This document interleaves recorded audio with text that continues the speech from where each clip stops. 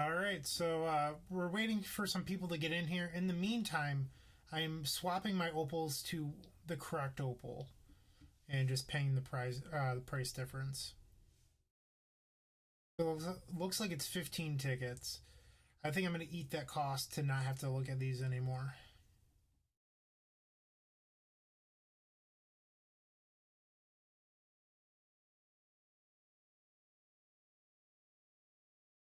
Proper Mox opal art.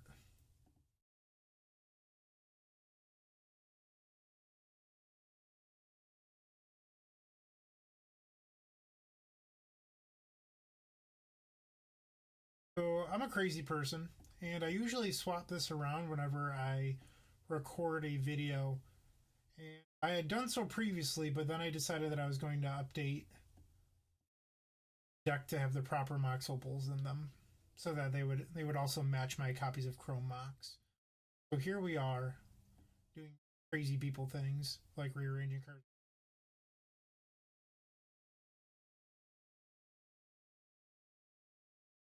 Give her ad nauseum heading over here. I also order my deck list in a very similar way. I like to do fours all the way down, and I like to group things by what they do. It's just a habit of mine.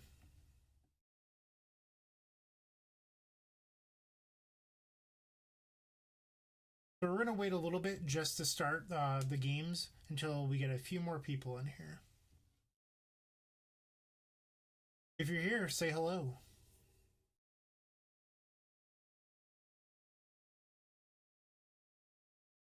I think we fixed a lot of the audio issues that we had from last Saturday. There was some fuzziness around my voice in the previous video slash stream, and it was because I had some computer settings wrong. It had nothing to do with my mic. I just had the audio set up incorrectly, which is my own fault. But is what it be. Okay, so we're just gonna get hopping into leagues.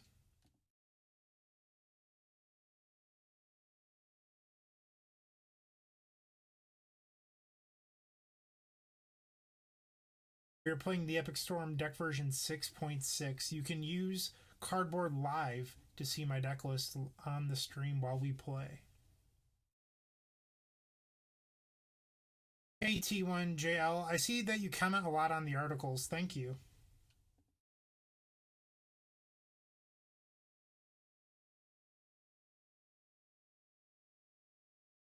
On the draw.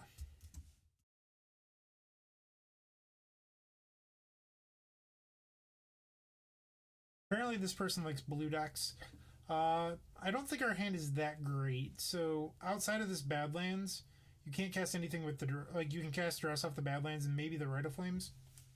So what this hand wants is a blue source. Uh, this is like kind of a sketchy keep.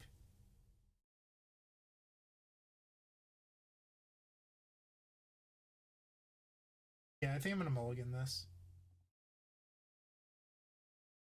Okay, it's not great, but it's close. Much better.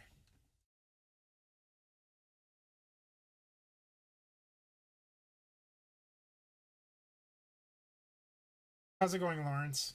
Hope you're doing well. Aussies is rough. I imagine they'll take the ponder here.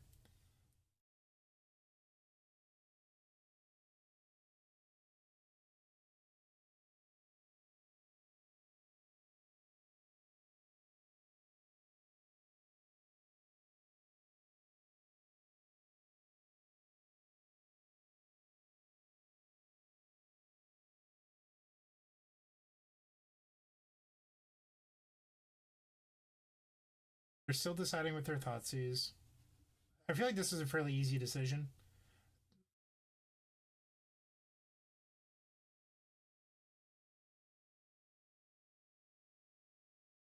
We're just going to cast our artifacts. We want them in play where they cannot be discarded.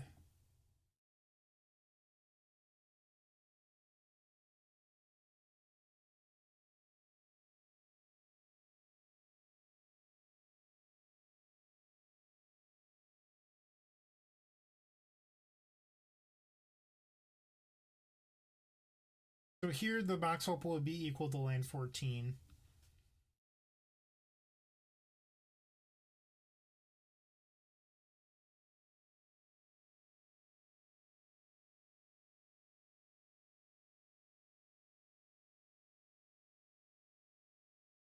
So if they don't Thoughtseize us, we're going to probably take Leovold. That or they can play the Baleful Strix to look for another force. So I think, like, from their perspective, I think Thoughtseize for Thoughtseize is probably better since Leovold is so good in this matchup. I mean, granted, they're dead if I draw a rich or a tutor, but yeah, Thoughtseize for Thoughtseize makes a lot of sense here.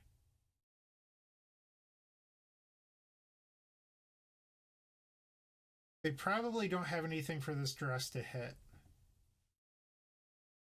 Gonna pass.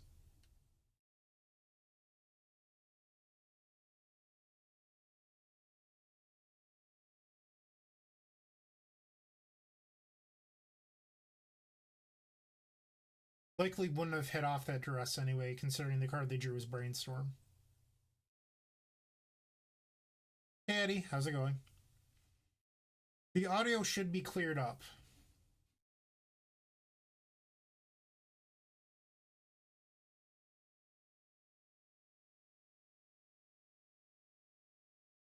So one place that Ant is better than TES is against these bug style decks with lots of discard, and then on top of that having counter magic. If our opponent has Hymnotorok, Ant is much better at recovering than TES. That was a draw.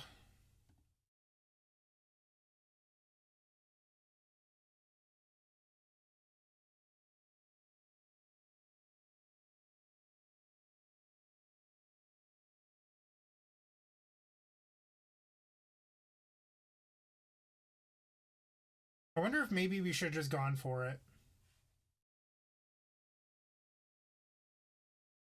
So I can make 8 goblins. Yeah, I probably should have just went for it and not bothered with the rest because I don't actually like 8 goblins here. So we can make 8. They would block 2, take 6 down to 8. Say they draw another blocker. Yeah, I don't actually think empty wins here. I think I'm just going to pass. I really wish I would have thought through that a little bit more. I probably would have just jammed.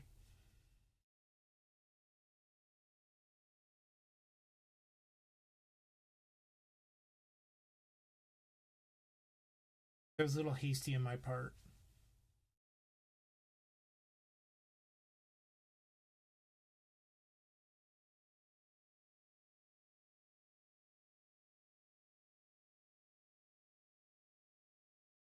They chose not to shuffle off their pounder.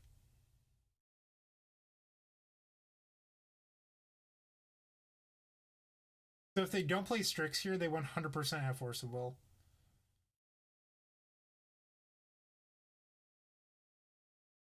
And they have Force.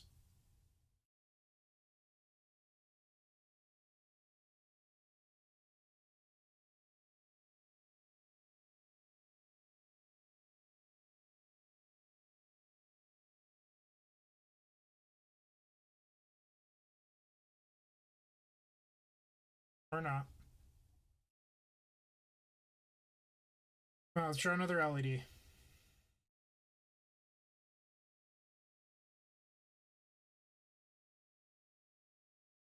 Can't do anything with this. Yeah, Eddie, we could have ad nauseum. That's what I was referring to by me playing too quickly. If I had thought through that, I probably would have just jammed. Because the odds of them finding a second Force of Will off that Brainstorm weren't incredibly high. Because we knew that they found a land.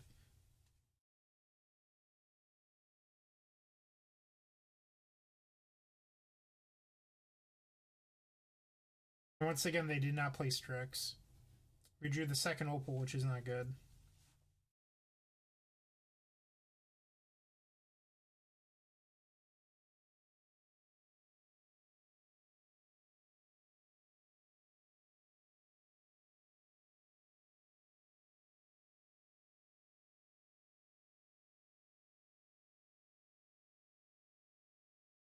This is a feel bad because, like, we pretty much know that our opponent has Force.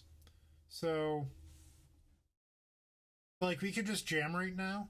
But if we do that, we lose. So we have 4 more discard spells in our deck. What are the odds that we draw one of our four in the next 2 turns? I don't know if that's incredibly high. So with our current hand, what we would need to do is just make 10 goblins, which would race, but it loses the force. But they could just be bluffing by not playing the Strix. What do you think, chat? Do we jam into empty here, or do we respect Force of Will and try to draw one of our remaining 4 discard spells?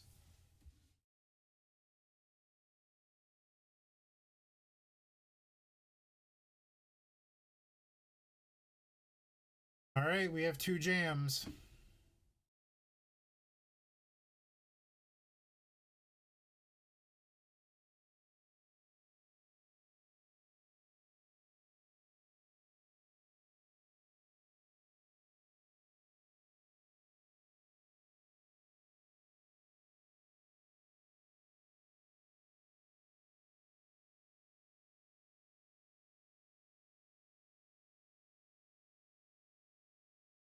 McDucky, Mox Opal's picked up in the last couple months. We have another for Jam.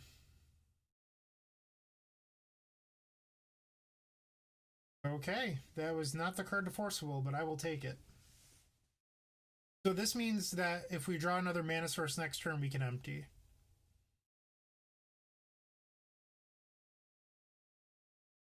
There we be. So we can actually get another mana if we play the LED first, but we lose to a decay or a trophy here.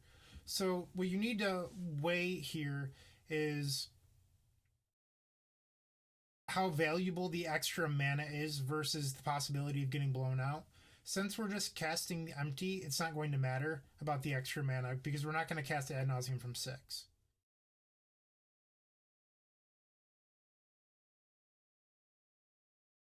And it's important here to tap the Opal because if you don't tap the Opal, you're about to sacrifice your artifacts. And then it wouldn't be able to tap for mana.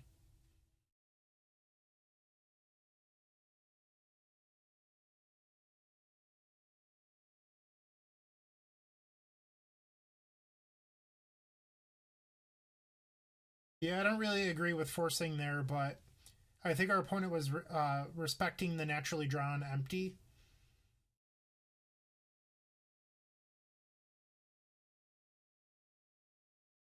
Kind of makes up for me punting on turn 3.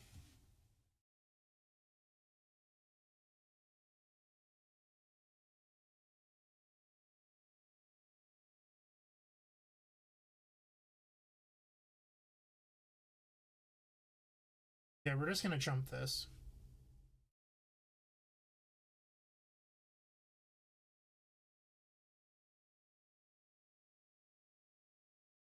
We're not casting Thoughtseize because we don't want to give our opponent another draw. So if we swing 7 here, I'm just trying to be as safe as possible. I don't imagine that they'll have anything that can kill us next turn. But do we gain anything by not leaving one more back? So if we swing 7, let's say they even block and they take 6.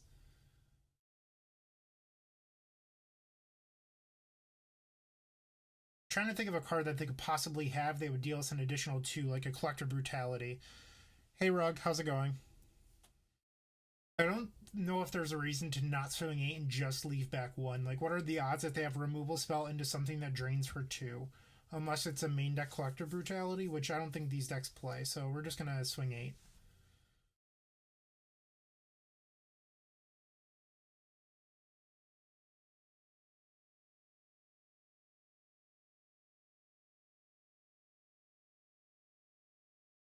So there we were weighing the option of possibly giving them an extra turn versus just swinging out. And possibly being dead to like a random Collective Brutality or something along those lines. Like theoretically, I guess we could be dead to like Parasitic Strix plus Abrupt Decay.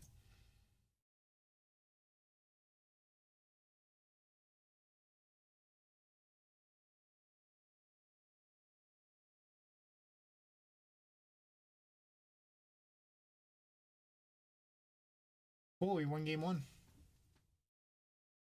Play poorly, get rewarded.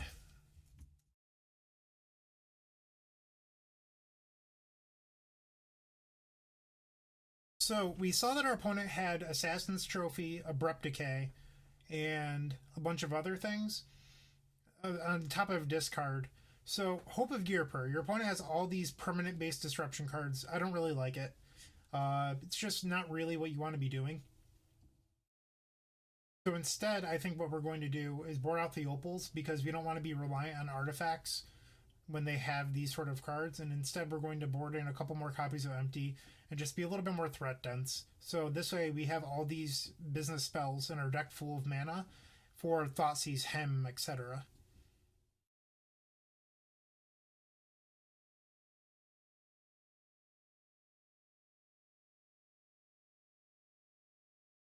I think it's just Bug Leovold. I'm not positive. It could be Alurin.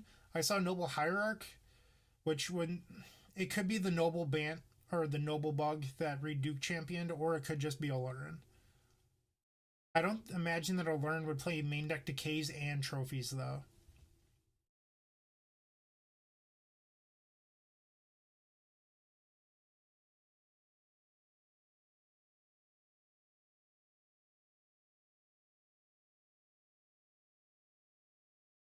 So going back to game one in our attack to decide to swing for 8.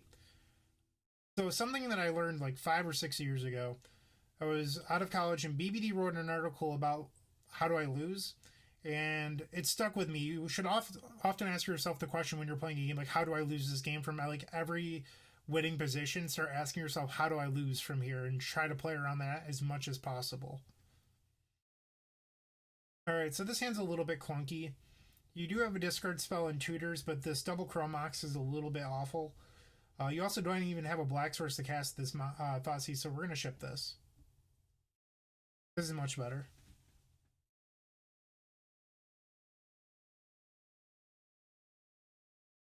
And we will keep that.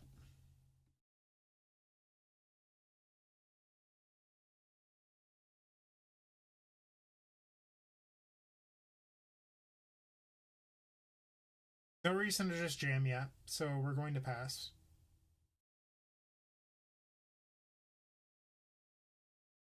Jamming here just leaves you dead to so many things. They could have Spell Pierce, Fluster, random things. There's just really no reason.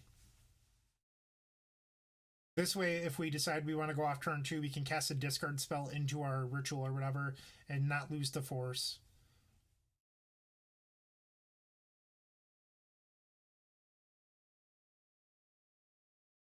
Hey, Lomophobic, you are David Rice, if I remember correctly.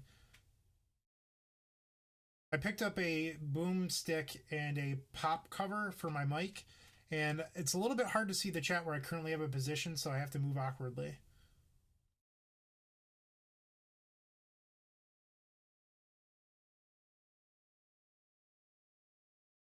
If the audio at any point starts getting worse, feel free to let me know, but it should be good.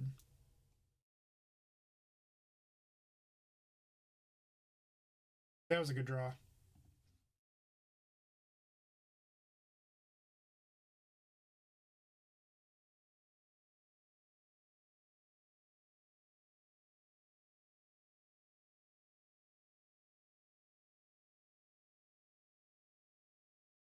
Double fluster. Nice.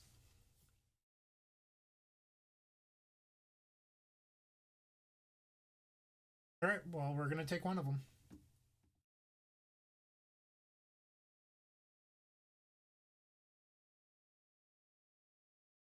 So now our opponent has the choice between leaving open mana for for Flusterstorm or tapping out for Liliana the Veil.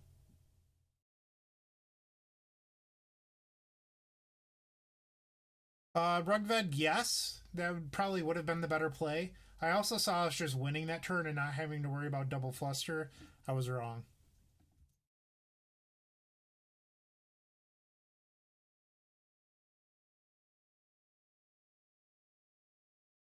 So if we wanted to, we can look like we're representing to pay for fluster here.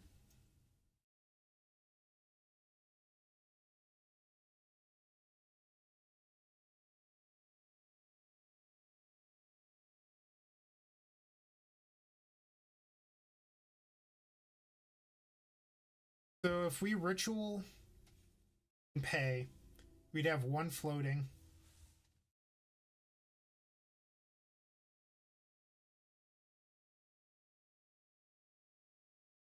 Then Rite of Flame off this is 3, 4. We can actually afford to pay for this fluster.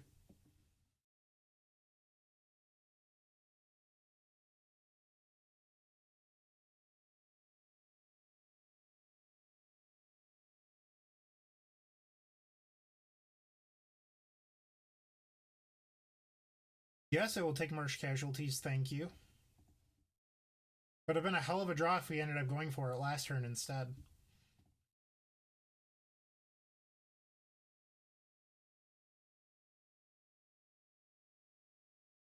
It was really fortunate.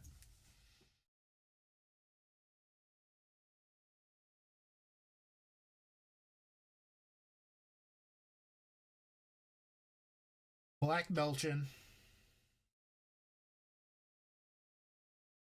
Brainstorm was a good draw. Hopefully they didn't find a Snapcaster. I don't think these decks even play Snapcaster, but I could be wrong. A Snapcaster or another sweeper.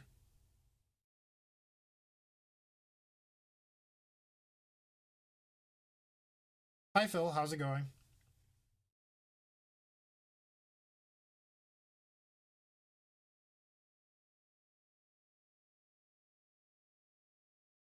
So many cantrips.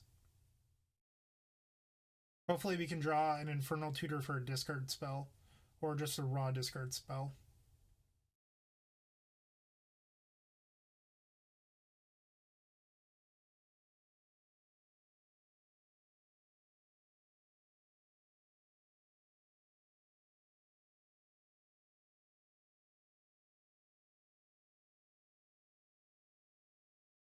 Okay.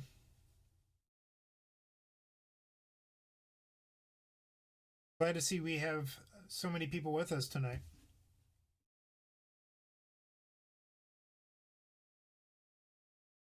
How many of you are going to SCG Baltimore this weekend?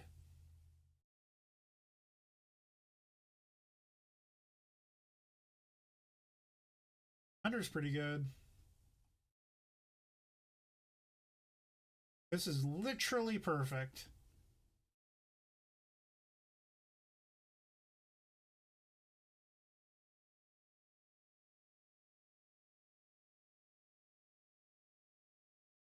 Third Fluster?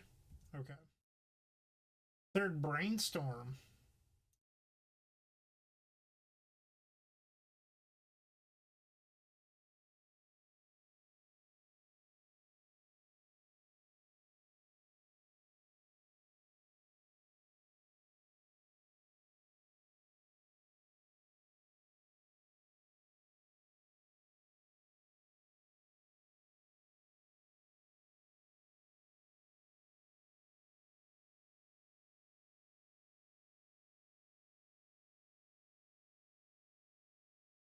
I wonder if they're going to surgical themselves for the shuffle. Yep, that's exactly what they're doing. Nice play, Tom. Assuming that is your real name.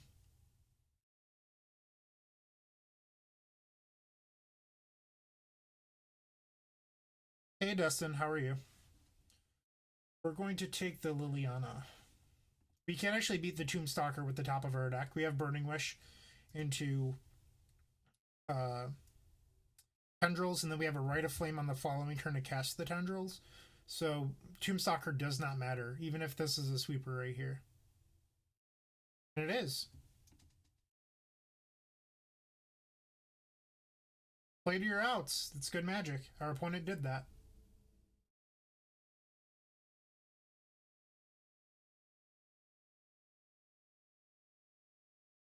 Alright, so our opponent has to have another top deck right here. That's pretty good. If they draw a third fluster, I'm going to be a little bit sad.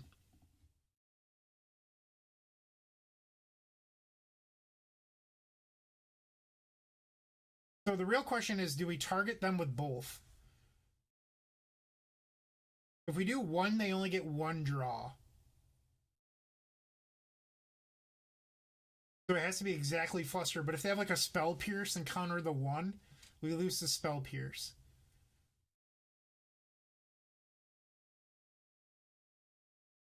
I don't play Grip Shot right now, Rugvad. Yeah, yeah, I mentioned losing to Spell Pierce. I think we're supposed to target them with both.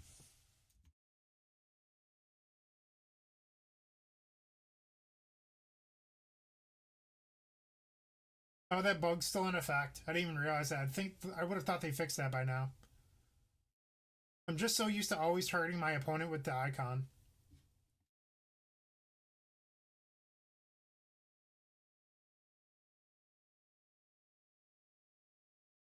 It's been so long since I've even played against the Leovold online that I wasn't even considering that.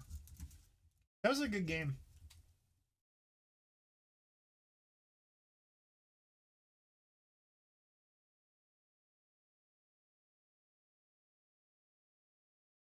Update our record.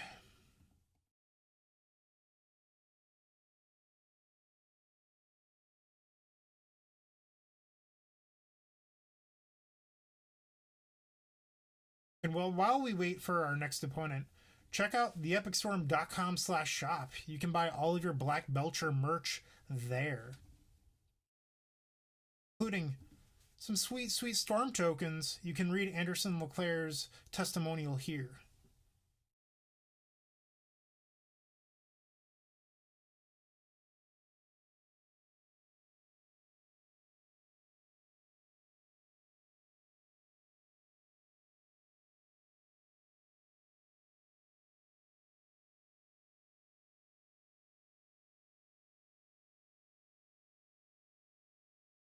Okay, we have our second opponent of the night. I have no idea who this person is. I don't think I've ever played them.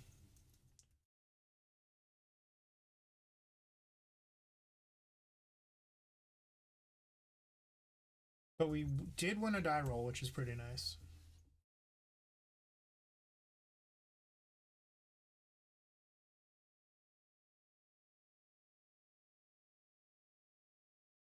There's been a lot of Chalice decks online recently, so I know that this is going to look bad, but I'm definitely leading on fetch land into Thoughtseize. The amount of Dragon Stompy that I've played the last week or so has just been remarkable.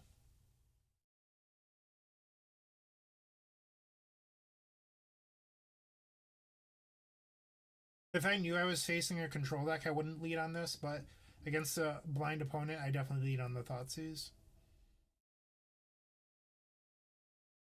And our opponent scooped. All right, that's one way to get a turn one win.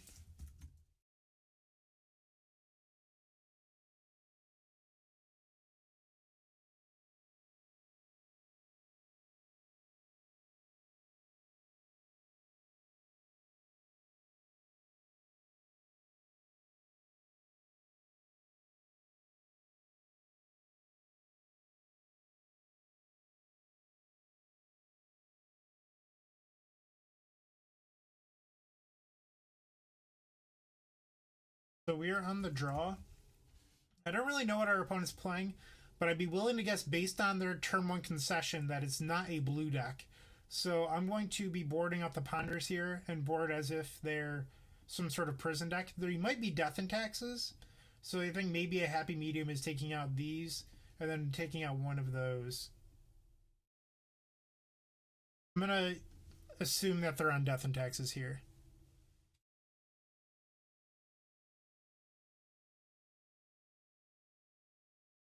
Yeah, I'm not purchasing any more merchandise at the moment. I've put about 3K into our shop and I've only recouped 800. So once that cost is gone or back to zero, I will consider buying more things.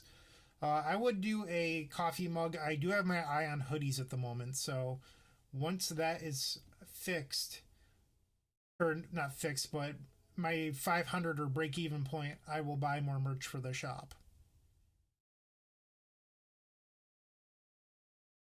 I could probably bring some shirts to Niagara. Like they're on burn. We actually boarded fine for burn.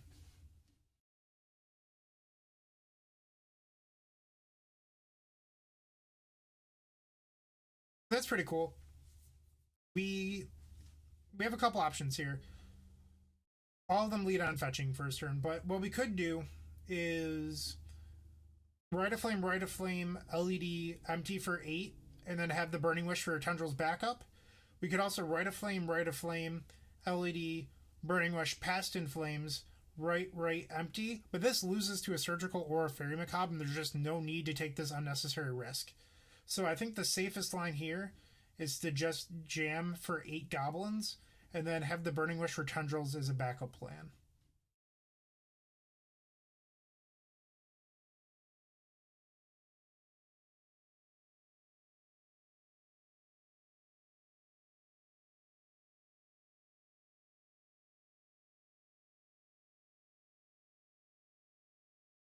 Yeah, the hoodies, I mean, whenever I end up breaking even on the shop is when it happens. So at the current rate that I've been selling, I've recouped about $800 over 2 months. So I need to get to 3,000. So it's looking like it's going to be about 6 months from now, assuming that we sell at the same rate.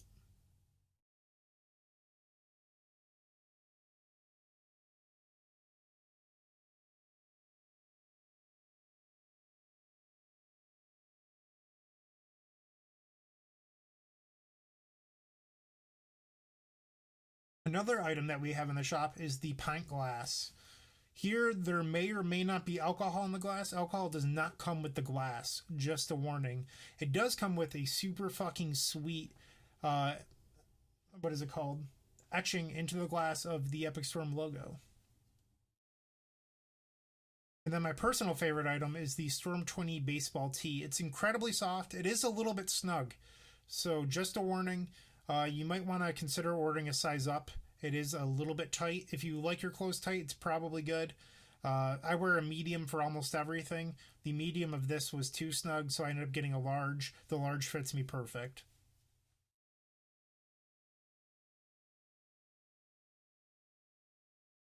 The store link is on the image. It is theepicstorm.com/shop.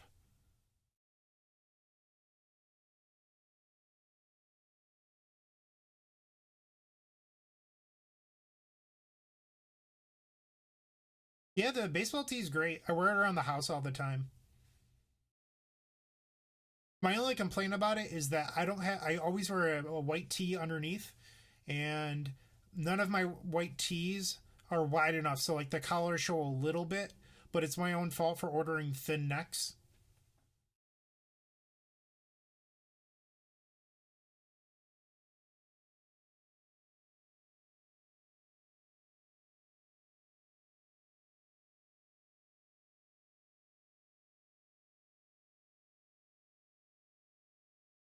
So the baseball tee runs a little bit small. The other two are your standard sizes. So whatever you normally wear from like a Gildan or a Fruit of the Loom, that's what they are. So just order your basic size. If you like your shirts or the baseball tee really snug, I would recommend a large. But if you want to play it safe, I'd say an XL. Okay, we're back with round 3. This person definitely plays Death and not Death and Taxes, Dragon Stompy. I lost to them in the challenge.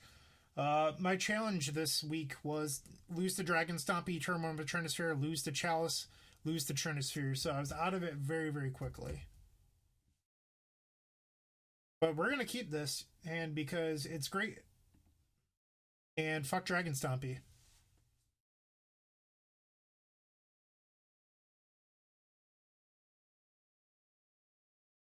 If we draw Burning Wish, we actually have both mountains to be able to answer Chalice. So another 0 here would allow us to turn one empty. There it is. So, yep, that's just a turn one empty.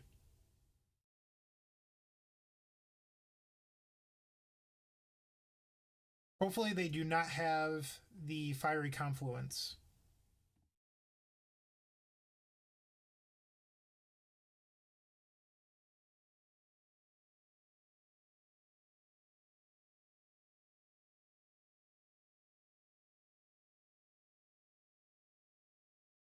Hopefully 10 is enough. 10 does beat a blocker. Boom. Got game one. We're just black belchering everyone tonight.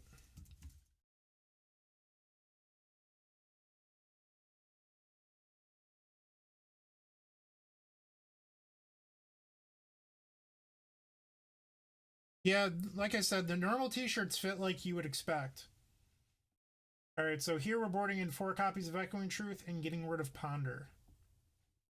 I do like all 7 discard spells with the Echoing Truths because they do play hate pieces they can't cast on turn 1, such as Trinisphere. While they can cast Trinisphere with a Seeming Spear Guide, it is not super common, so we will keep in all of this.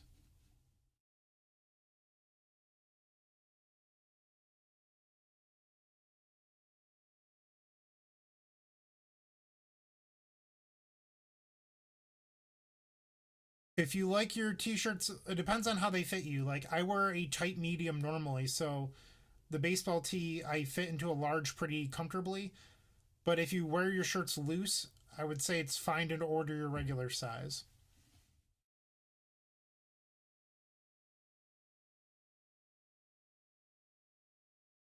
Once again, we are on the draw against Dragon Stompy. Once again, our hand is fucking sweet, and I will stop saying once again right now.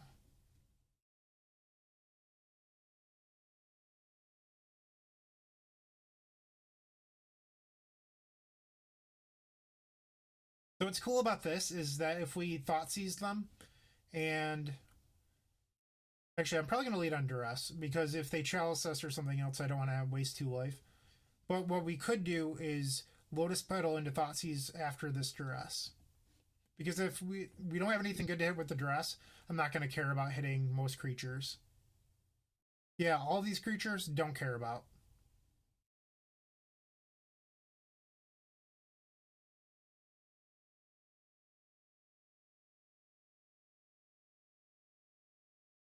So our best draw on our next turn is probably LED. I would also take a Chrome Mox. You can have a Rabble.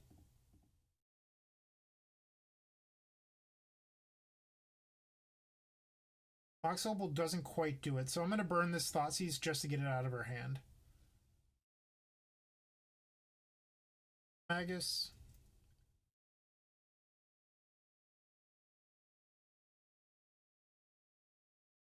Yikes.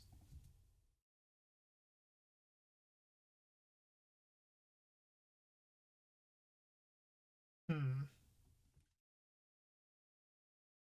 This is interesting. So we could Echoing Truth the Rabbles, and then they would replay one. We would take 4, dropping down to 3, and then we have to find a way to win from 3 life.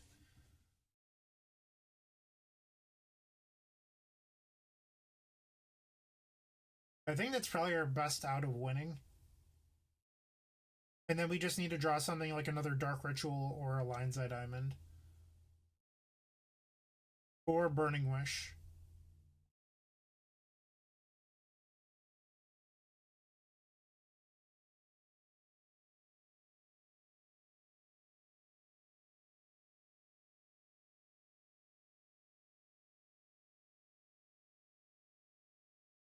Why would we let them make 2/1/1s? It's just like unnecessary damage. Those 2/1/1s could shut off us drawing a fetch land for a mana source. I don't know if Infernal Tutor will do it here.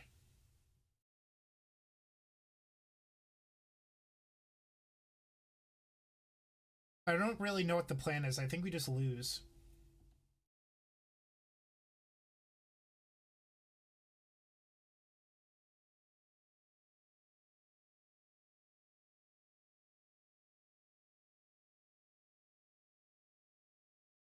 So we can make 5 mana, which isn't enough for Burning Wish into Tendrils.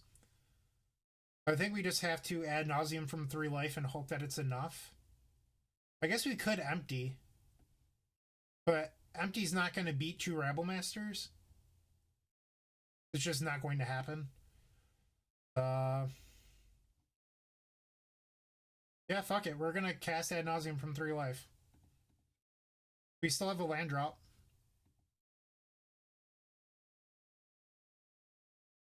One way to start. Come on, LED tutor. All right, give us LED.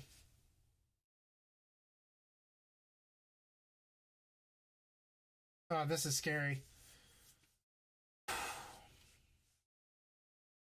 Yeah, we just need LED. So close. So close. All right, we're on the play this time.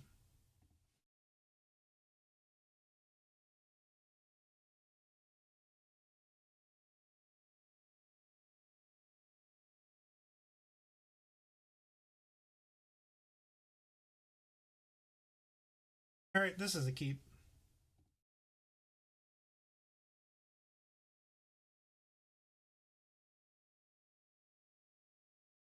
I've won off an ad nauseum from 4 online and in paper. With TS, you play so many zeros where it is a realistic possibility.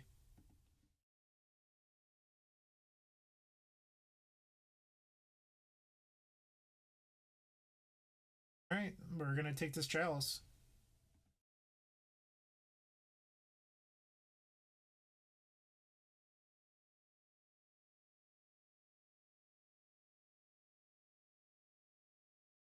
And that'll do, pig. That will do. I'm not even going to play the land here because we're going to reveal a land that doesn't deal a damage to us.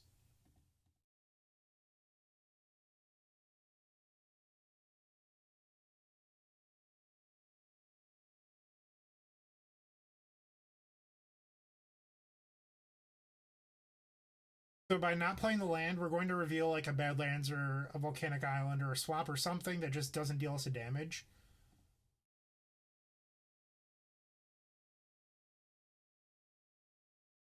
All right, we'll stop at 4 because if we keep on revealing, we could die to empty. So we're just not going to give our opponent that out. Doesn't really matter what you do here. Your opponent's just dead. Pretty fucking sweet. All right, so if you did not know, the Epic Storm offers tutoring, and this is Lucas Esperberto's testimonial for what I did for him at Pro Tour 25.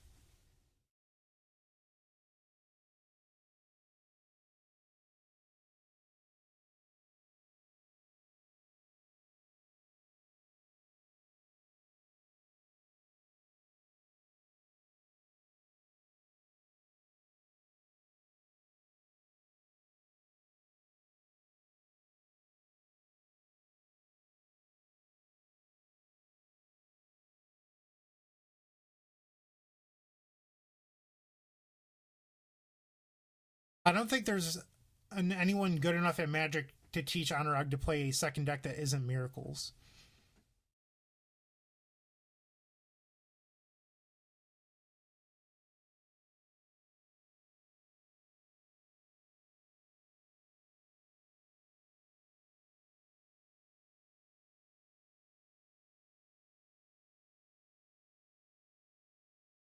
Here's another testimonial.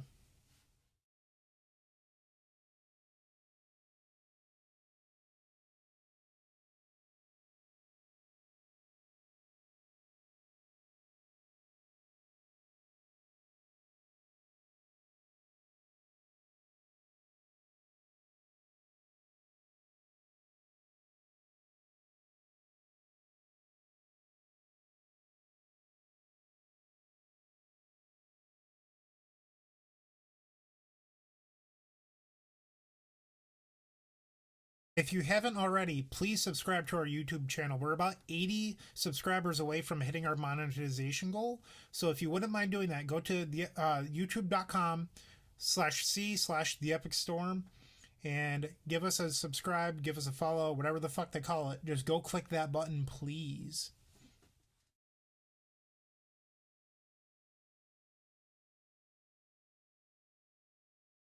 And if you're new to the Epic Storm, you can check out our sideboard guide. There is a printable PDF that you can put in your deck box.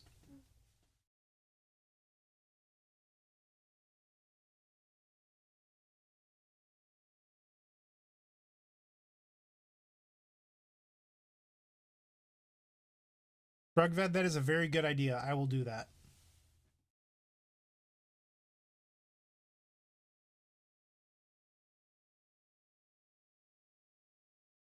I'm still fairly new to Twitch, so I appreciate the input.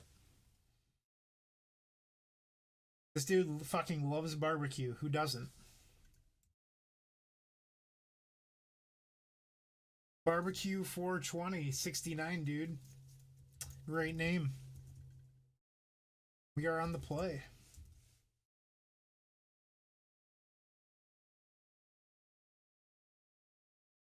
We'll keep this.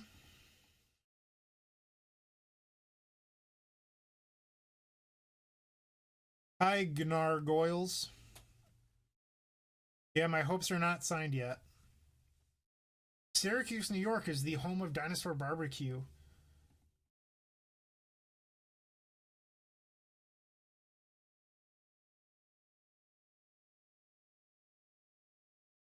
Not miracles.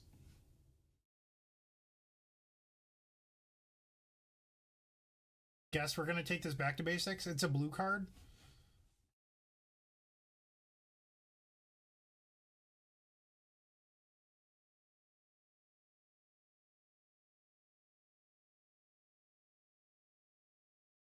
Syracuse to Buffalo is about 2.5 hours.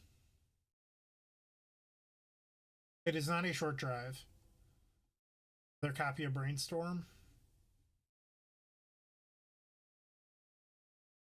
Not exactly what we wanted.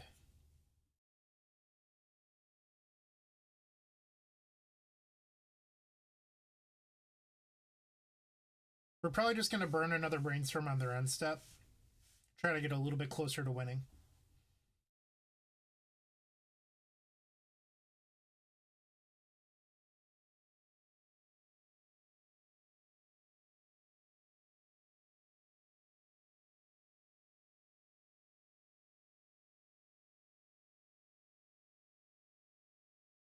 The Opal here isn't a bad pickup.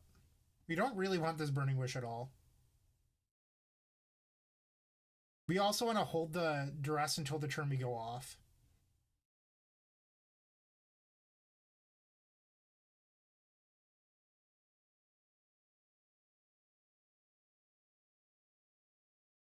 Alright, so I'm just going to cast Burning Wish here for Past in Flames.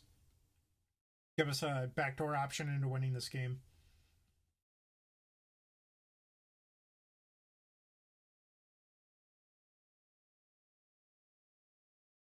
We might be seeing a Spell Pierce or a Counterspell here.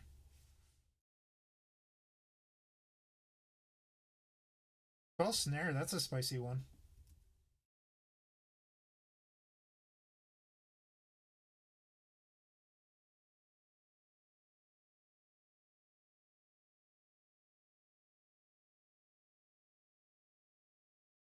All the Brainstorms.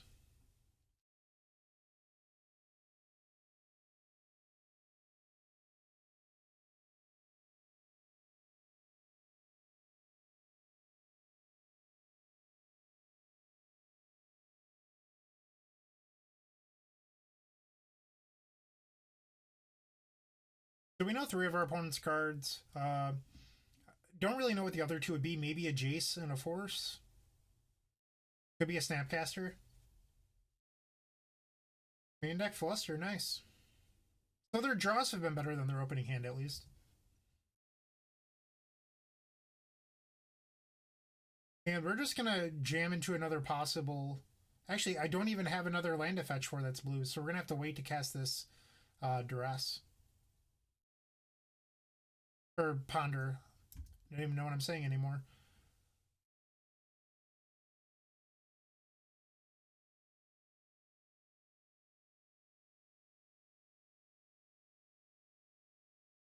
It's partially for better ad nauseums. It also offers more explosive opening hands.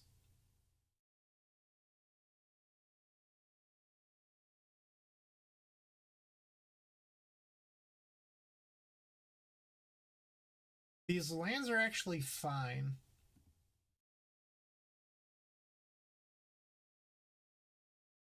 So the land drop next turn will allow us to dress into ad nauseum.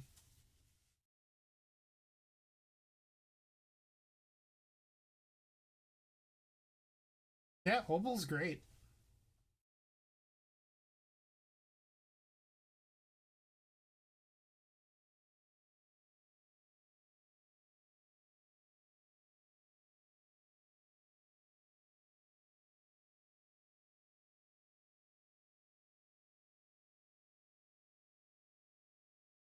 Here comes Jace.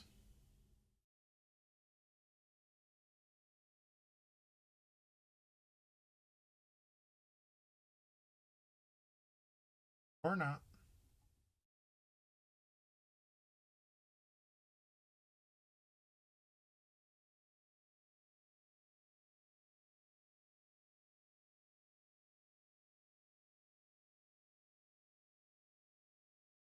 Wow, their draws have been really bad.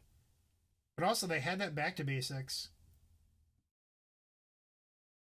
I almost feel bad for them. Like, that is just awful drawing.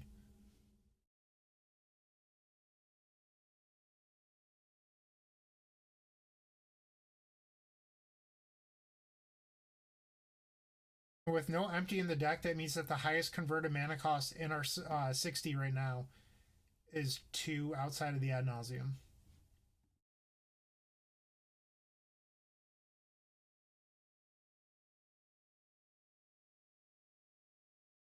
So we've made our land drop, so we have no lands to reveal.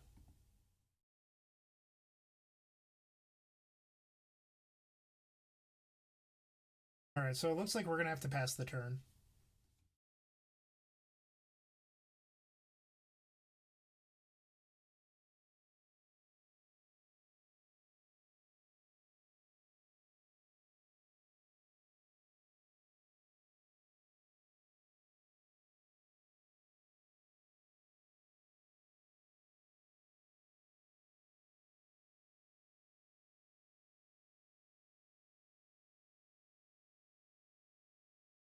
A shuffle. I don't think any of those actually help us.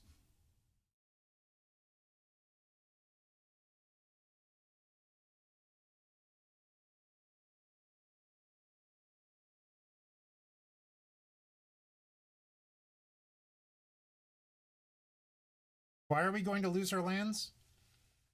They have a third back to basics. Kudos to them.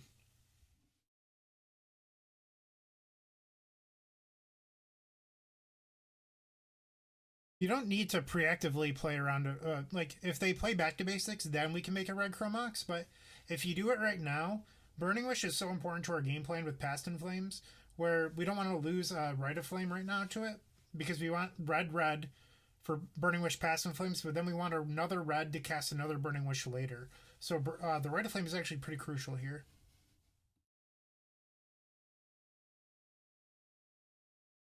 Now it should be pretty easy.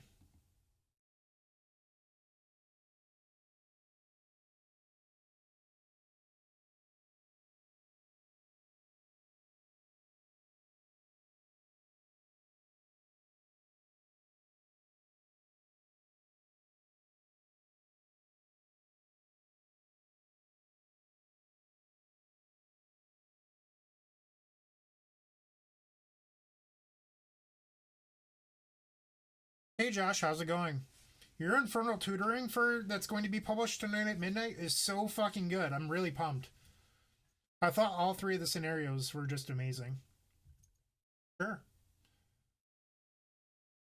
So we don't even need to play LED here, but it turns out our opponent's F6, so it doesn't matter.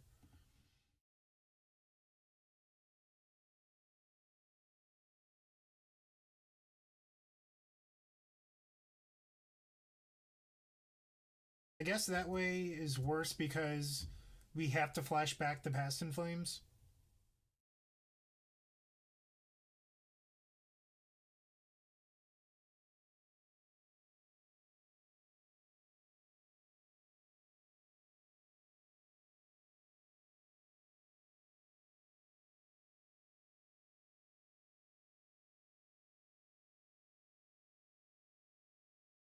Now it's just pretty easy.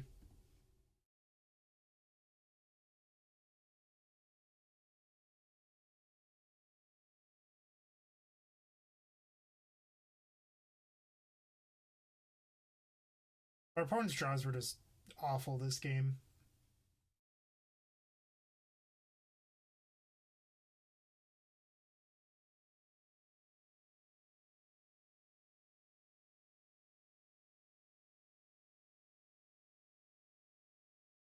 Hey man, how's it going? Here's a matchup where the Hope of Gearpers come in. We're going to board out a Chrome Mox, board out a Ponder, and slide out a Rite of Flame. In this matchup, you still want to be fast, but you can afford shaving a Rite of Flame. The Ponder is actually kind of nice because sometimes Burning Wish feels like a dead draw in this matchup, and just being able to get a cantrip to further your game plan is really helpful. And with the Chrome Mox, you can afford to shave it when you're boarding in 3 Hopes. And the Opals are slightly better when you raise your artifact count.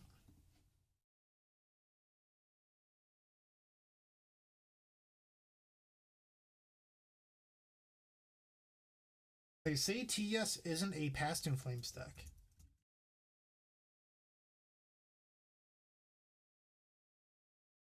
Yeah, Mox Opals have been great. Huge fan. I almost won off an ad nauseum from 3 life earlier in this stream.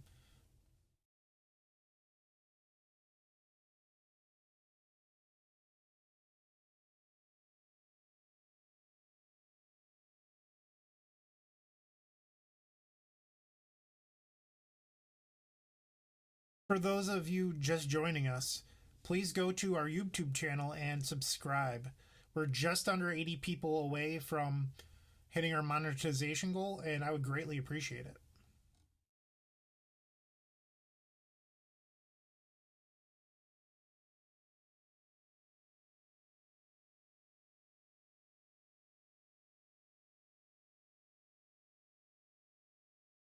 Mox Opal fan would be delightful. I don't see anything wrong with that. Hopefully, we draw a Lion's Eye Diamond or another Dark Ritual so we can make some goblins.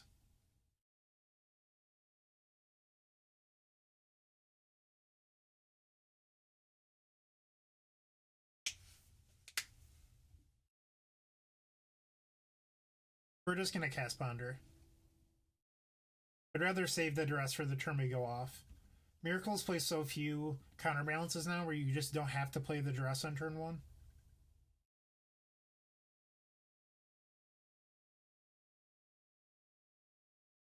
I think I'll keep this.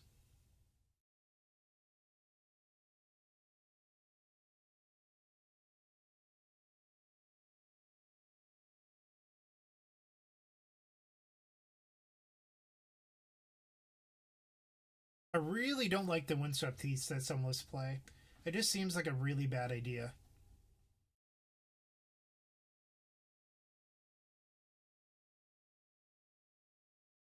This is better in case they have like a mentor or a click. If they had Canonist, they would have played it this turn.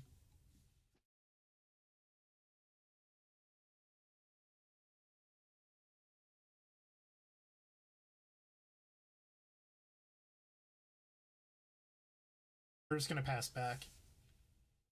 But the Windswept Heath is bad because it tells your opponent that you're not playing red. Like, I can immediately not have to worry about red Elemental Blast now.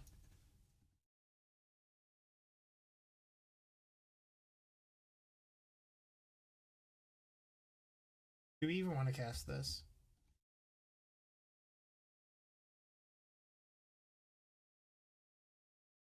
Yeah, we could empty if they have nothing.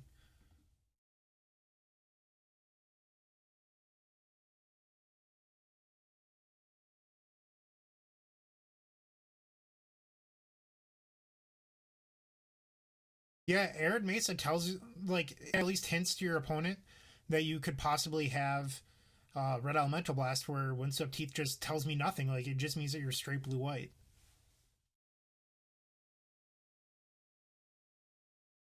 Oh man, there's an actual Mox Opal fan now. That's amazing. Hi, Wilson. So, force pitching Jace.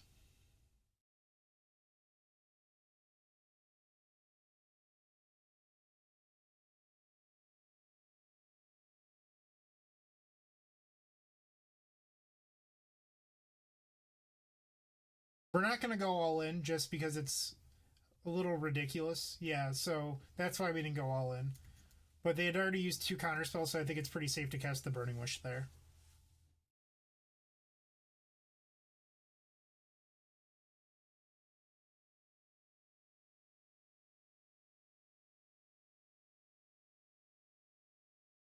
Opponent's stuck on lands, which isn't too bad for us at the moment. It just means that they likely have a lot of interaction.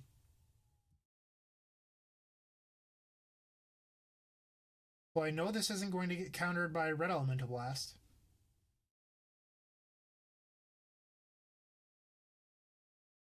Solid.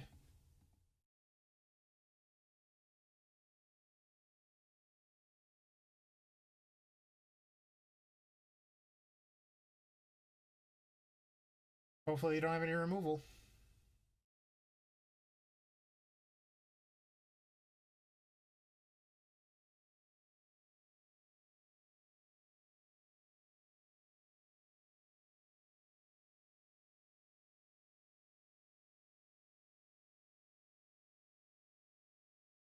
Let's go Hope.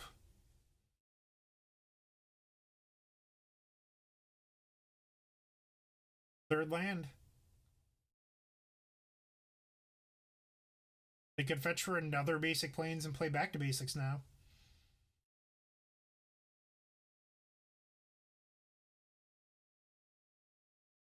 What's nice about this Hope is it will shut off Snapcaster into Snare or Fluster.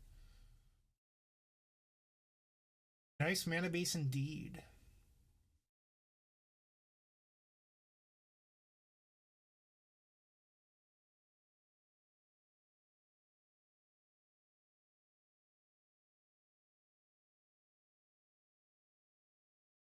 You're dead.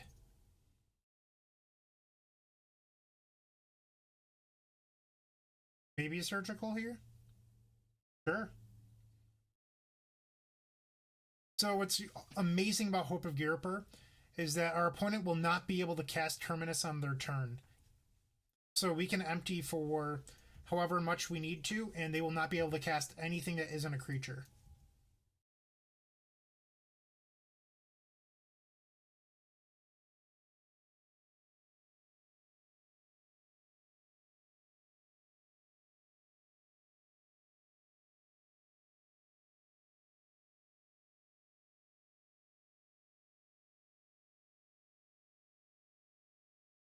Okay. Take one, chump.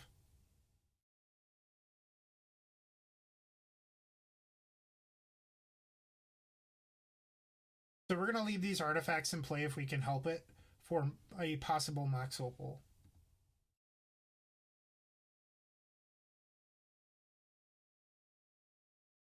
We might be able to just draw the rest of our deck. We have 38 cards. I've definitely drawn 38 off an ad nauseum. My record is actually 39. Not if we keep on revealing all these Infernal Tutors.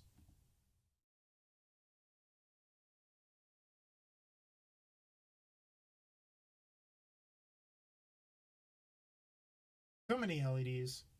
Alright, we'll stop there.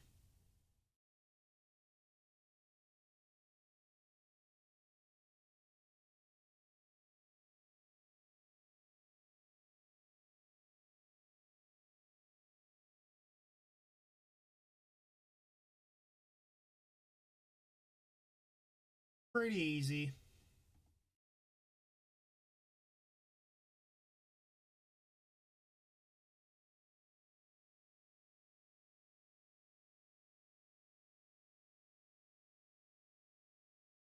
We're just going to take their Snapcaster too.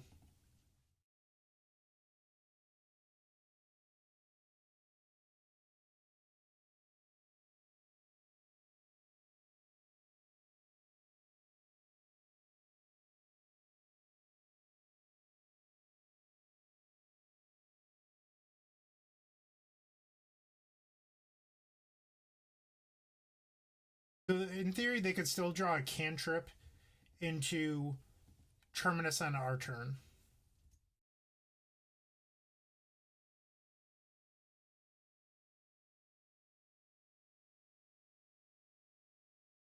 Boom, 4-0.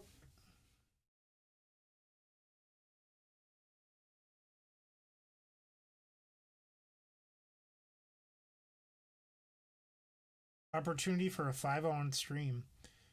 And while we wait for a 5th round opponent, please, once again, I know I've said it a million times already, the Epic Storms YouTube channel, go subscribe.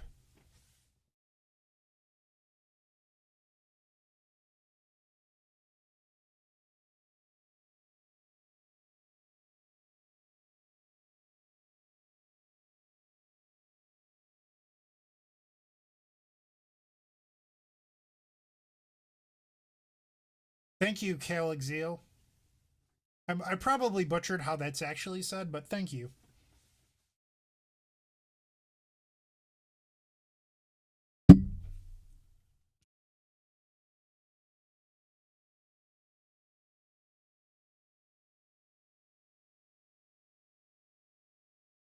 And if you haven't seen it already, theepicstorm.com/shop. Get your sweet, sweet Black Belcher merch there.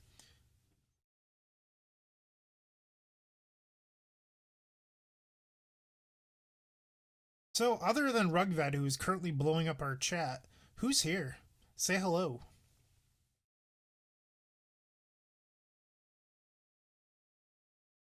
We're currently waiting to play our fifth round to get a possible 5-0.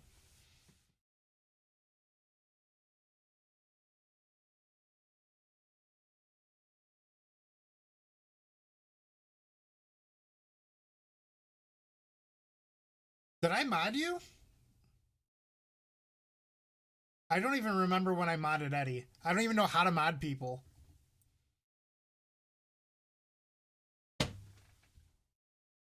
Doesn't sound like something I'd do.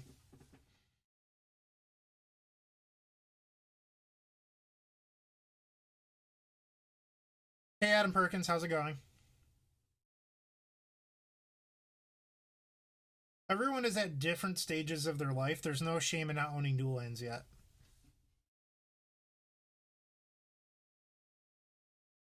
Oh, we faced this person earlier. Oh, this was our burn opponent. We're on the draw. This is probably not a keep against burn on the draw. We're going to ship this. This is much better. And let's bottom.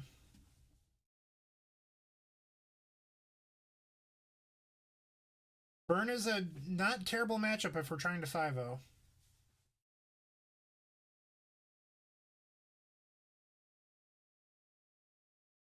Alright, it might be dumb, but I'm going to get Underground Sea here instead of the Swamp. I want to be able to Brainstorm Fetch next turn.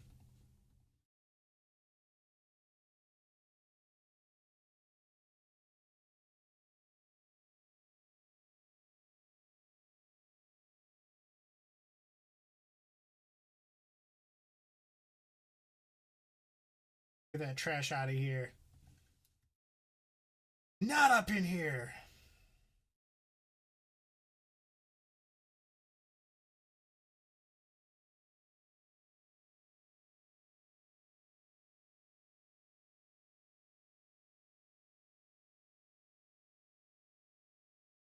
It's a little awkward, the synergy or anti-synergy between Light Up the Stage and Monastery Swift Spear. Because it's really a card that you would like to play pre-combat. So they revealed an Eidolon, so we're going to have to win right now. Or at least empty.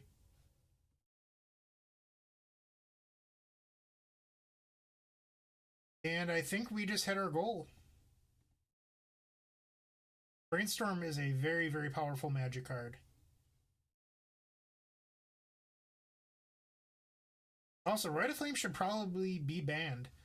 We have some merchandise on the shop that talks about why Rite of Flame should be banned.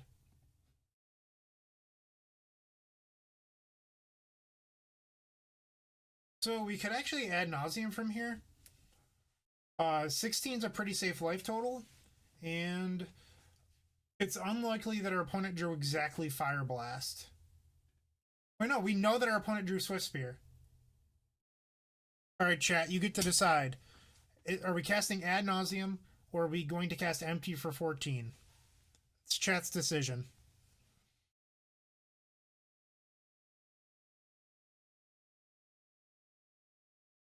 Although you will have to decide pretty quickly. All right, all of our favorite people are saying Ad Naus. Let's spin that fucking wheel.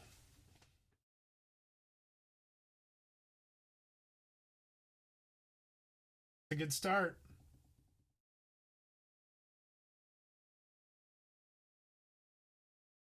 See another artifact. No!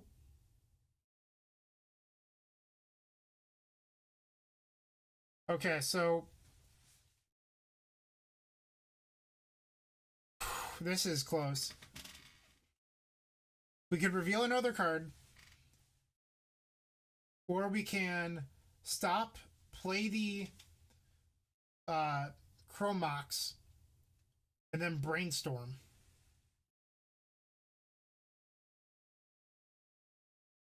Ponder is not the right line here.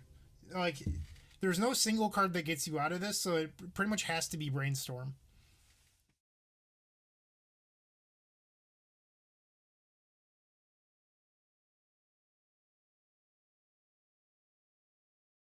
All right, we're gonna stop.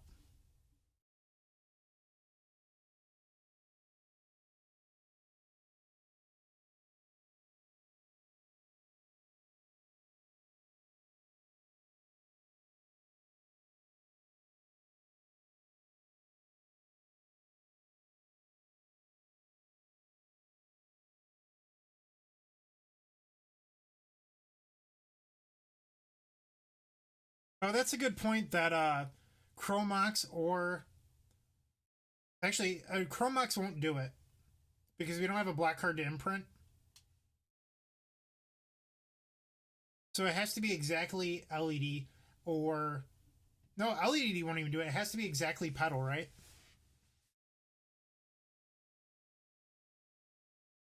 Chromox will not win the game. Oh, you're right. We could imprint the Wish and then use the Opal for black.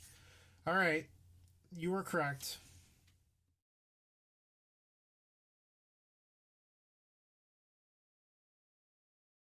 Yikes. If we had kept revealing, I don't know what order that is if we would have flipped the Brainstorm or the Delta.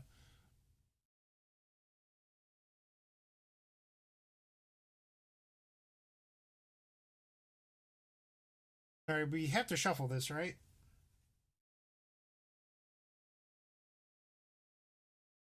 Pretty sure we do because we can't Dark Ritual into the win here.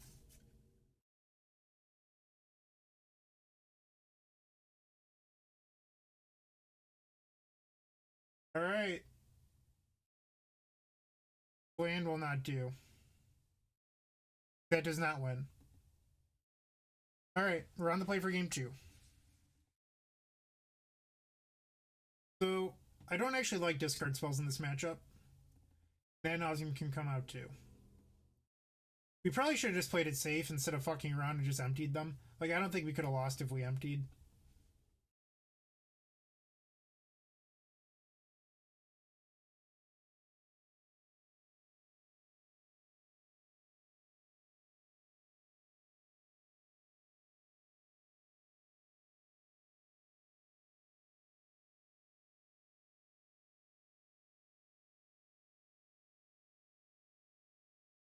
So we know that our opponent had an Eidolon, a Rift Bolt, not a Rift Bolt, a Lava Spike, and a Skewer. It's 2 burn spells, and we were at 16. I think in a real tournament, I probably would have emptied. Just because there's a chance that you lose with Ad Nauseam like we did, and there's very little chance that you lose off the empty. Not a huge deal. We still have 2 games and a favored matchup. Fuck it. We're going to keep. We're just going to have a great ponder.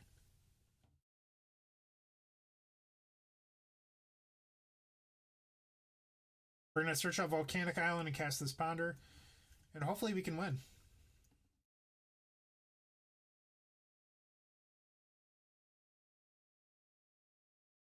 A black source will allow us to empty on turn 2. That was pretty good.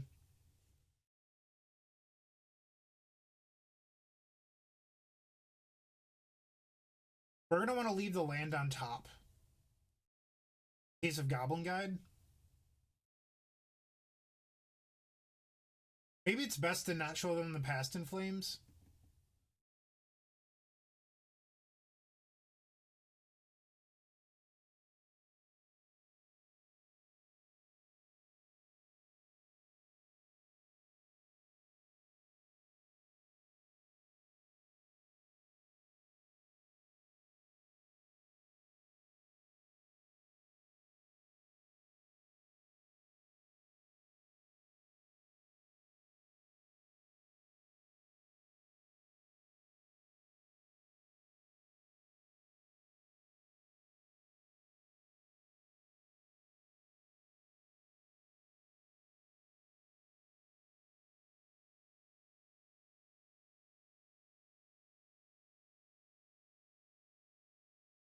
Here for 14, pretty good.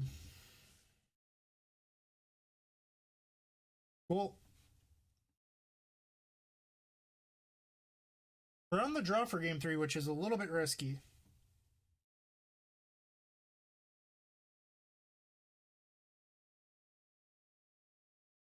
I'm probably not going to board in the Thoughtseize. I'd rather just be a better deck. You could have the or you could have Thoughtseizes over the Ponders, but you do have Tendrils and Empties and so many other cards where I think I'd rather just be more explosive rather than try to combat a turn 2 Eidolon. Alright, so this game is for the 5-0. I'd keep this. For a mana source off of an empty.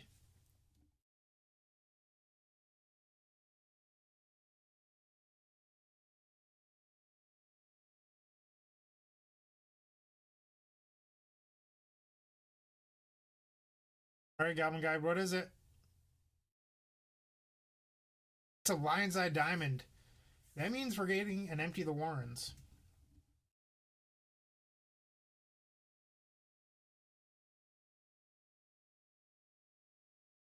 So we do have to get a red source here with this.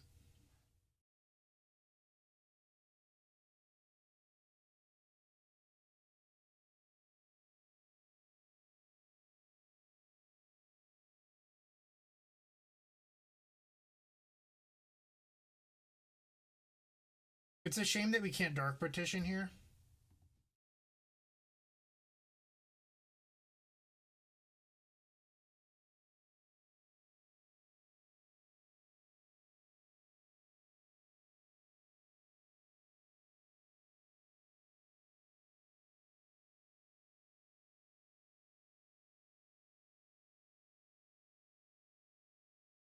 See you, Rugved. Thanks for tuning in.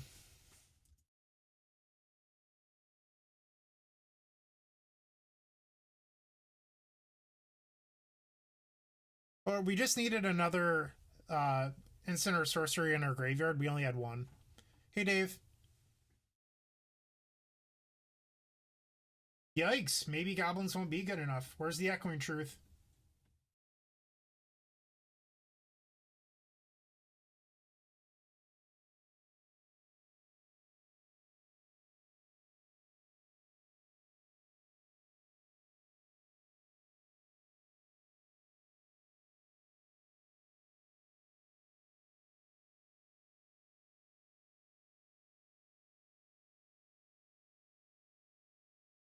We're actually in a tough spot. We might not win this game based on them having 3 blockers last turn.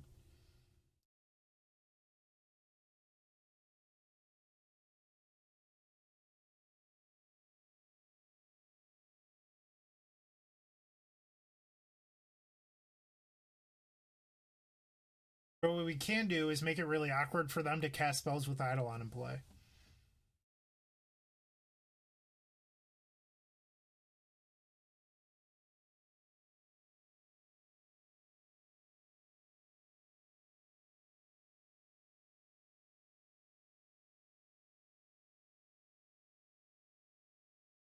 We will not be swinging. There's no reason to just attack for 1.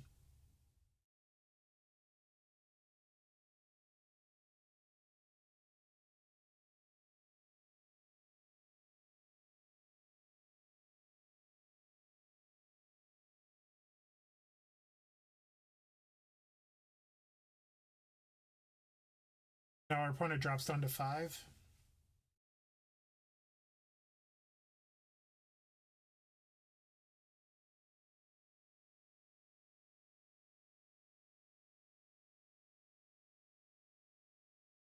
Now they're at 3. They can only cast one more. Technically, yeah, one more spell.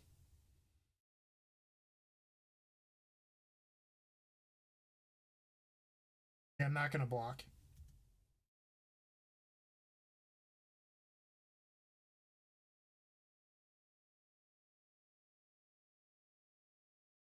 All right, I'm going to cast one of these.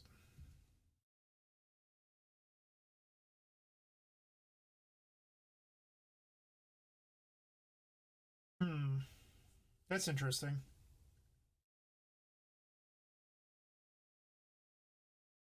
I think that actually might be lethal.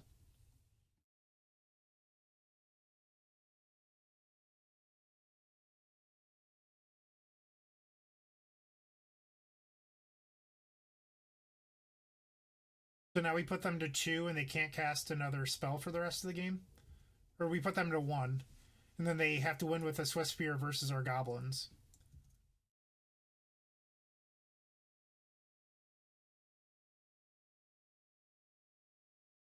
Five zero. Boom.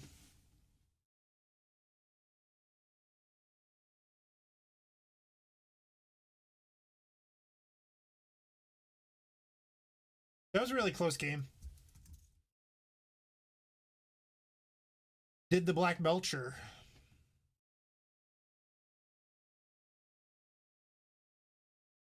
It was all Eddie. He is my favorite moderator. You guys up for another league? Yes? No? Maybe?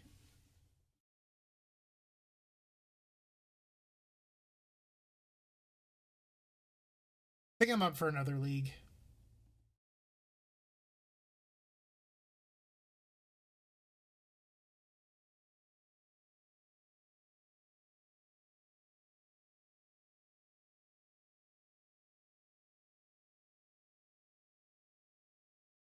Lawrence, why would I fight you?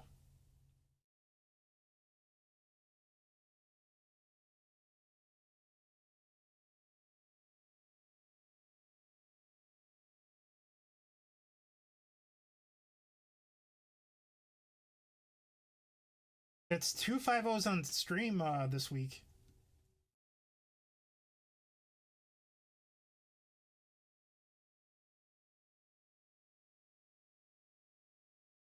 We have an opponent.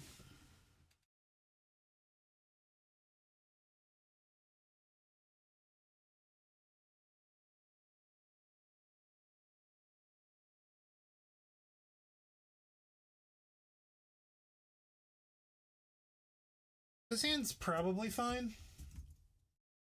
If they're on a prison deck, it's not great, but it seems like a reasonable keep.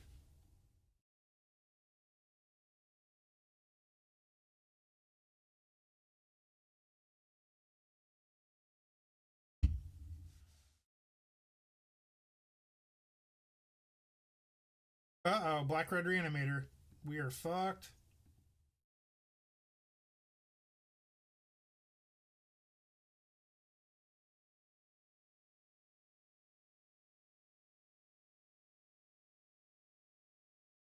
Nope. That was a good draw. Okay. So we're gonna play out all of these and then use the opal to cast Brainstorm.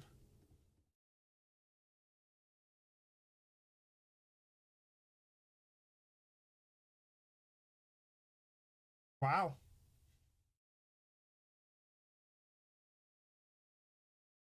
So we'll stack a Burning Wish with a Dress on top. But no, it's turn 1. We can't actually ad nauseum.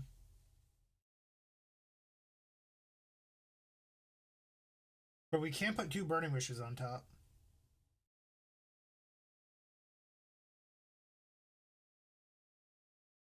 For some reason I was thinking that we could play another land. And now we'll Duress.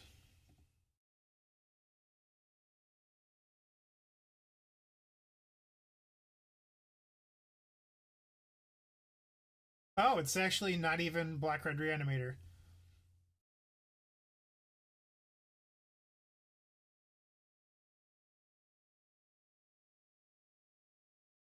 Grixis.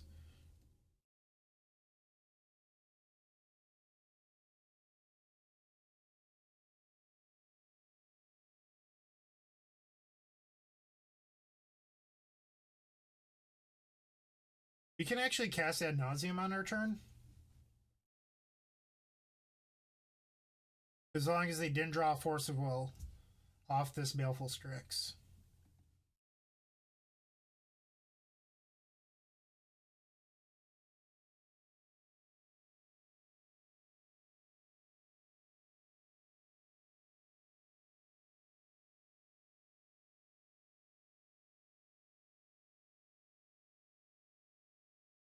Alright, that sucked.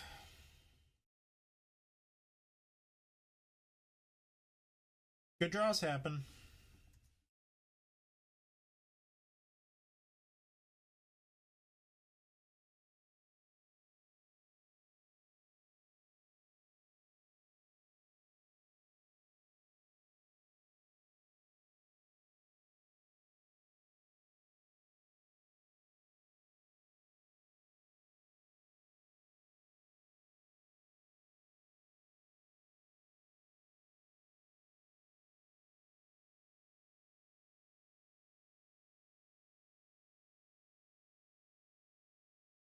We're so far away from winning. We'd have to draw like multiple rituals in a row.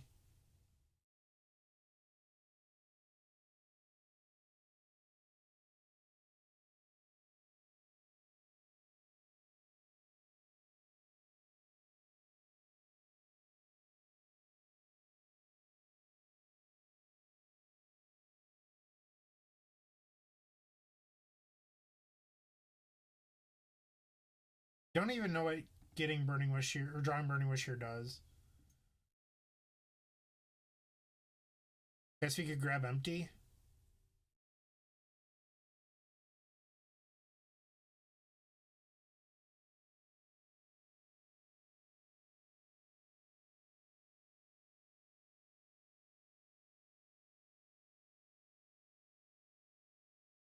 So they have Jace Snapcaster in hand. I imagine post combat they'll be playing Jace.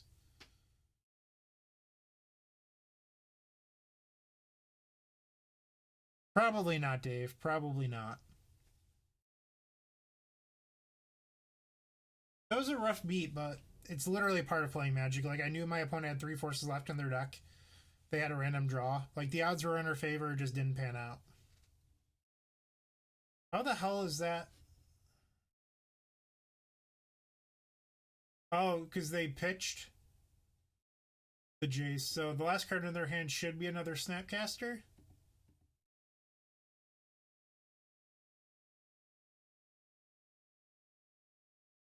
So this actually keeps us alive.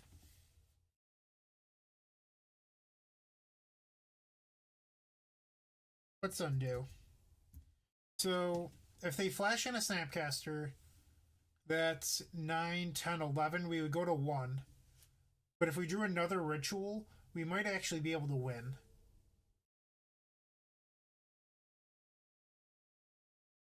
Maybe that's not true. Maybe we need to buy time. Because we might just die to the Strix.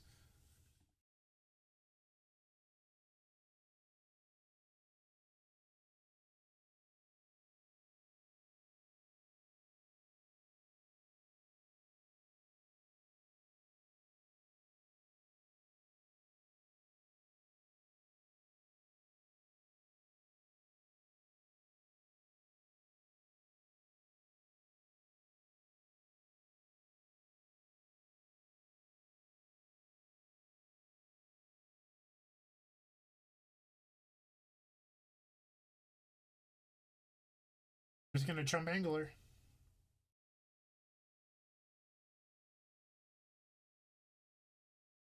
I think they were probably supposed to attack with the Snapcaster there.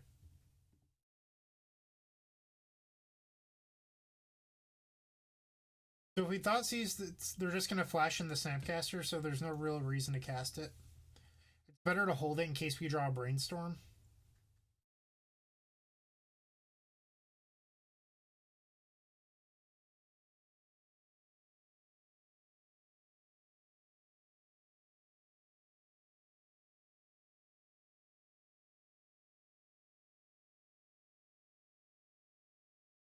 The Abyss is in play.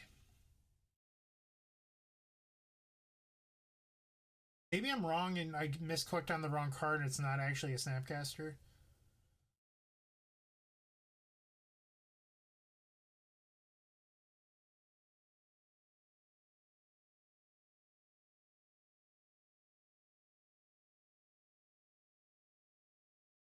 Nope, it's Bolt Snap Bolt. Okay.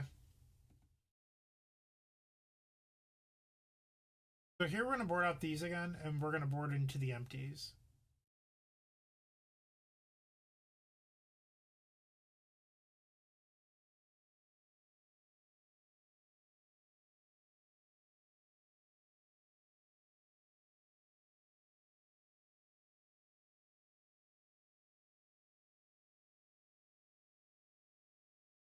While we wait for game 2 to begin, make sure to check out theepicstorm.com/shop.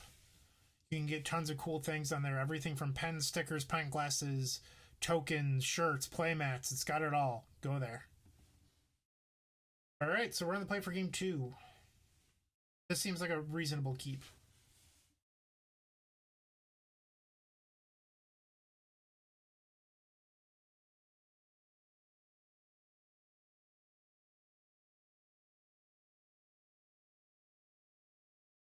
I use a Japanese foil. My theme is Japanese foil, and then I play the oldest Japanese foil I can get.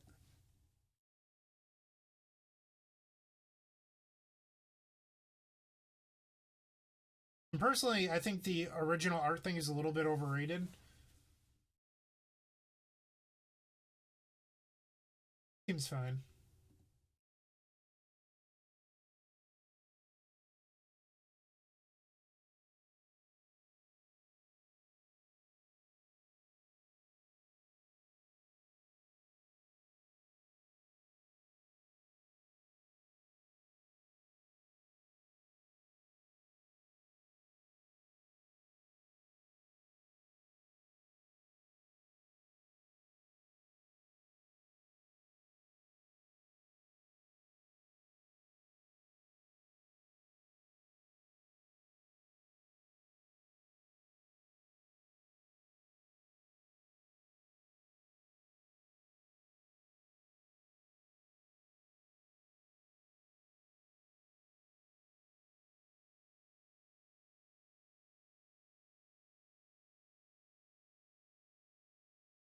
Right, so we're going to start off here by firing off the Ponder.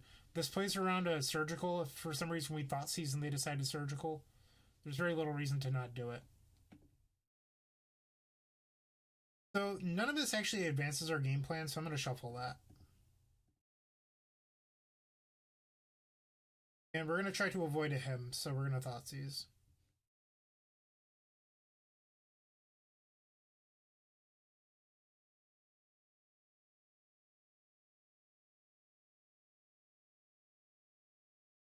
I feel like we're almost supposed to take the Gurmag here.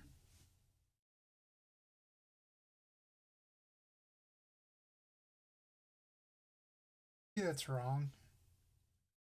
They're still really far away from casting it.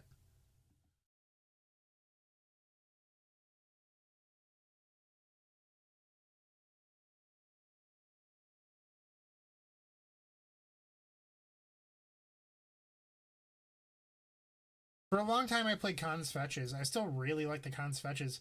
Overall, I think the art's much better. But the old ones are very nostalgic.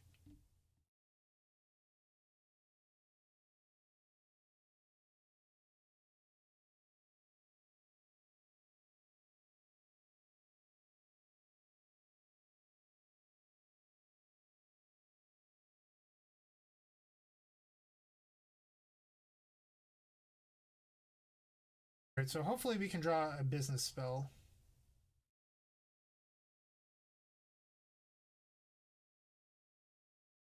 And our opponent doesn't have a new blue card. That's the goal.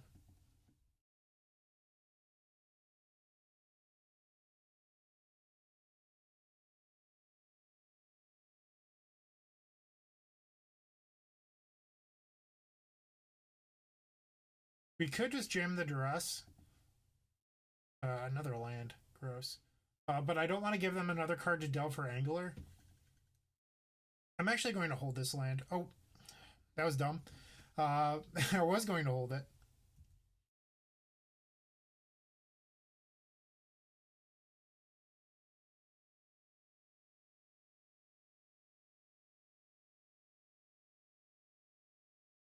It sounds like an old person issue.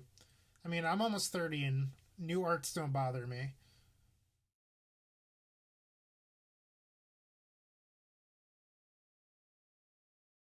Do I think a lot of the older arts look nicer? Like this brainstorm right here. The art's not as cool as to me as the Mercadian Mask one, but some 13-year-old kid would probably like the newer brainstorm more. And if Magic wants to keep on growing, they need to appeal to a younger audience. So a lot of these newer arts seem better to younger players.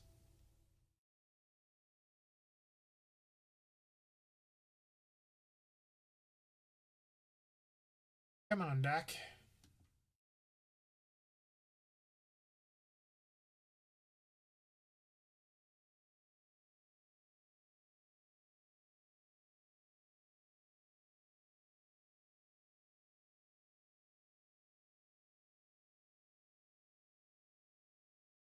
I almost guarantee I have more blue cards at this point. Nice.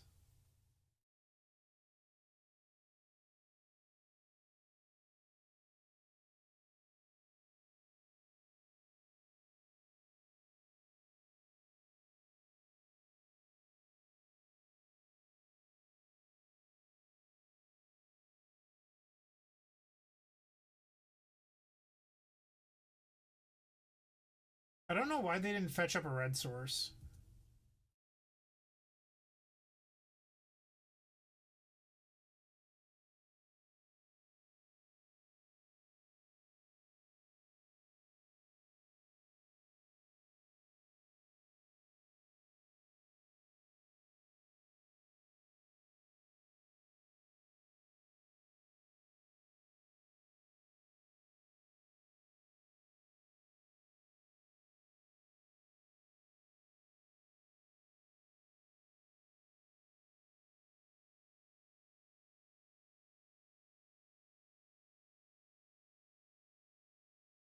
Okay, so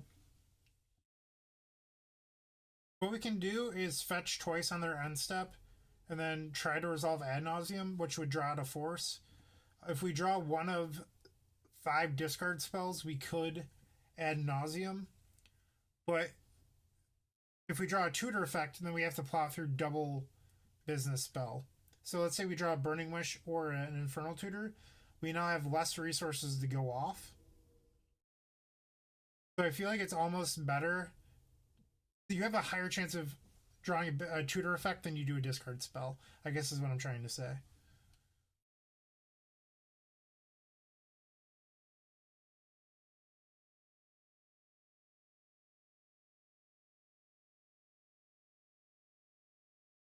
We do have 3 copies of Empty in our deck at the moment, so this ad nauseum could just kill us.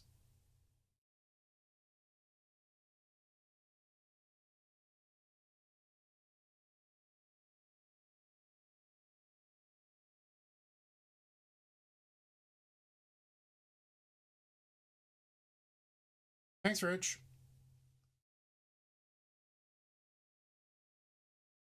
All right, so now let's see a tutor.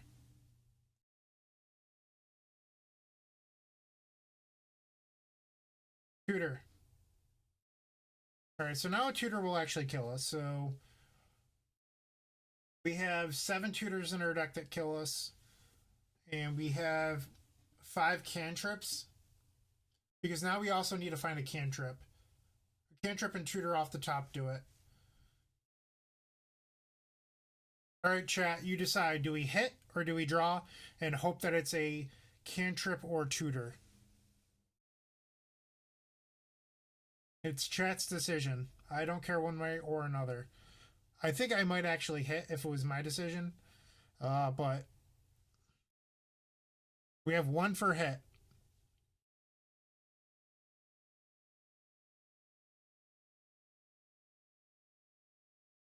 I think I would draw. Does draw mean stop or hit? All right. Okay, so we're going to stop here because we don't have any good reveals. So now it has to be a cantrip or one of 7 tutors. That will not do. Okay, we lost round 1 of this league, but we did 5 of the previous one. Let's see. How crazy, if we would have revealed 1 more card, we would have gotten there.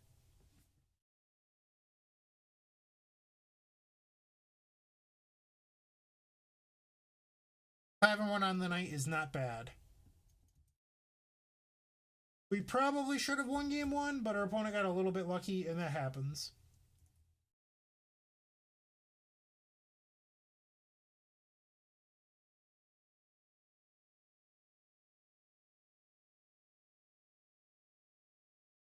Yeah, I'm not going to sit here on stream and do math for everyone. I said how many cards were left in the deck. We had 5 cantrips and 7 tutors. You can tell from that which one is better.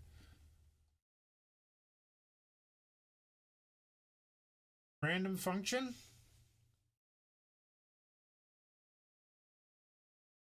And seems pretty solid.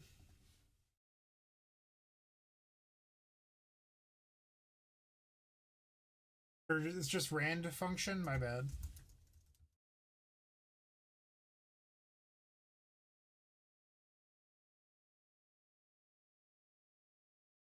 So we're going to lead on an Underground Sea here into Duress. What this does is it allows us on turn 2 to cast Brainstorm into Fetch. We could get hit by Wasteland, but the upside of Brainstorm Fetch is just so much higher. And it turns out they're on D&T. Pretty good matchup for us.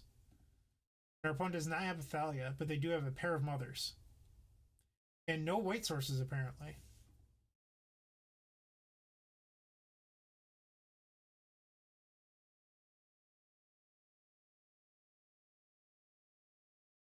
Alright, we're going to ponder.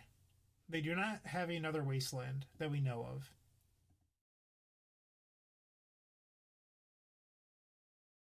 Sure.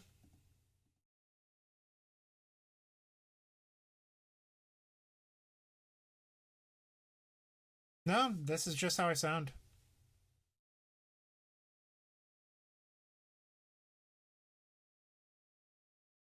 They found a white source, so here should come the Mother of Runes.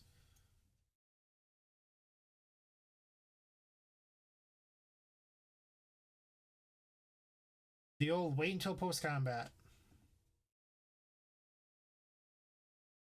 So I think we have enough mana here to Dark Petition and Empty. So we have 2 for Burning Wish, and then we have 6 for Petition and Empty.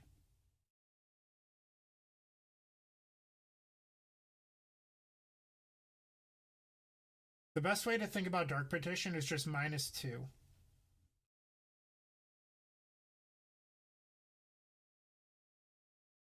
We're in rough shape if our opponent draws a Stoneforge Mystic, though. Stoneforge here would be backbreaking.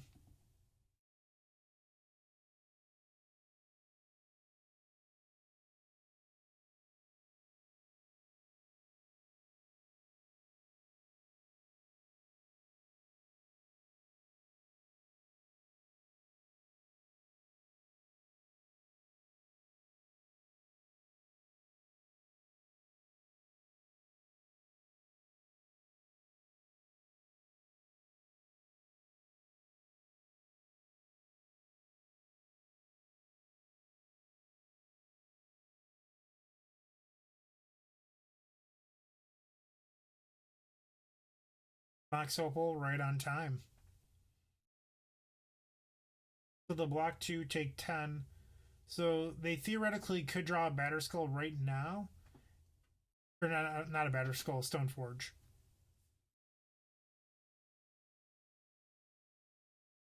Actually, the Stoneforge right now might not be enough. So they would play Stoneforge, assuming they don't draw another white source here, and then play Mom. Okay, so now they can play Mom and Stoneforge. Okay, Flicker Wisp. That's not good enough. We've won game 1.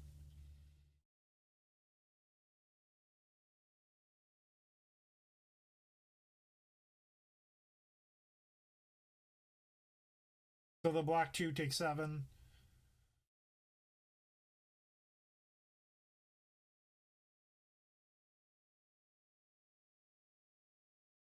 I mean, you could also just not petition if your opponent has a Rest in Peace in play.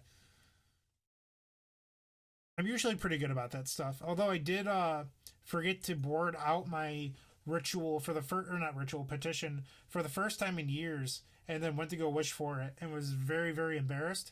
So I had to wish for Ponder, and then I pondered into Ad Nauseum, which was the 3rd card down that I didn't know about. So that was pretty remarkable.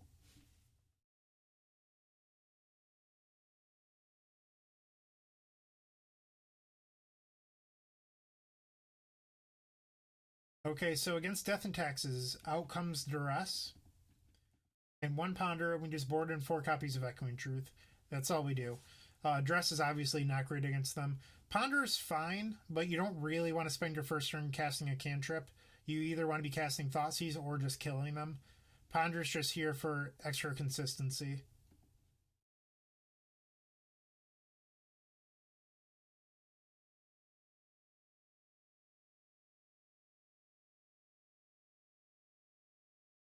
So how's everyone doing tonight? Random Tuesday evening.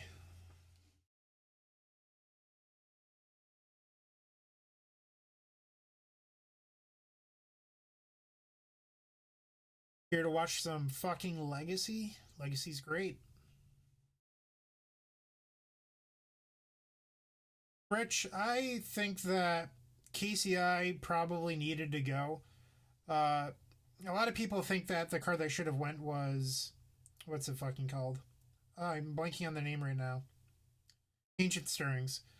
But the problem with banning Stirrings is then the KCI deck just becomes a War deck that's slightly worse, but not even that much worse. It's just like a hair worse than with Stirrings. So I think you either then have to ban Stirrings and Opal, or you can just ban KCI. And banning KCI does just nerf the deck altogether, but the format gets to keep Opal, which I think is healthier for more decks. What I disagree with is I think that Faithless Looting should have been banned.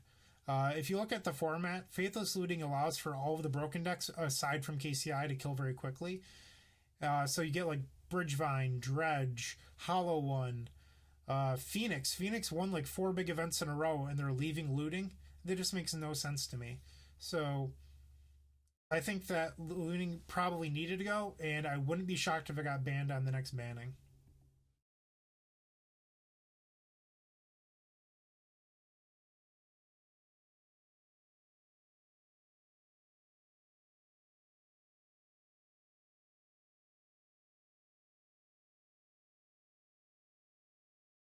I just swapped Mox Opals in between games. Mox Opals down to 24 tickets online. That's insane.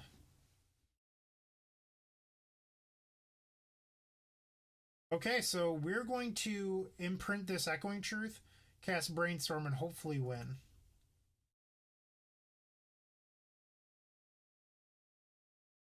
That'll do, pig. That'll do. So we have two choices here. One, we could put back land Thoughtseize, and then Ritual Thoughtseize Tutor, and that plays around a random Mindbreak trap. Or we can just put back Thoughtseize and go all in and have an extra mana. So our choices right now are play around Mindbreak Trap or not. Almost no Death and Taxes list play Mindbreak Trap, so I'm just not going to bother. If we get got by Mindbreak Trap, shit happens. I'd rather have an extra mana floating.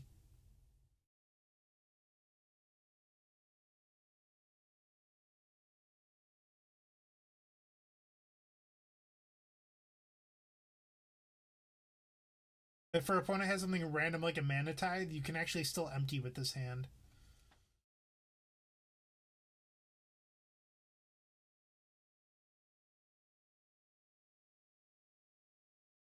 No, I'm usually pretty good about it. Like that is literally the first time that I've forgot to put a wish target back on my board in like 5 years.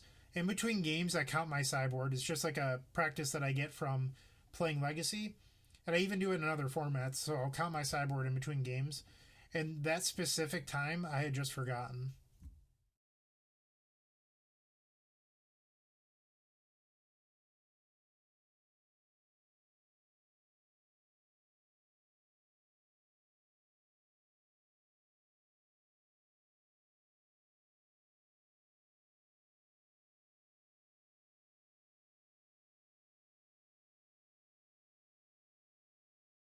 We'll stop there. So, in order to play around Surgical, you should cast the Lion's Eye Diamond first. It's not likely that they have Surgical, but just in case they do, there's no reason to not play your most important spells first that they could target with Surgical. So, unfortunately, with Tutor, it couldn't have been Tutor. So, if they have Surgical on Tutor, you kind of just accept that. But you don't even need Tutor, you just need to cast Burning Wish. Now we'll Thoughtseize just to see what they had. Cards I don't care about. Now we tendrils them.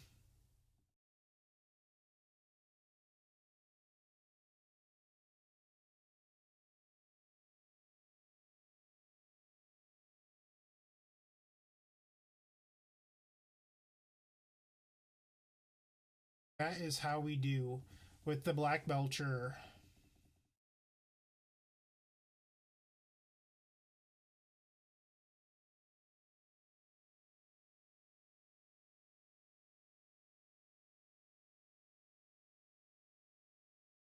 Cool. So 6-1 on the night, pretty good win percentage.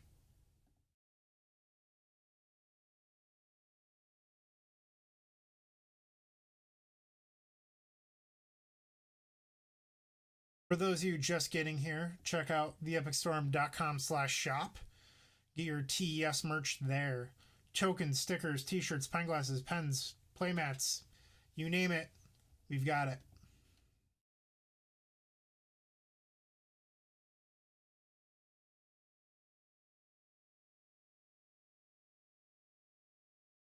Yeah, anyone says that they're favored with Death and Taxes versus TES, they're a little bit delusional. We're on the draw. I think this is fine against a random opponent. I don't know what they're playing, so I would keep this. Yeah, thanks, Joey. Back's killing me. I'm old.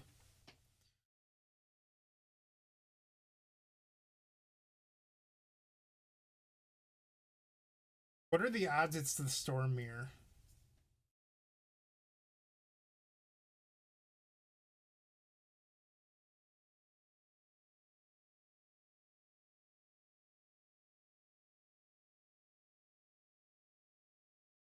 Not quite. Grixis Delver. We're gonna take the EE. One of your best ways of beating Delver is with goblins. So all of these cards are pretty much the same anyway.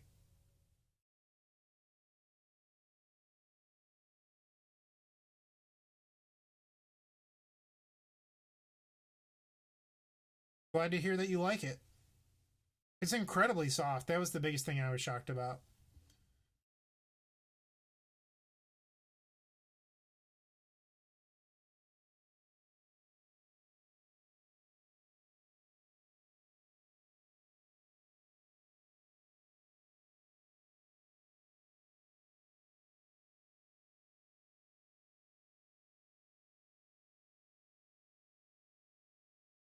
Okay, let's hope they didn't draw a Force of Will.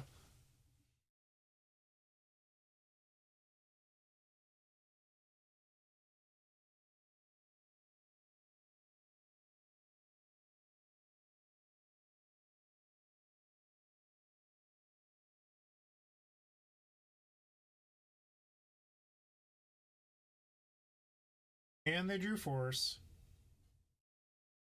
We knew that their first Ponder hit a land, but it turns out their second Ponder drew Force.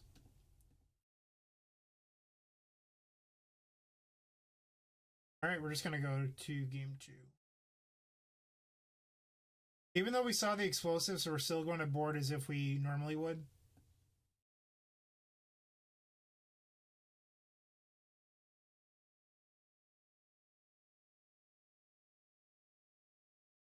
They could be like Grixis Control and not actually Delver.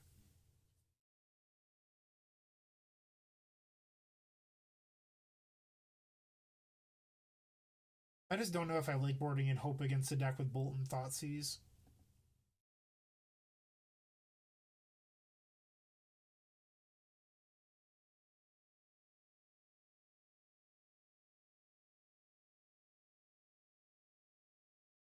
Yeah, that's what I was thinking, Curtis. It probably is just Grixis Control.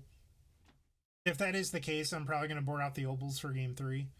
But I think on the play, Opal's probably a little bit better. This. So close. We're going to bottom that. We just want to find mana.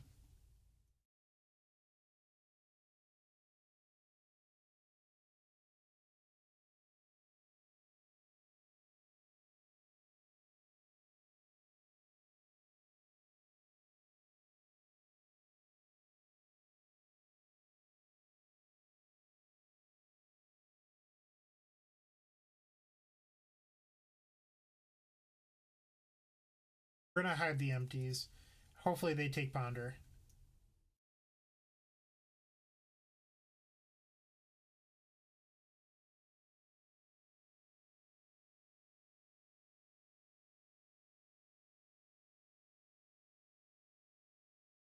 That's not good.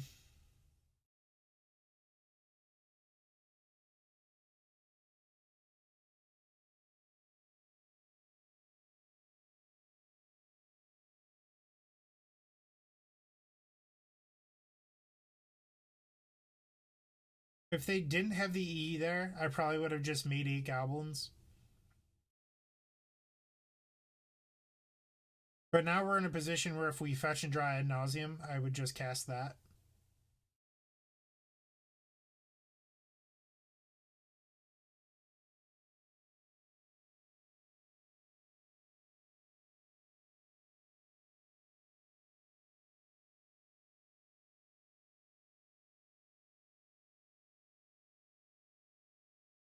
Nope. So many ponders, so little time.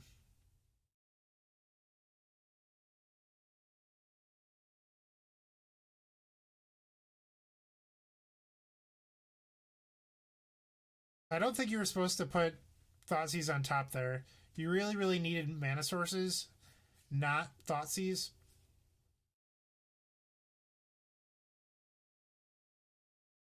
Not to mention, you wouldn't have been able to cast Thoughtseize and Empty on turn 2.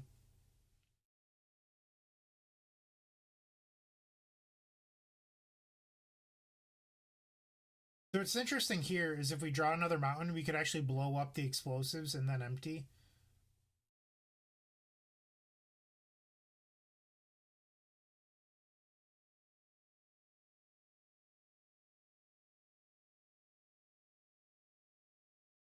I think I'm just going to pass for now.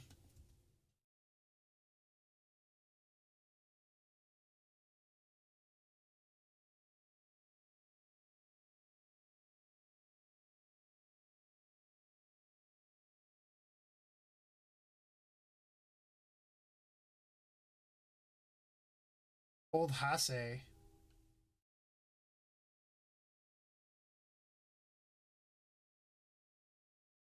That's not bad. So if our opponent doesn't have a force in their hand, we can tendrils for lethal. They put the LED on top. So what are the odds that they have a force? Pretty high, right? But if they have active Jace next turn, untap Brainstorm, I can't imagine this game's getting any better for us.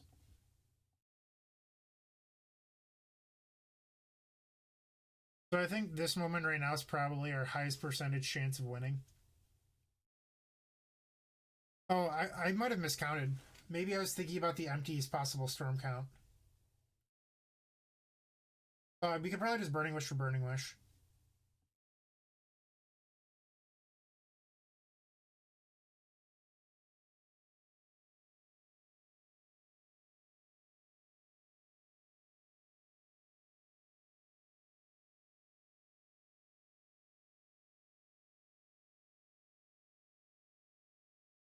They either have it or they don't.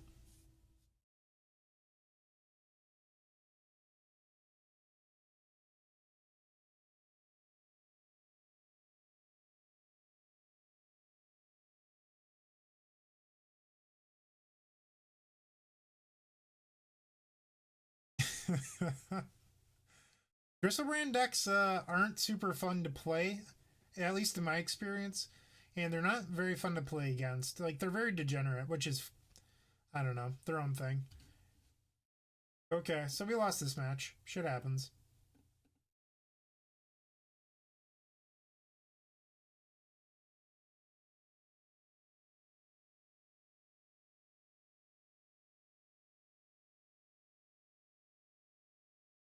Like I think Reanimator is a fine deck. It's just very very repetitive.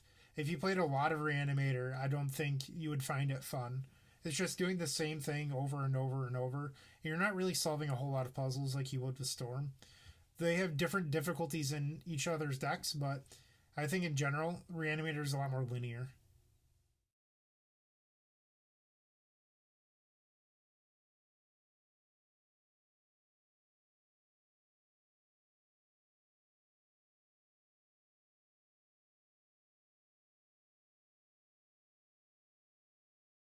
I mean, Curtis, I believe you, but you playing a lot of Reanimator is not going to change my opinion on the deck being very repetitive.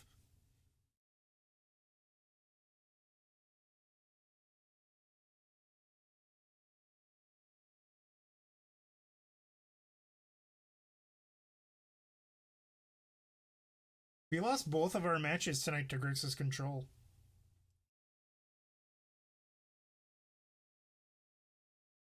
6-0 against non-Grixis control so far tonight.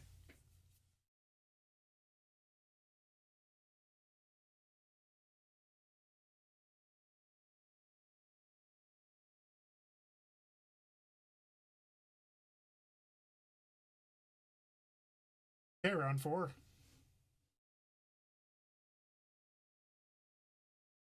I played this person last night, maybe the night before. I want to say they were playing goblins. See what the spreadsheet says. Manaless Dredge and then 4-color Loam, so they're a wild card. Manaless Dredge was the last deck they were playing. So, do we want to be funny and put ourselves on the draw against possible 4-color Loam?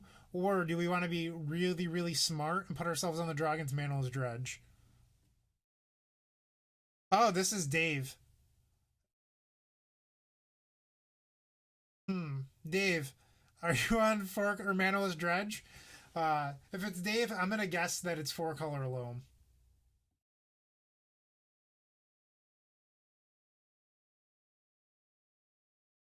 Yikes. I don't like this hand against either deck. I'm going to ship. Much closer.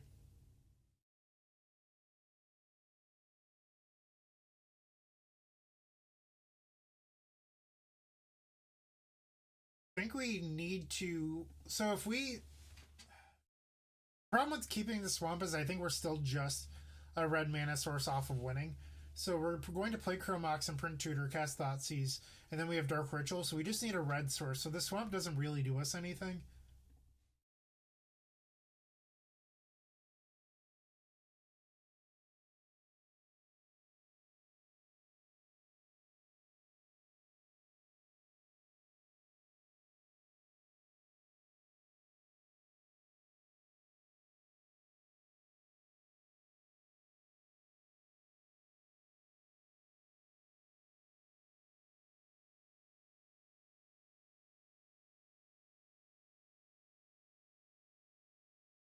They're on goblins. I don't know how I mentioned it previously, but we're going to be taking. Fuck. Crater Maker blows up our mocks. I think we actually have to take the Crater Maker.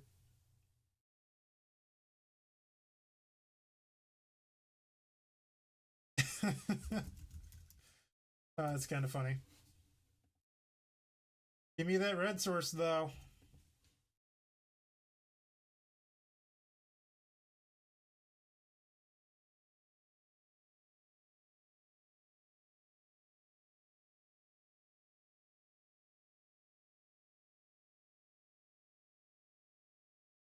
How lucky.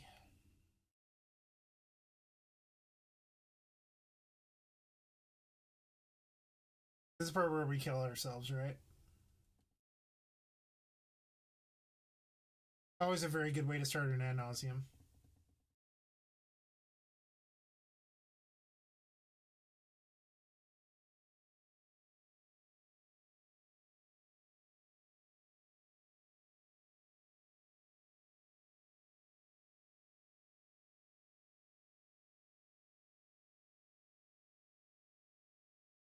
Just to make sure we get high enough storm count.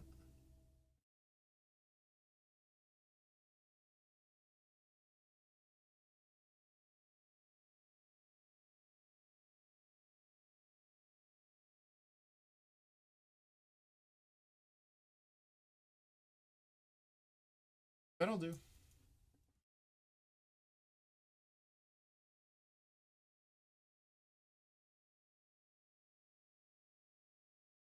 So I don't really want Ponder. And I know that seems silly, but well, actually that sucks too. Maybe we'll keep one Ponder. So I'd rather have Duress because so many lists play Sphere, but I've also been Mindbreak trapped out of Goblins before. So you really just want your Ad Nauseam to be the most effective card in your deck, and then you want to disrupt their disruption.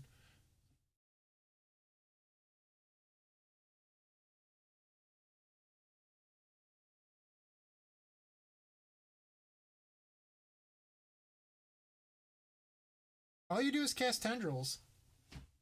All right, Dave. I hope you don't have a first turn Chalice for 0.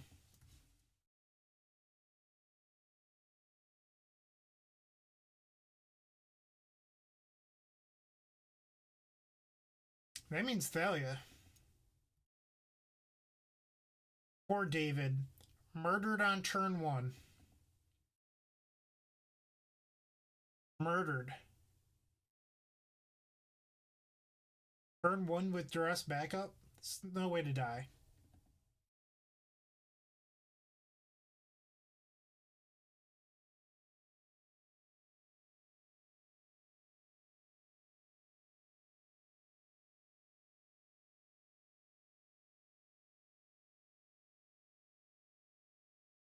With Ad Nauseam, we're going to leave a red mana floating because that's what we need in order to win. You have to ask Burning Wish one way or another, and there's more black cards to imprint off Crow Mox.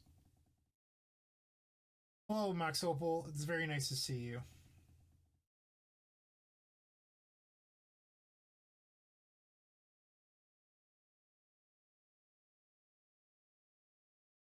So because we cited the empty out, we can go as low as 1. Or technically 2.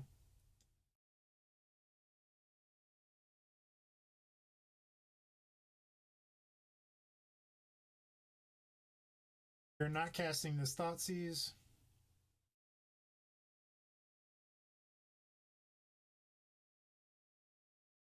Turns out we revealed Burning Wish, so this will just do it.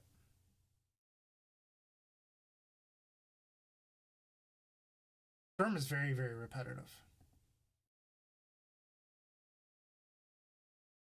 Okay. 7 and 2 on the night. Let's see if we can win this last one. Get our entry fee back.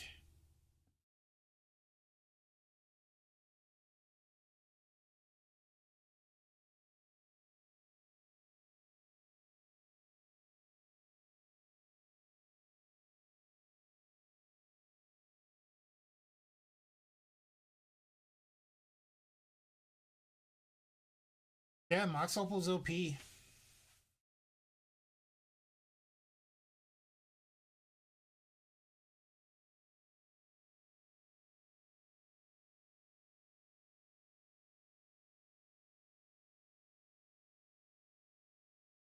All right, well, thank you for tuning in.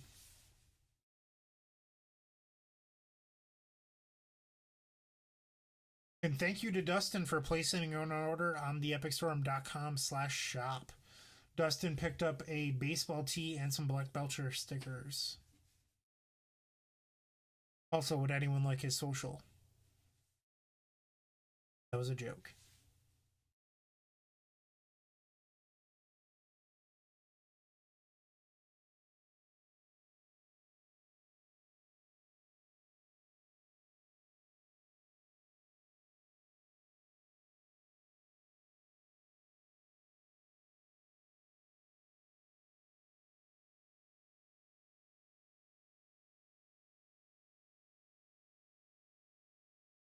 You can get your own baseball tee at theepicstorm.com/shop. And some sweet, sweet Black Belcher merch.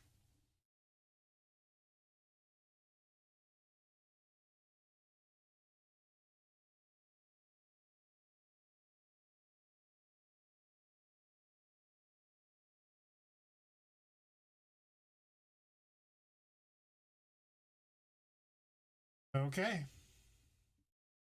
Round 5. Let's see if we can get our entry back. Zero idea who this person is.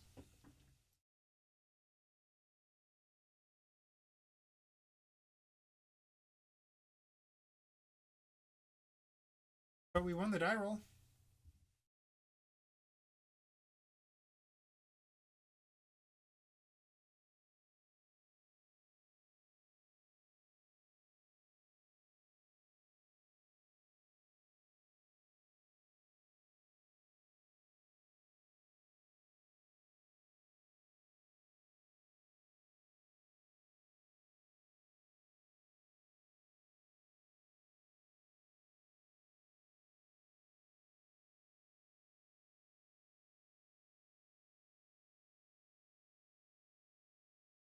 Fire off the duress.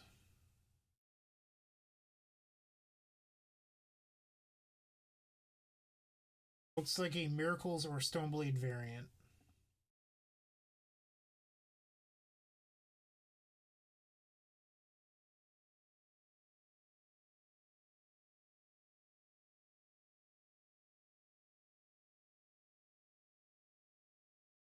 They shuffled off their ponder, so they probably didn't find a force.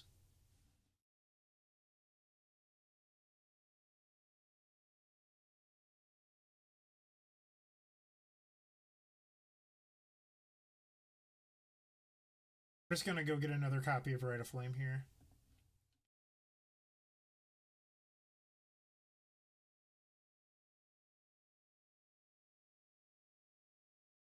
No land.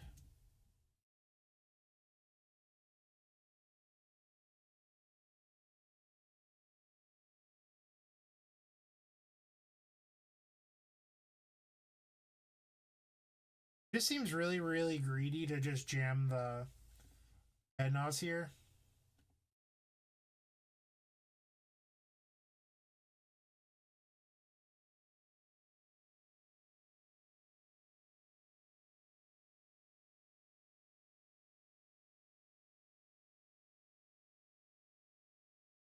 Just giving our opponent more opportunities to find Force of Will.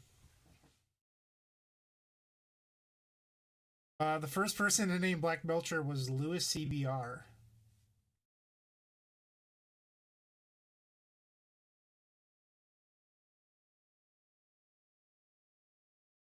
So this is pretty cool. We actually have the Chrome Mox ad nauseum LED trick in our hand.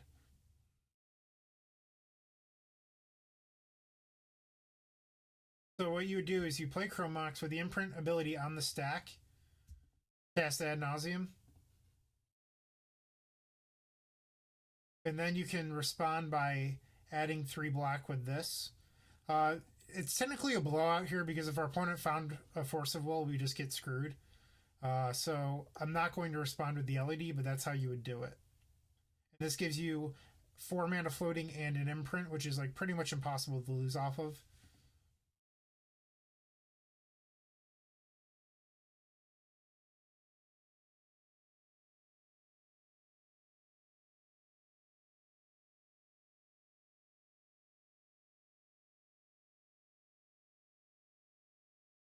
We'll just stop there. We've done enough.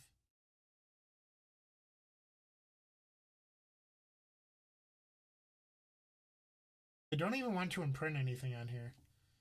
I guess we'll imprint a Brainstorm.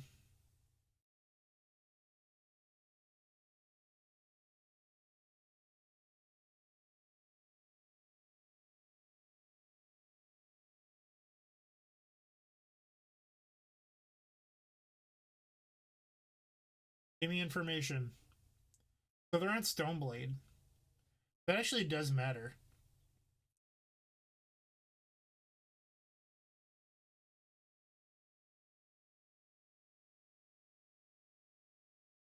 The Blade decks are slightly more likely to have a Hate Bearer than Miracles.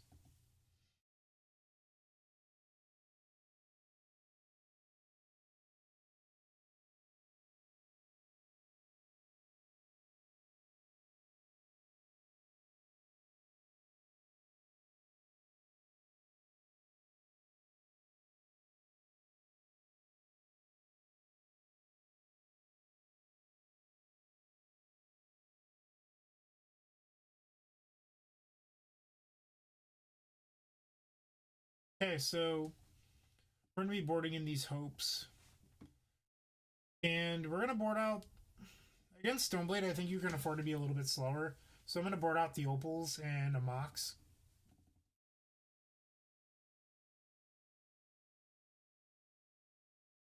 Like, against them, you don't really have to worry about, like, a counterbalance coming down. They could possibly have a Hate Bear, so you have Burning Wish for Massacre or Pulverize to deal with that. You could play it a little bit safer and board out a Ponder for 1 copy of Echoing Truth, but we're not going to do that, at least for game 2.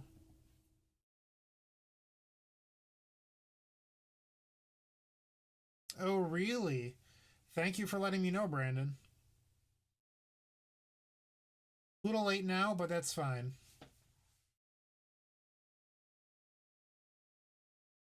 It's not like I have decays or anything to board in. But I do have this double fucking Thoughtseize hand.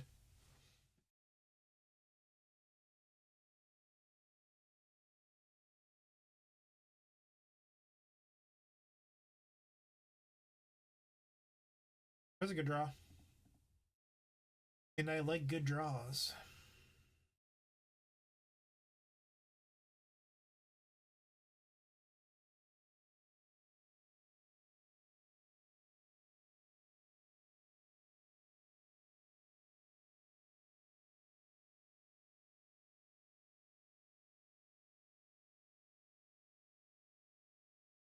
Wonder why they didn't brainstorm in response.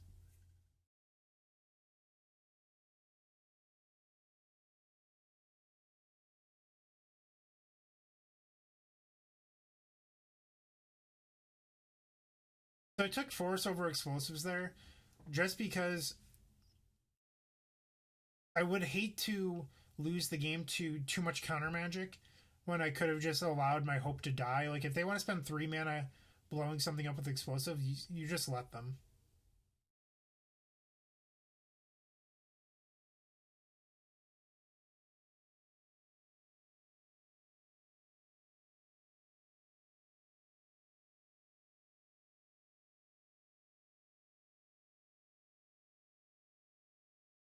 All right, so now next turn we're guaranteed to be able to ad nauseum. Oh no, we're 1 mana off. My bad.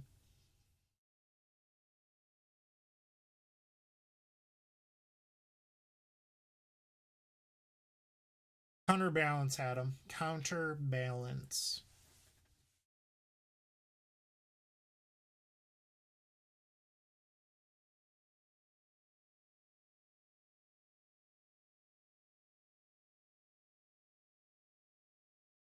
Okay, I'm just gonna Infernal Tutor here for another copy of Red of Flame.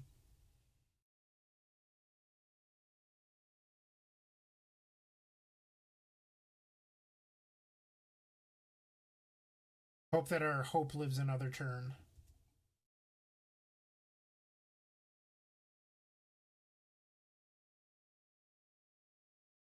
They shuffled their library off the ponder, but I think that you probably could have assumed that.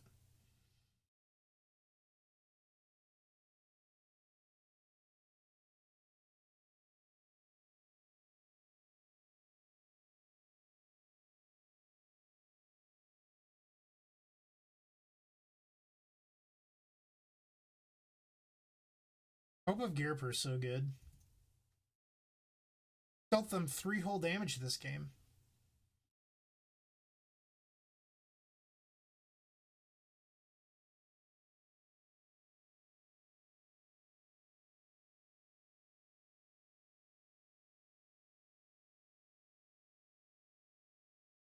I would be shocked if we lost this one.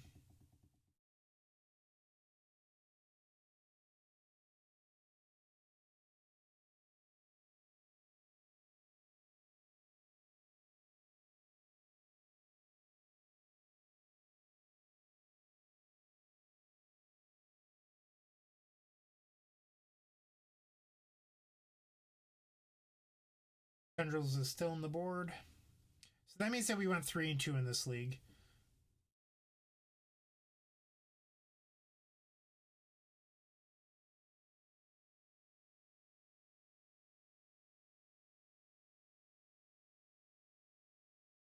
That was a turn 4, I believe.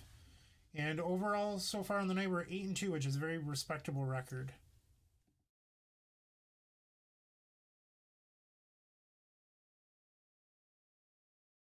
Well, traditionally, Stoneblade has played more hate bears on the board, but I have seen that people have been playing counterbalance on the board. I know that there's a user, his name's like Bob something. It's on the leaderboard somewhere. It's just like Bob and a bunch of numbers. They've been playing 2 copies of counterbalance on their board. I didn't know that other people were starting to adopt it though. Yeah. All right, let's play. I want to play one more league. Or has that been enough?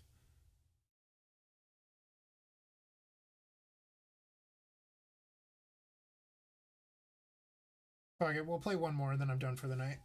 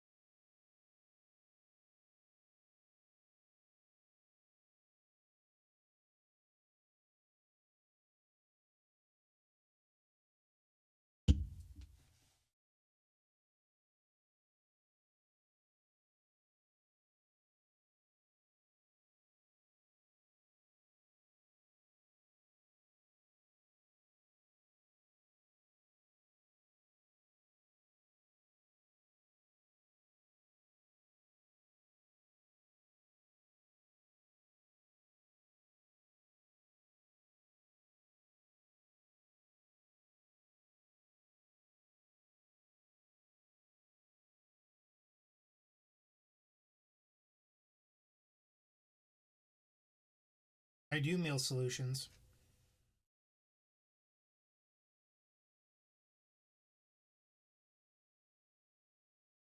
Meal solutions. You are Joey Nichols, correct?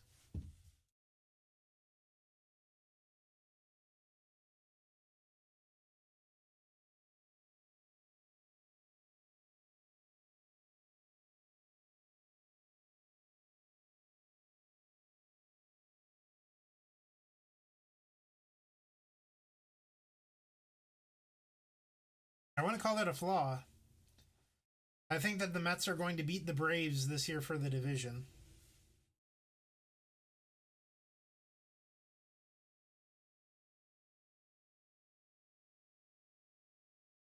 I haven't actually been playing a whole lot of Legacy other than my streams. I've been playing a lot of Modern trying to grind format points.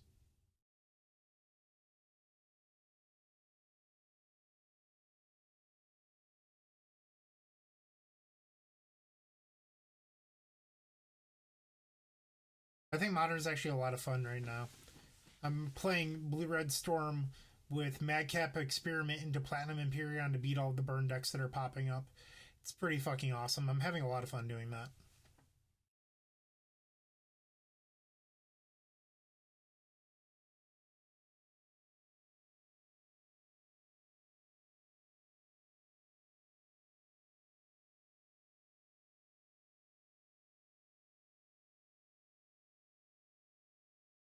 Jeez, this is taking a long time. In the meantime, everyone can go to our YouTube channel and subscribe. Do it. You have time. Just go there, click it, come back.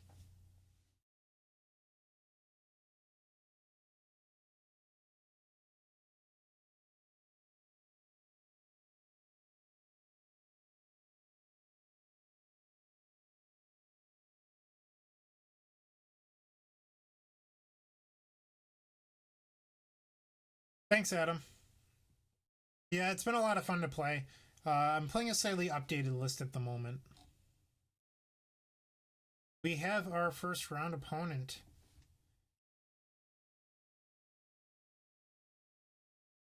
This is what I've been testing the last few nights. A little bit different than my 5.0 list, just slightly. Mostly in the sideboard, but it's pretty great. Big fan.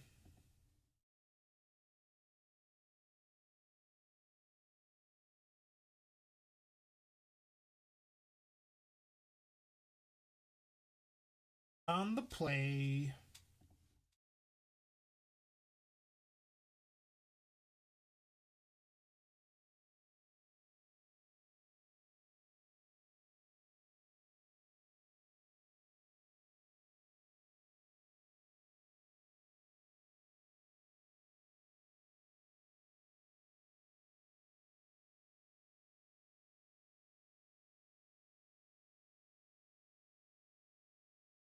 This is probably a keep.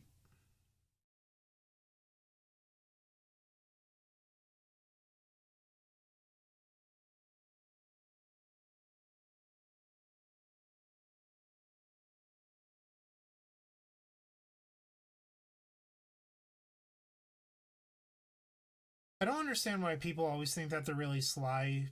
Manos Dredge? Reanimator? They think they're so sly playing things in post combat. I just don't get it.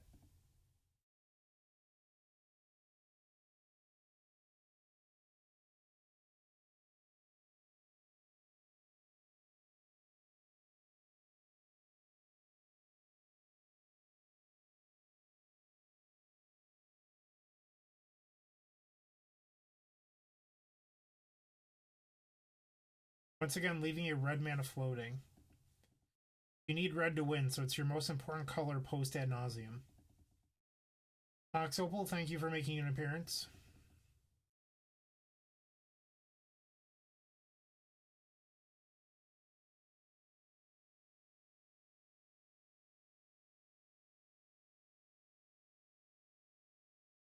The old 25 card ad nauseum, pretty good.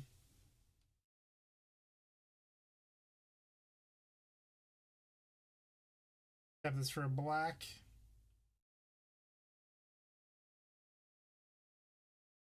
Free info. Looks like they're just on straight red black.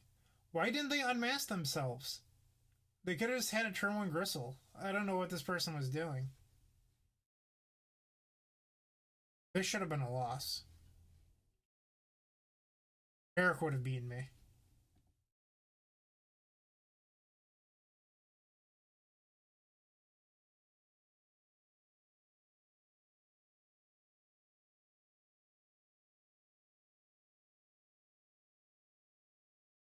I do not know what this person was thinking.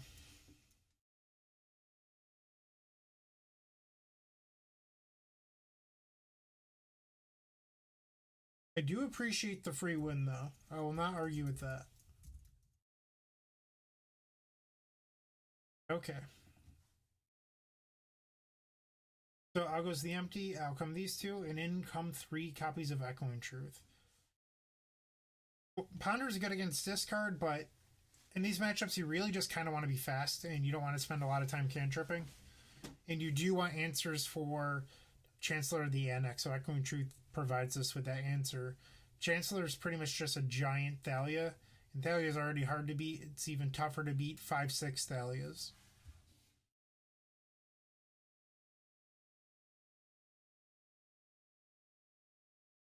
I did, Joey.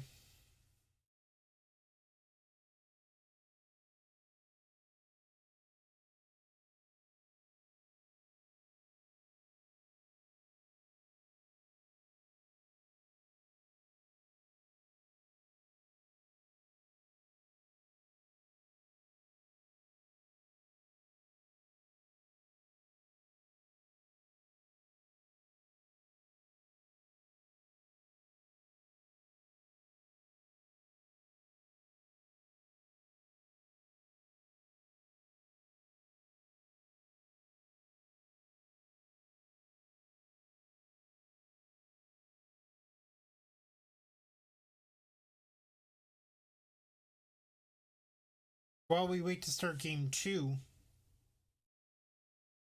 you can see how I sideboard at theepicstorm.com/sideboard guide. This is a great resource for new Storm players. You can also download a PDF deck list that you can print out and put in your deck box for paper events.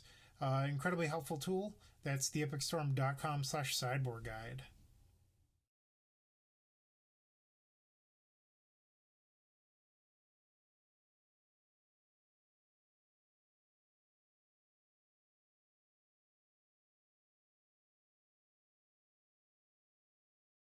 We are still waiting on our opponent to start game 2, taking their sweet, sweet, sweet time.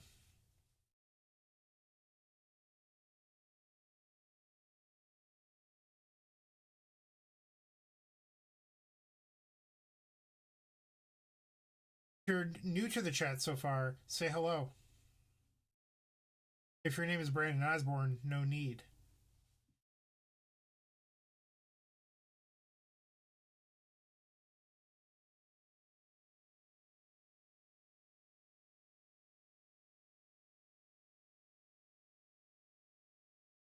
So this hand's a little bit awkward. You don't actually want the ad nauseum, but I think it's still probably a keep. You can ask for a whole lot more.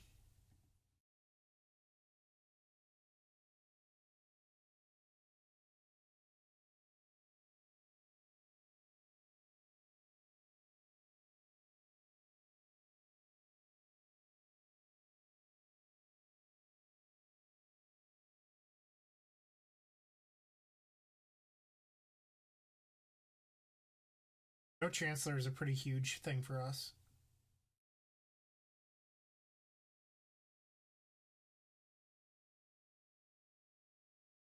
I think we're supposed to brainstorm and put ad nauseum on top. That way, next turn we can ponder into the ad nauseum.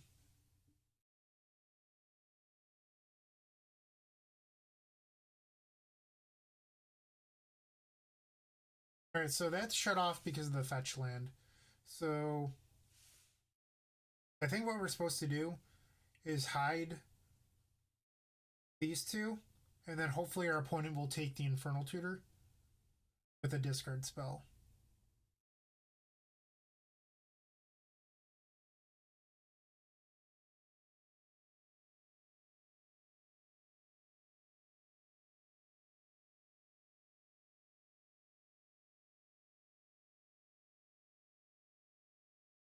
Maybe you're not supposed to play the Lion's Eye Diamond there. So let's say they have like Thoughtseize done and Unmask. I think that you want them to take Tutor LED. So maybe you're not supposed to play out the LED. I could be wrong.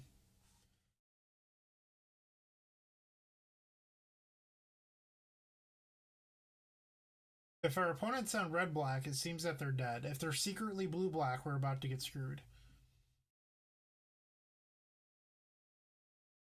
Not in the good kind of way.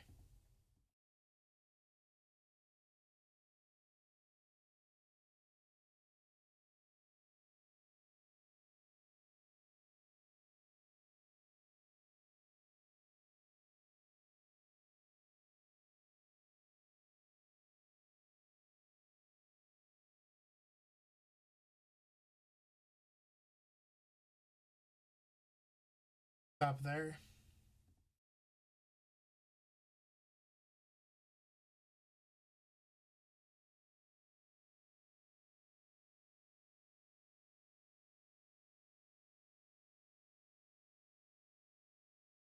Yeah, their hand just didn't do anything.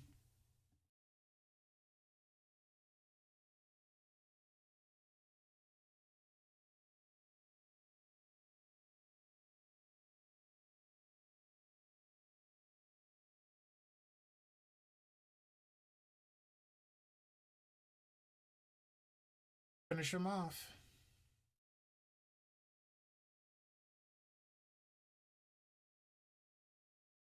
That was not a very exciting match.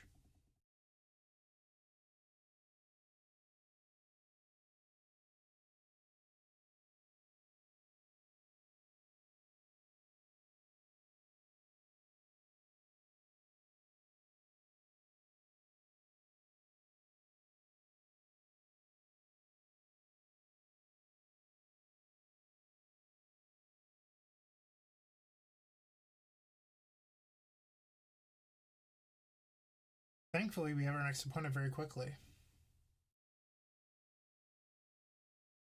Foley. Like the former Met catcher.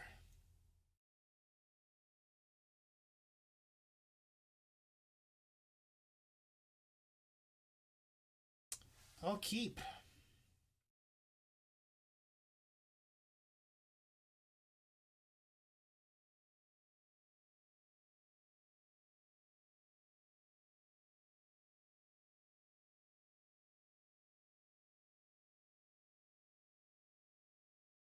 That was actually a pretty good pickup right there. So most basic island decks are not playing Wasteland. I say most because there's obviously like Blue White Stoneblade sometimes has it. Here we are. Blue White Stoneblade. No second land, so they were all in on that Flusterstorm. Ah, bad keep gets rewarded. I don't think that hand was a keep. I wonder if we're supposed to wait to cast this Brainstorm. Probably not.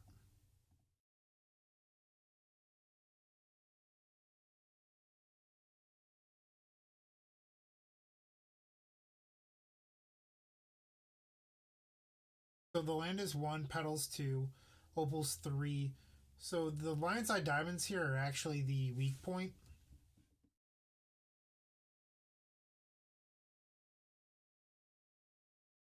So we're going to play out everything right now. This helps us play around Snapcaster and a Flusterstorm next turn.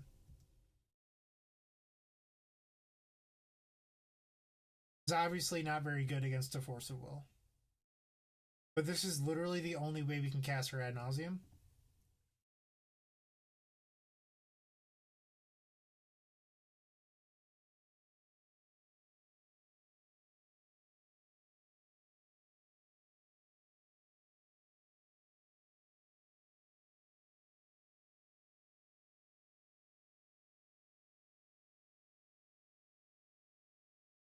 Alright, so we're just going to cast ad nauseum and hope that it's good enough.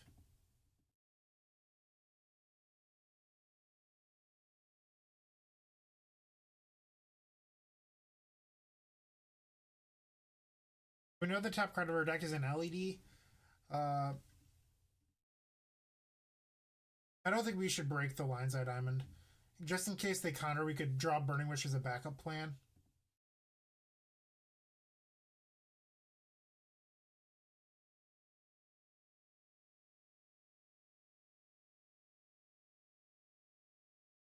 Good news bears.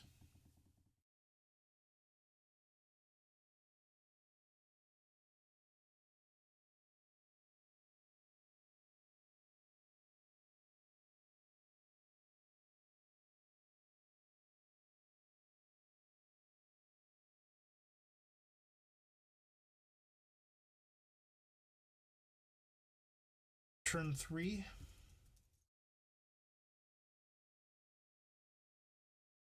Bring these back in. We're on a board like we would for Miracles.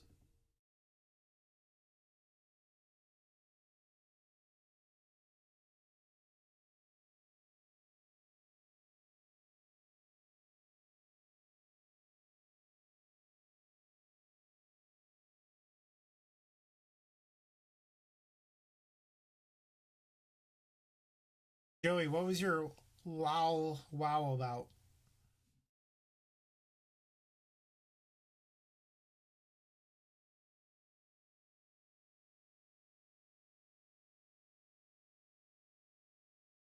Once again, we have a pretty stacked opener. Hard to say no to these hands.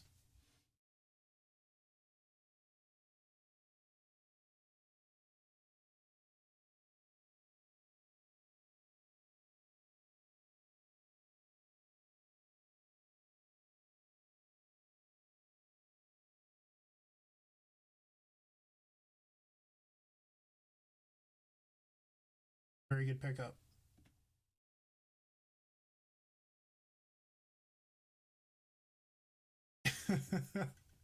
Wow, that's some hand. We can beat this.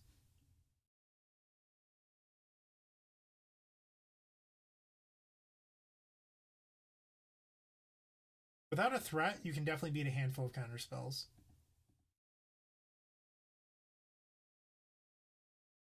There's the threat. That's not good.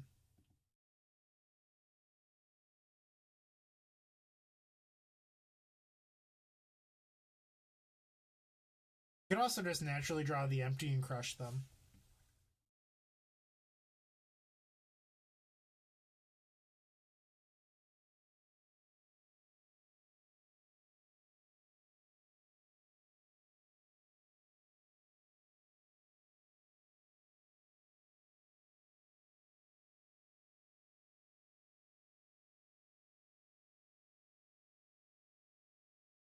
They're probably going to take the ponder.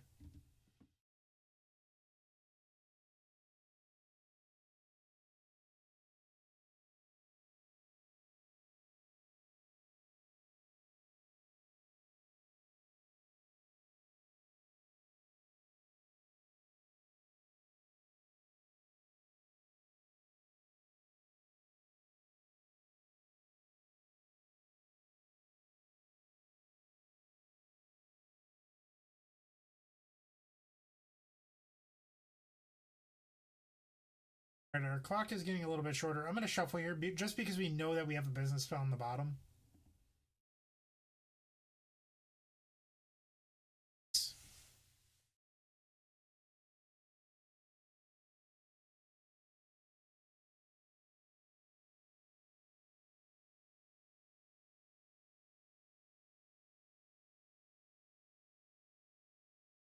They're not good draws.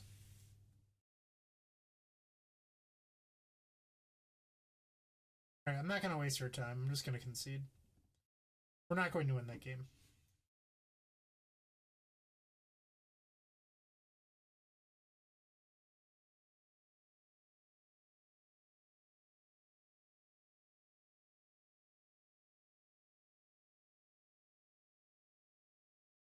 Good hand. I like that.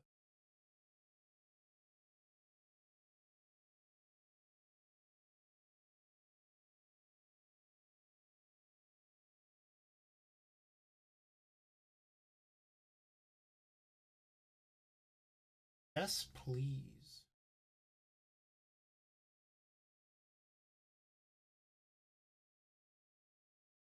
I wonder if we were supposed to play pedal turn one to play around a fluster here.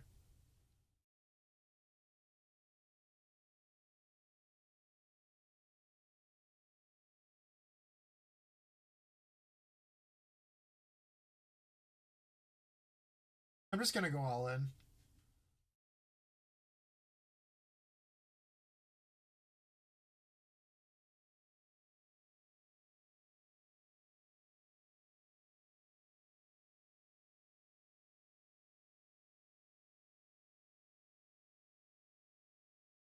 Oh, they have double interaction. That sucks.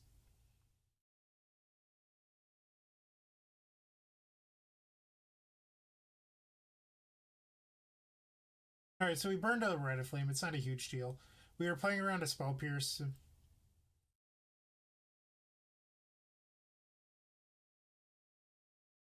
Alright, so by taking the force, we could still play a hope and make things awkward on them.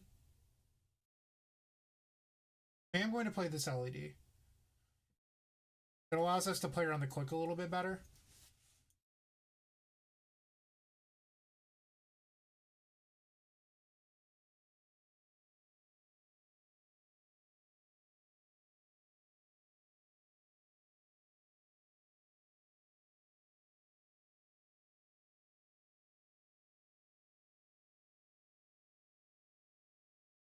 So if they click us on our next draw step and we draw a tutor, we probably win. Assuming they don't draw another force off this brainstorm.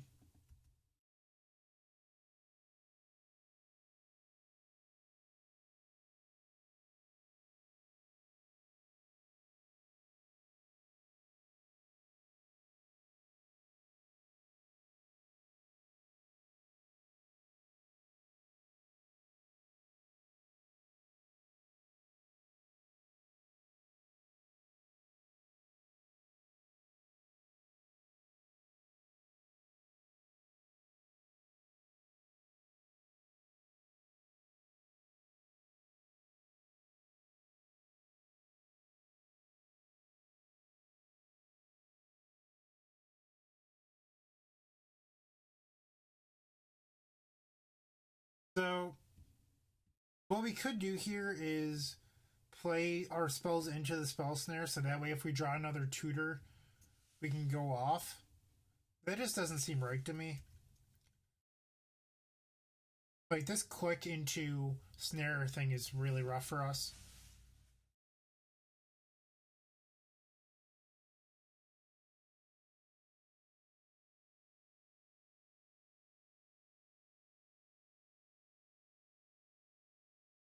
We need to draw a brainstorm. That's what we really need.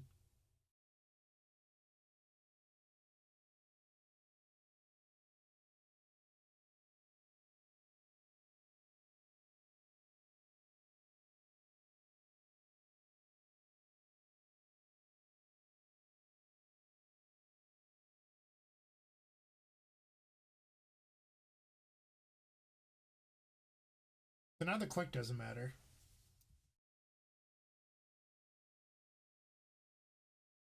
I mean, it matters in that it's a clock, but it doesn't matter for our hand at the moment.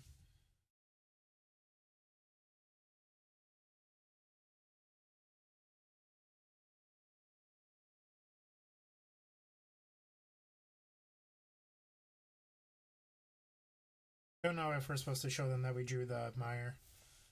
But the land drop might be important.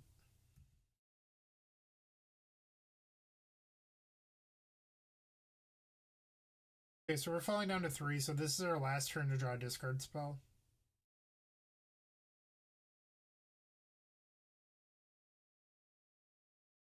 Alright, so we did not. So we lost it. Wump wump. 9-3 is still a very respectable record.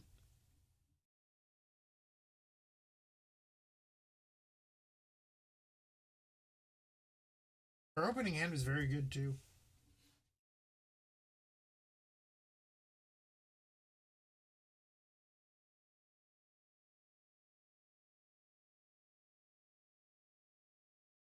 Yeah, it's Syracuse. There's a lot of snow.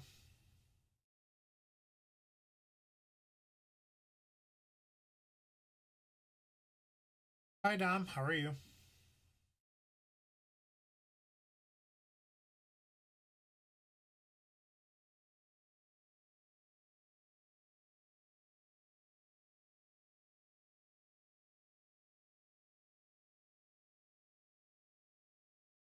For those of you just joining us, make sure to check out theepicstorm.com/shop.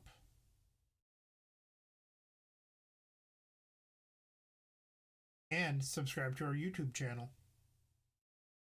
You guys are probably getting sick of me saying that already, but I really want to get to 1,000 subscribers.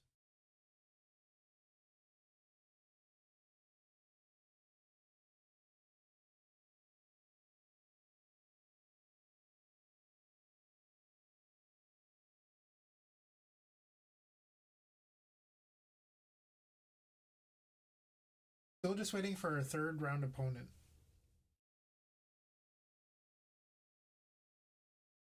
So, for those of you that play TES, what are your thoughts on the Epic Storm deck version 6.6?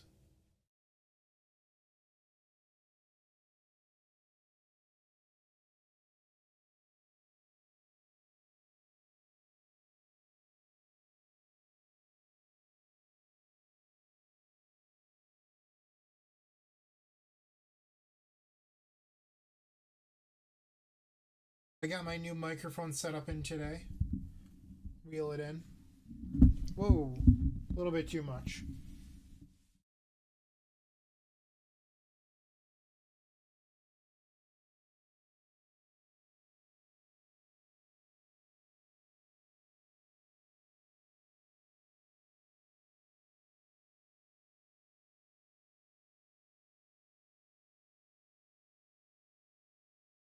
Hello, Minya friend. Who doesn't like pizza?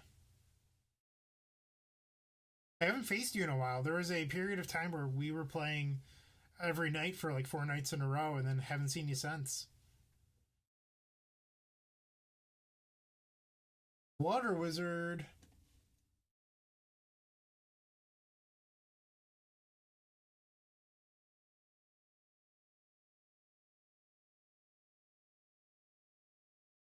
I feel like I've played this person before, but not since the Death Ray banning.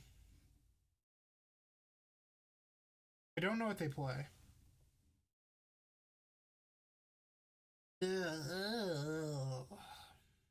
Sure.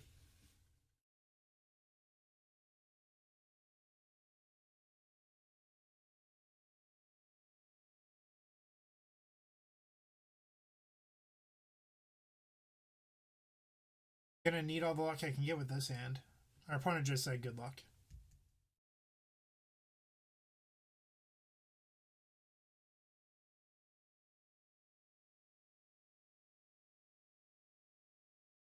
Gonna hold on to this brainstorm for a little bit. We're so far away from winning where I don't think we really gain a whole lot by jamming it.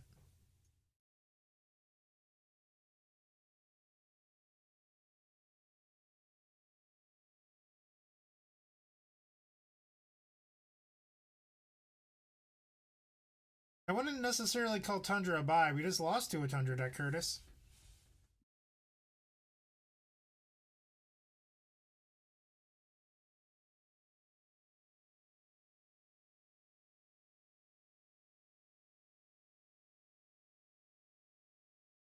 Supposed to be a land.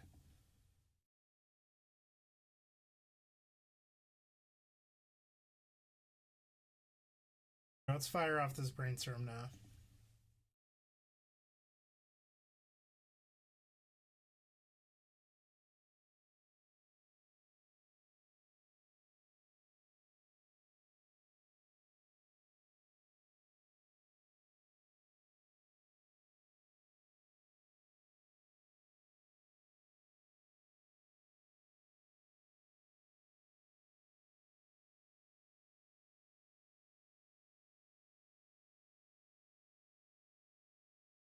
I maybe should have kept the Lotus Petal instead of the Mire, because now if we draw another land next turn, we won't be able to get Hellbent.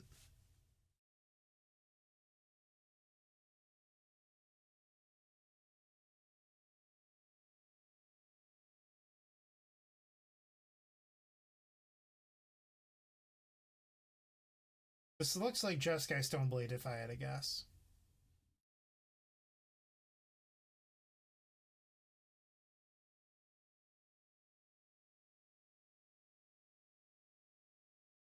Think of the duress.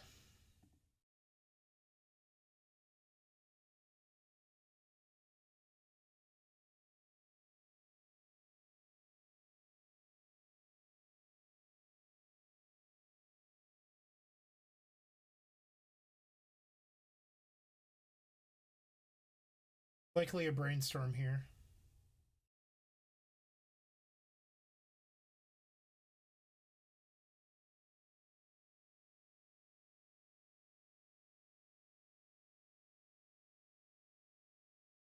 Mazaveth is a 0 for ad nauseum, Curtis. So that's very, very important. Technically, there is still a Pauper Storm deck. It's the Zubera deck. I just don't think it's a very good deck.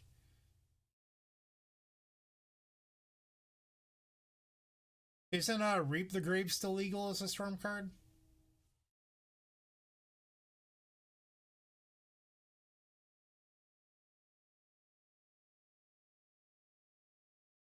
Triple True Name and Snapcaster?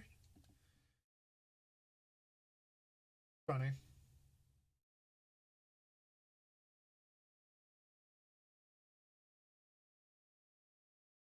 So I imagine they put Force on top, and now they have Force plus Snapcaster Counterspell.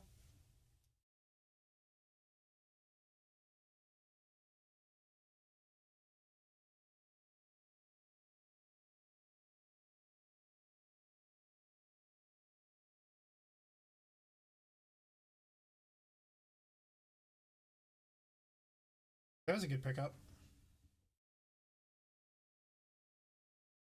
Shuffle it away, it just comes right back.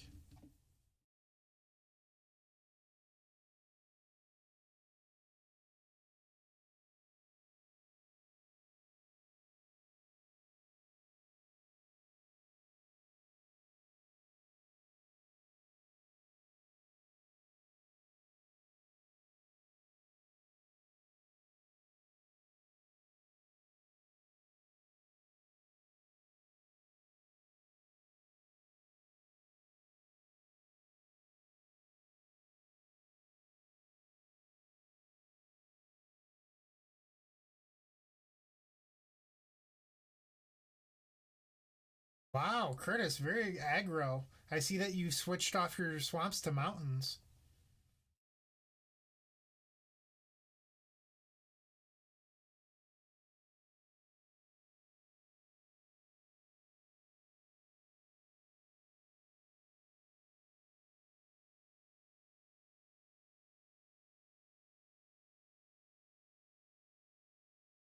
Please force a will this. Please force it.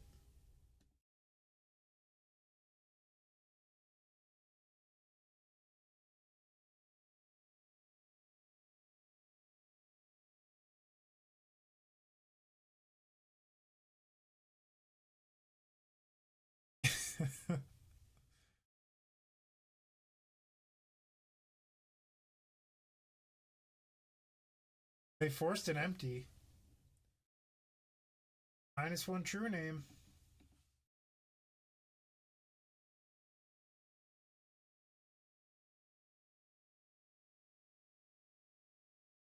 Dave, to be fair, your magic tastes aren't very sophisticated. So far this week, I've faced you playing Goblins, 4-color Loam, and Mantle as a Dredge.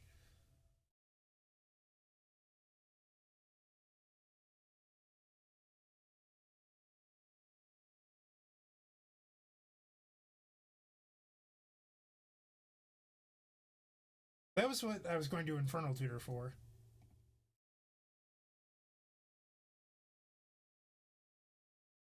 And they showed us that they didn't. Maybe they already played that Delta. Alright, so they have one true name in their hand that we don't know about.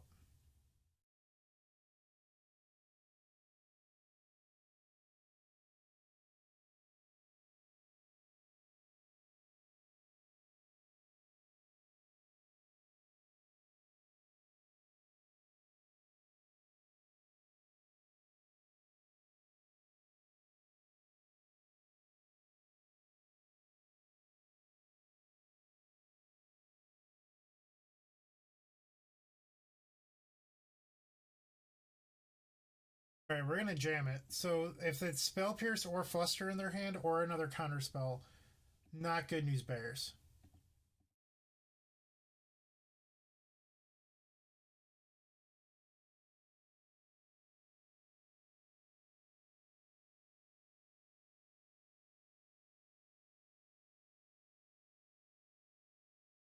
All right, so we need to not die.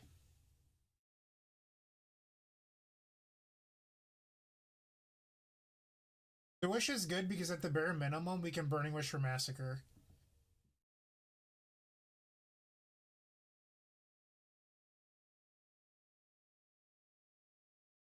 We'll stop there.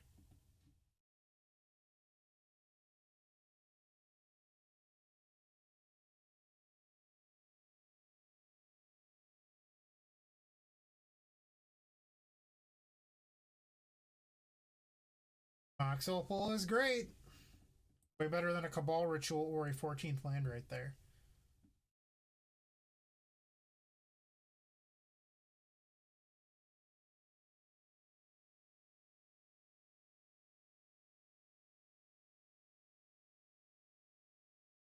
I don't know what's happening to my moto right now.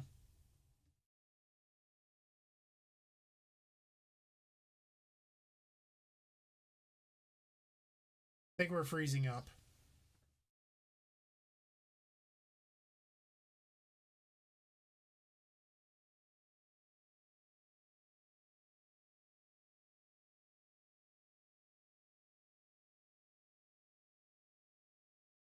All right, I guess we're closing the program.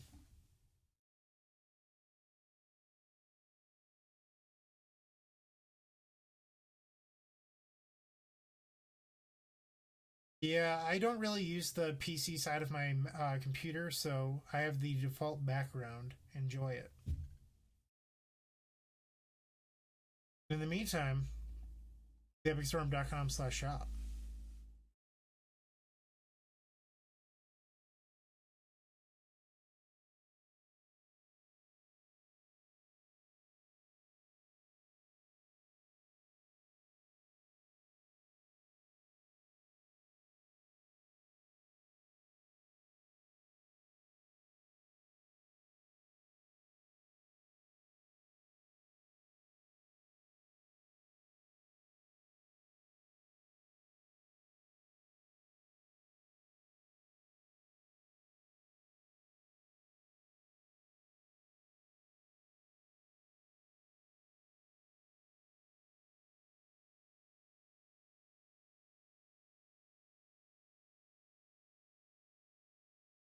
All right, we have successfully resolved duress.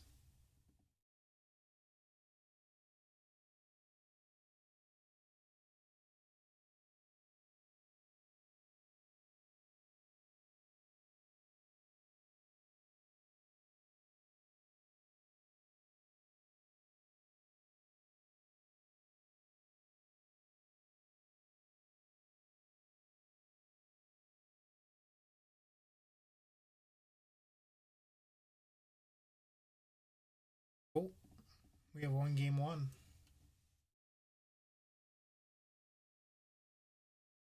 Winning a lot of game ones tonight. I think that's important to doing well. At least with Storm Combo.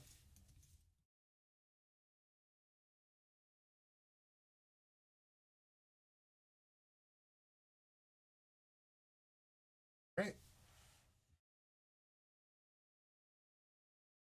Yeah, so that would probably be more work because it involves OBS playing a video.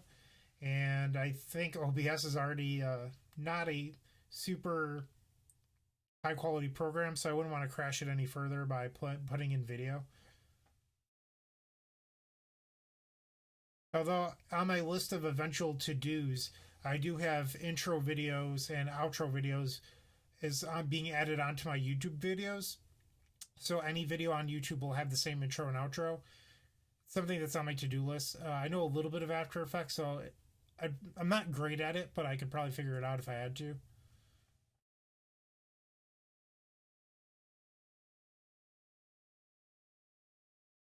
It is not a conflict of interest.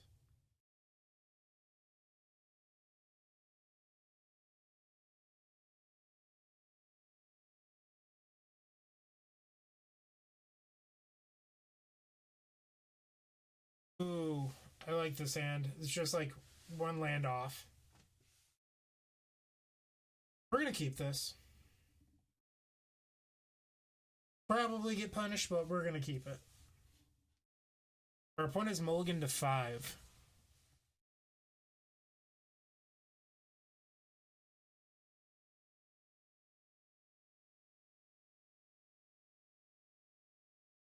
Average draws.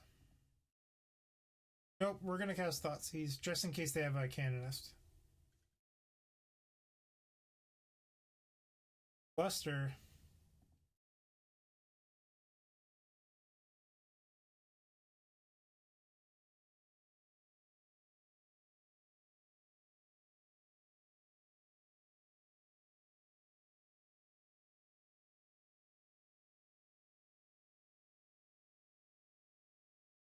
Brainstorm, probably.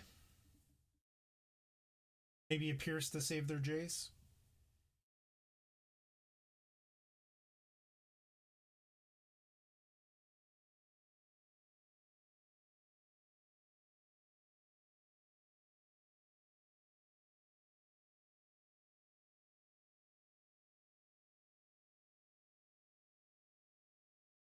Yeah, I don't think the company I work for really cares if I'm selling Black Belcher t-shirts.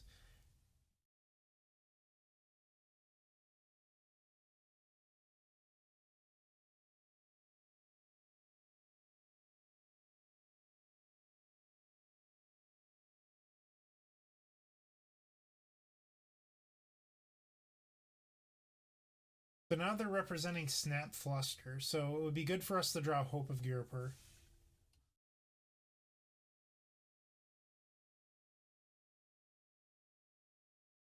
Now we draw the LED. We're just gonna pass.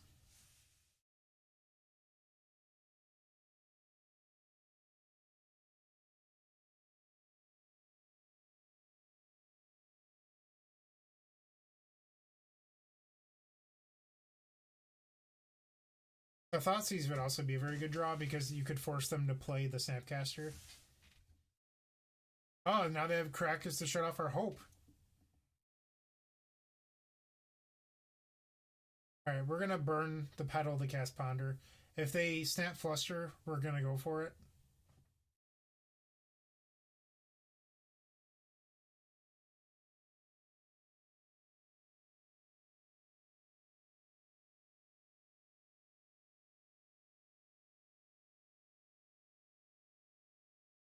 Ooh, interesting. Maybe they have another Snapcaster in hand. That's why they're willing to do it.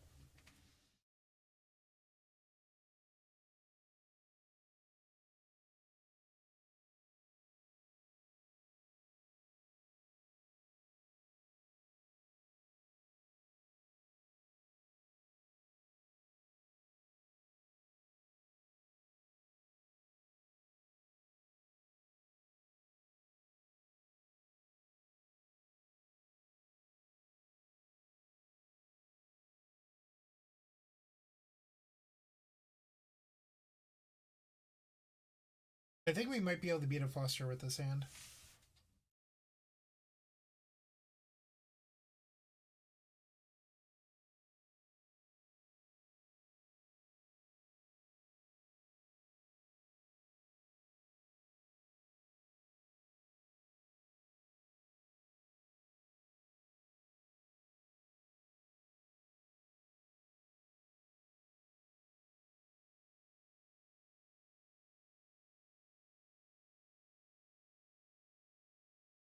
Another Snapcaster.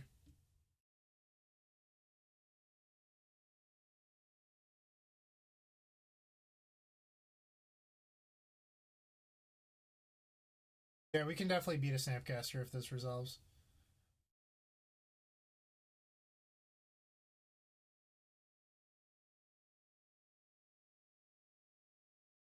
So the plan would be for us to empty next turn.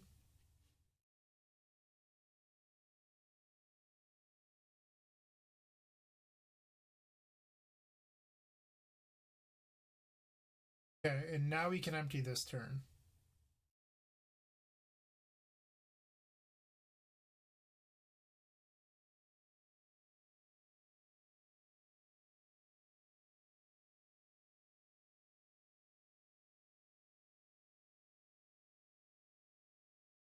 That way, no imprint on the chrome marks.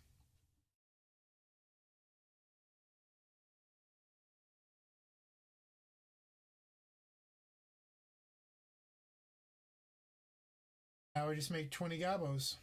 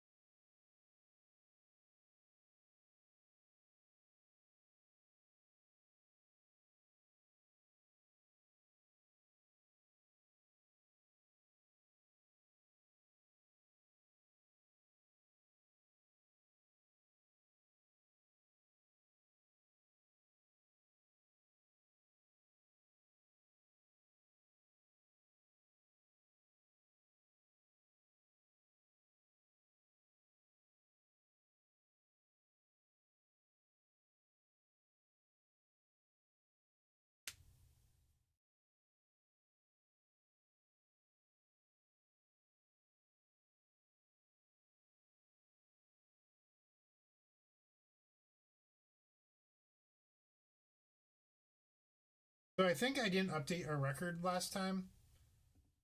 Maybe I did. Because that was our 13th match, so I did update it. 10-3, pretty good.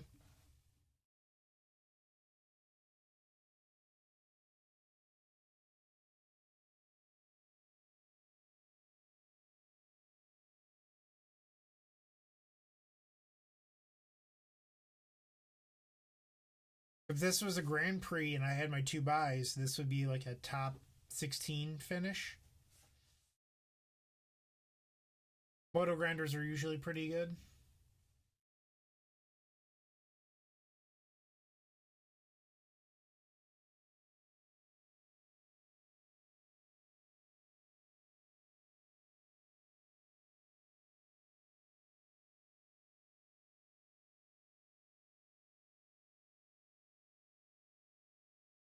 Round four.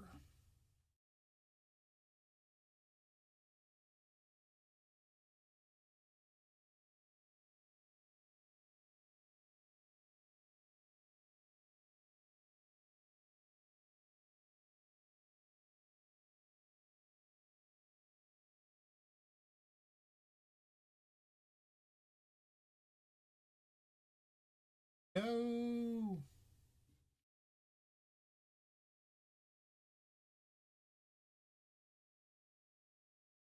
You guys are awfully chatty.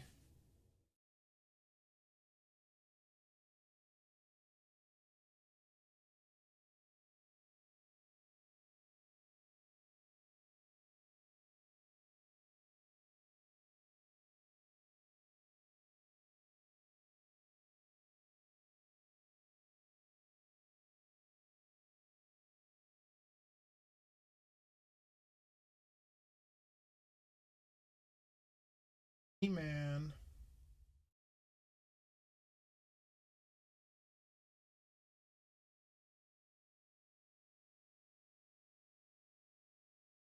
Draw. Gotta keep. Doesn't matter what they're playing. Yup. Fucking love you, Mox Opal. Please just go planes go.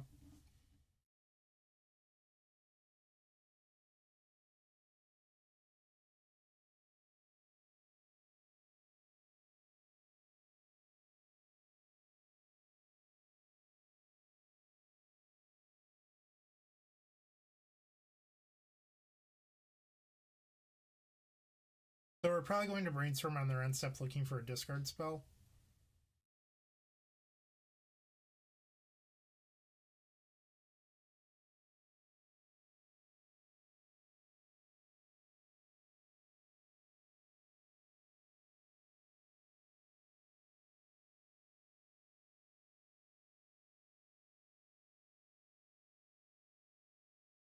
They chose to shuffle with their ponder. Badlands. So they're on TES or they're Grixis control.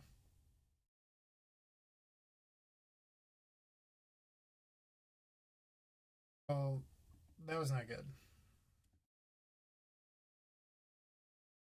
I don't think TES would just go ponder go on turn two.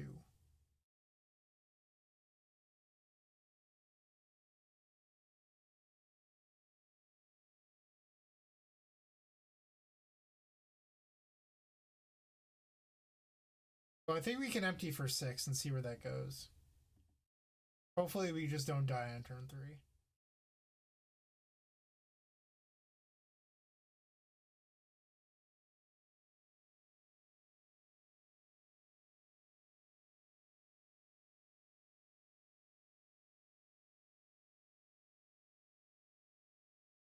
Hey, it's Grixis control.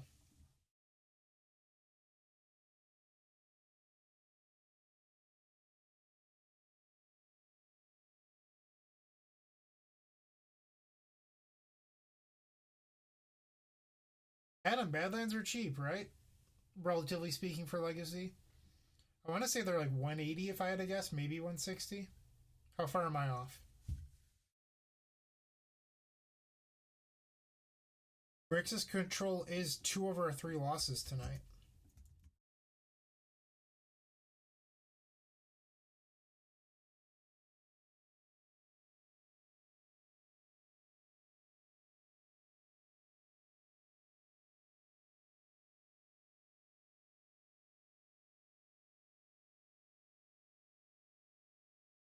Chad, do you think I'm supposed to play Pedal, Burning Wish, Crack 1 LED?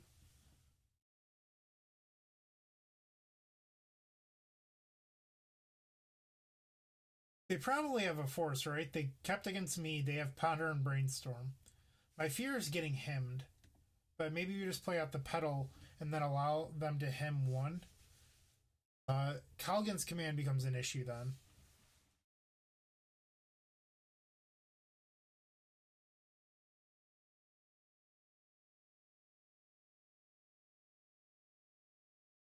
I think we can afford to possibly get rid of 1 LED because we still have enough resources to come back if that's the case.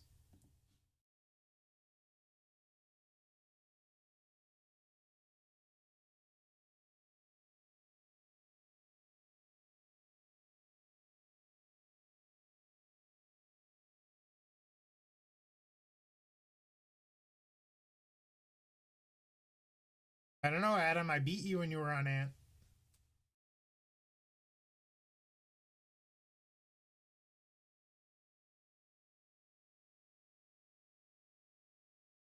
Syracuse should be a lot of fun. It's my birthday weekend. I will be turning 30 that weekend. Getting old. But having my 30th birthday be a Legacy Open in my hometown is pretty great.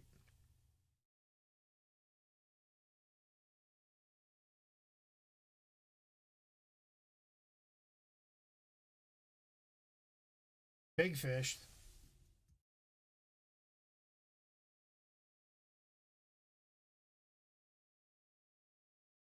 All right, so if we keep on swinging and they do nothing else the rest of this game, 4 goblins will still not win. So we have to do something.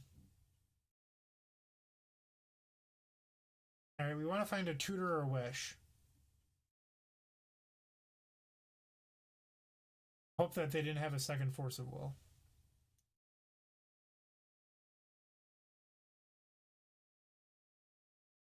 I think we're supposed to swing them all at Liliana.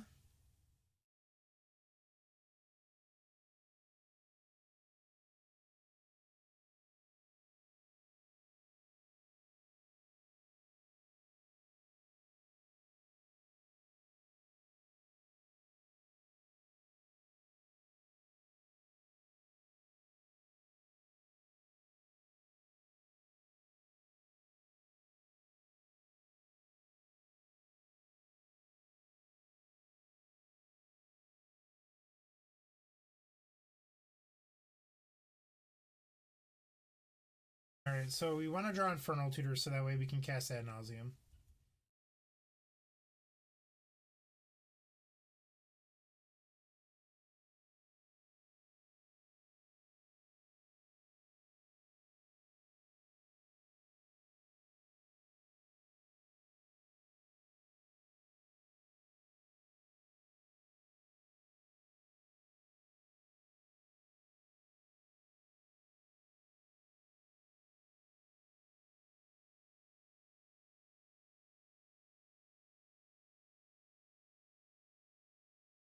Come on, tutor.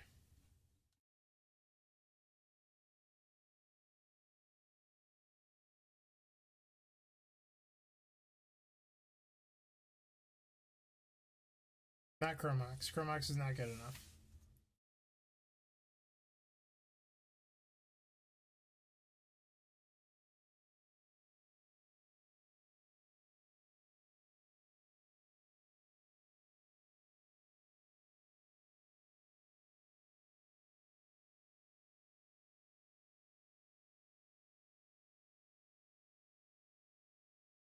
Not looking good for us.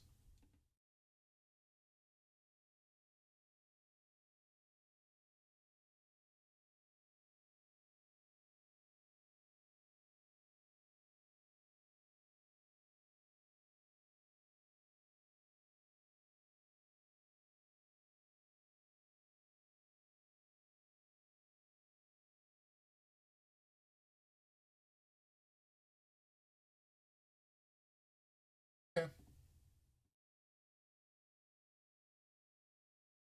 So we're going to board out the opals and then board into the empties like we did earlier.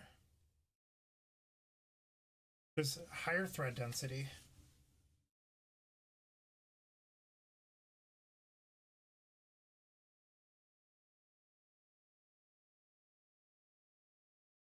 If you're wondering how to sideboard, you can check out the sideboard guide on theepicstorm.com/sideboard guide.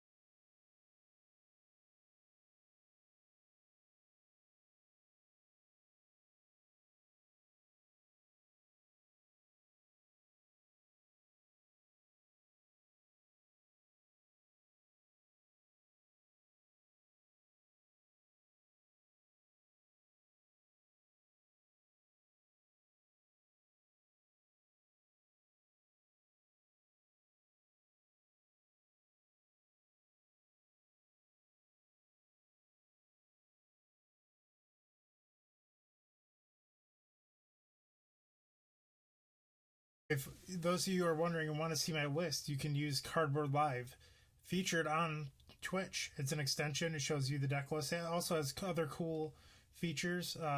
For example, at an event, you could see the entire metagame breakdown using Cardboard Live.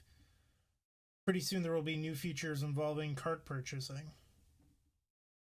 Shout out to Wilson Hunter and James Shu for being the founders and people that are the driving force behind Cardboard Live.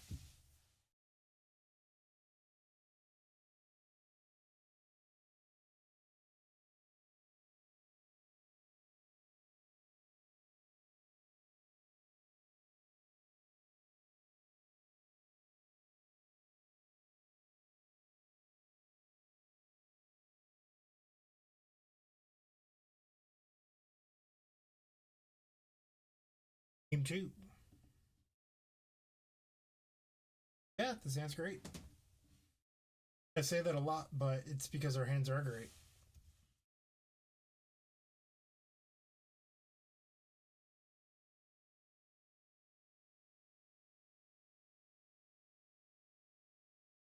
We're going to hold on to this delta, so we're going to lead on a ponder.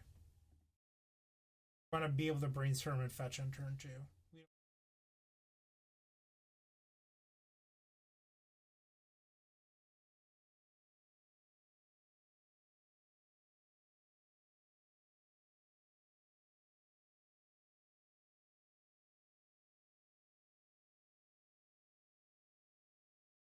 I appreciate that, Darth Juggalo Sam.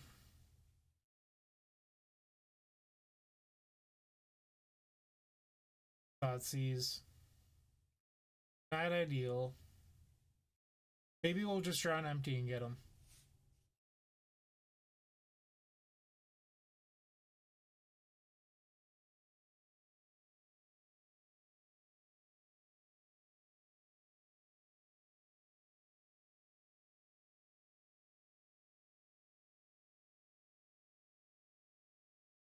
You know, it's weird. So, since the banning of Deathrite Shaman, I am 62% against Grixis control. Tonight, I am currently 0-2 and about to be 0-3.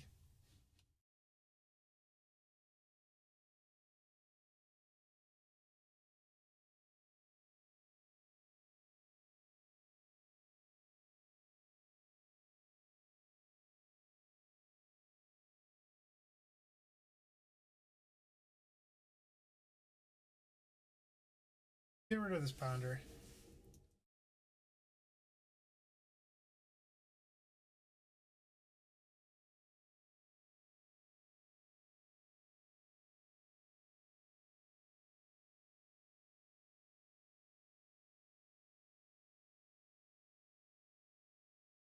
Ooh. We need to draw some action. That was our problem last game as well.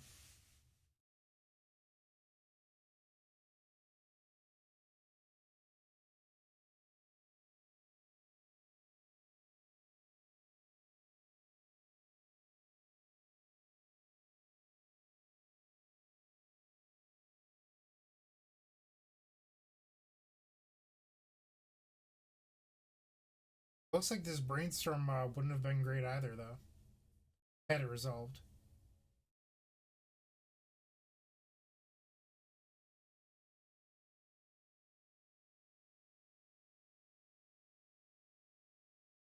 So our opponents had 3 draws.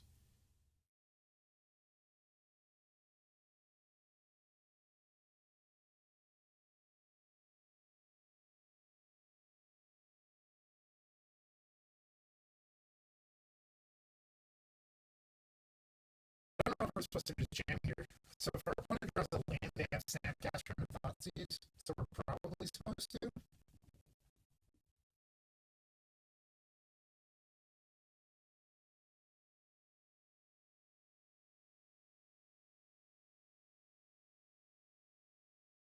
Lead on the ritual, because I feel like ritual is the most likely to be countered. Like if I lead on red flame, they're not countering dark ritual. So if they have a counter, I'd like them to burn on the ritual.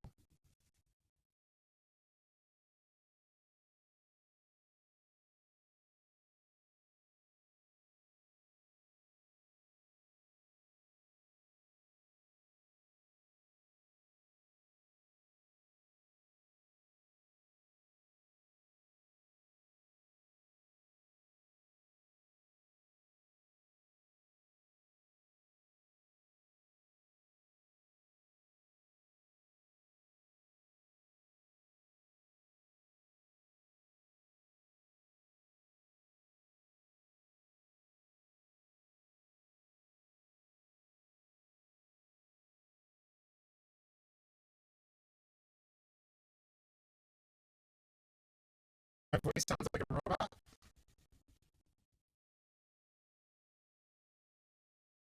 Hold on, I'll restart voice meter.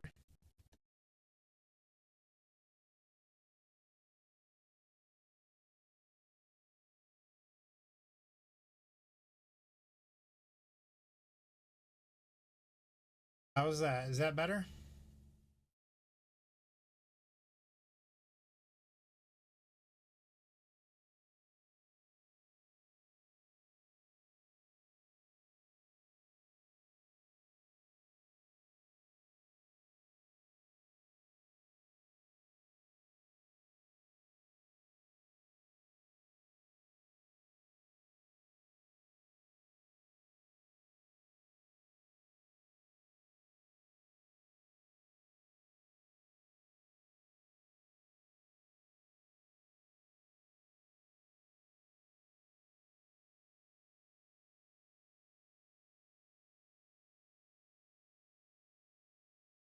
Okay. So our opponent still has Snapcaster K command. And they also have. Oh, I guess the Snapcaster is a part of this. So they're actually just going to burn it and Surgical our tutor.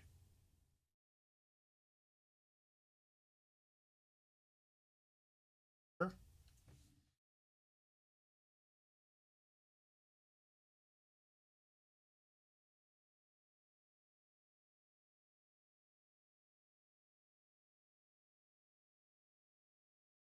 Yeah, Rock, how's it going?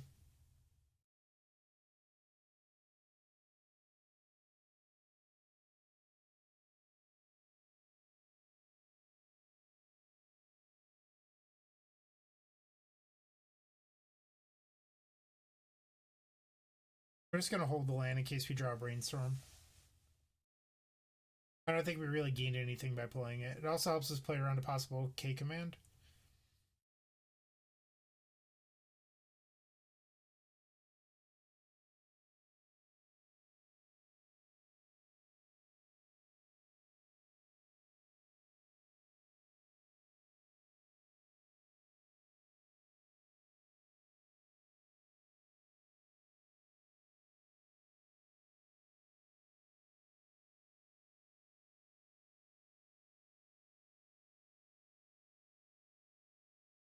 They chose not to shuffle, so they probably found another copy of Force of Will.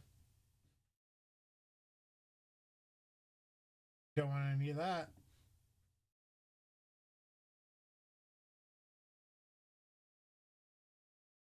So if we get hemmed here, we get hemmed. But I'd rather have the extra land in our hand to play around the K command. Because if they just like make us, if they just blow up LED and make us discard, we still have the ritual.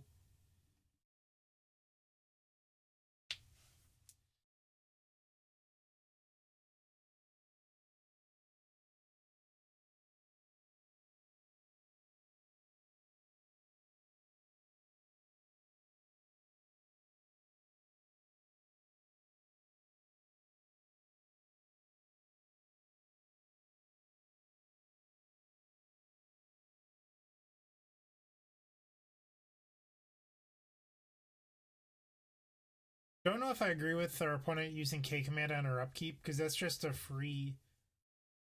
Oh, they're going to destroy. Okay, sure, because it's just a free storm if we draw empty. We didn't, so it happens. But I still don't think it's the correct line. Womp womp, 2-2 in this league.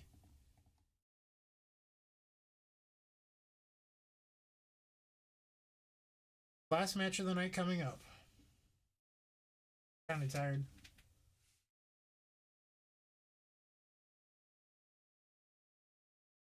So far tonight, we have 3 losses against Grixis Control and then 1 against Blue White Stoneblade.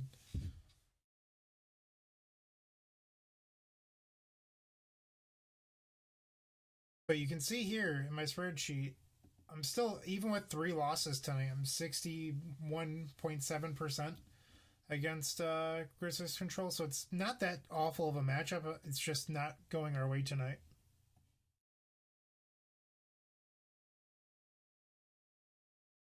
Strong sad. Todd Anderson. My favorite match of Legacy ever is against Todd Anderson. He went turn 1 Gristlebrand, and then I killed him. Recently, at Opens, Todd's been playing Red Black Reanimator, which is really bad for me.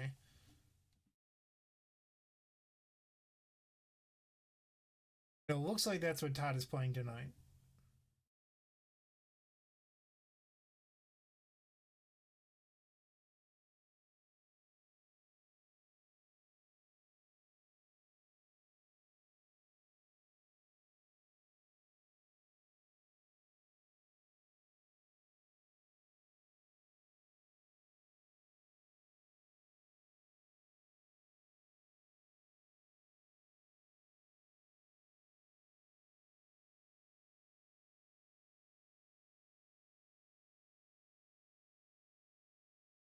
Hopefully, we draw a Lion's Eye Diamond.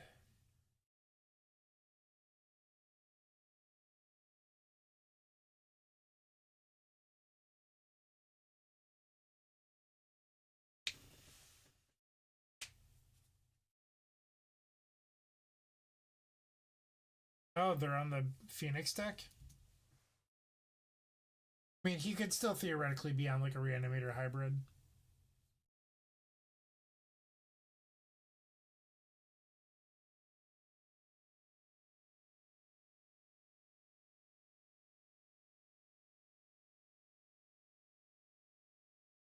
Alright, well, we're getting this the fuck out of here.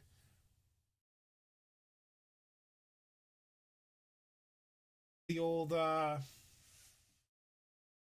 forget what they call it, Young Frankenstein, but updated.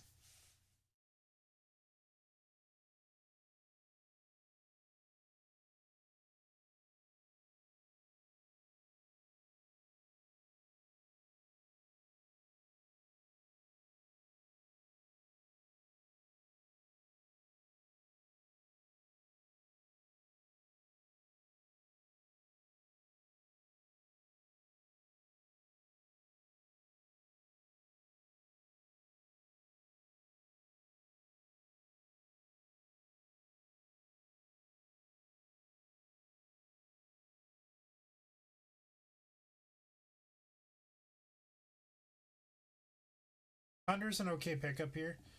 All right, so with this Ponder, I think we're looking for LED. Another artifact might do it. I haven't counted yet.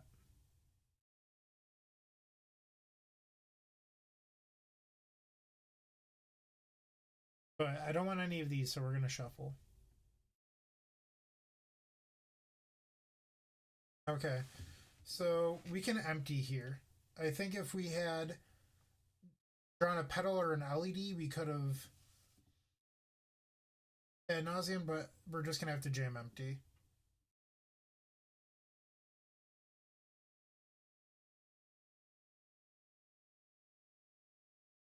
I don't even know if empty will beat their hand.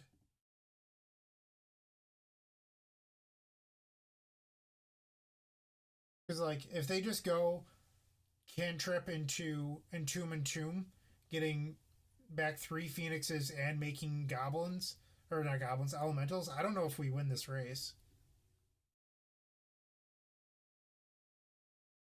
We're at 18, so we probably just lose to the Phoenixes.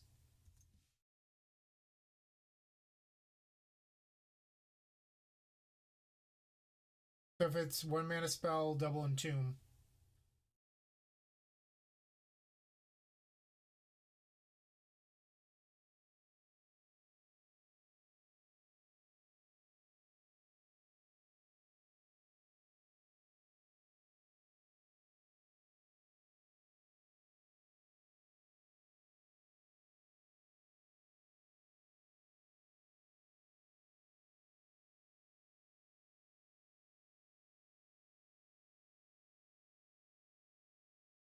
So now they get back 3 Phoenixes, and we lose the race to 3 Phoenixes.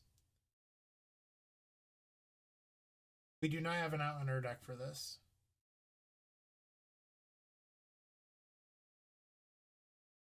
Nice. So obviously empty isn't that good here. I do think Echoing Truth is okay, so we're gonna board that in. Otherwise, I'm gonna leave it as is.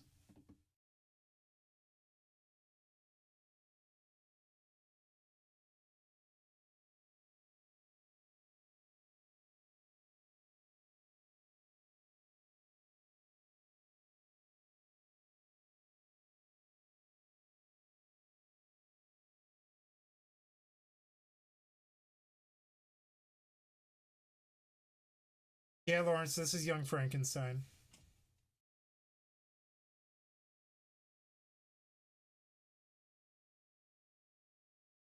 Yeah, a lot of the cards in TES are fairly cheap. Like Rite of Flame's $1. Burning Wishes aren't much. I want to say Infernals are only like $10. Ad Nauseum's like $5. Ponder's Brainstorm, Stark Rituals, Dresses. I want to say Lotus Petals went up recently. I want to say they're like $8 now.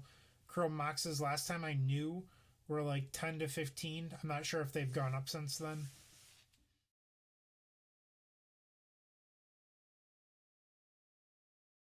This hand looks like a Past in Flames win, which is probably good against the deck with Cabal Therapy.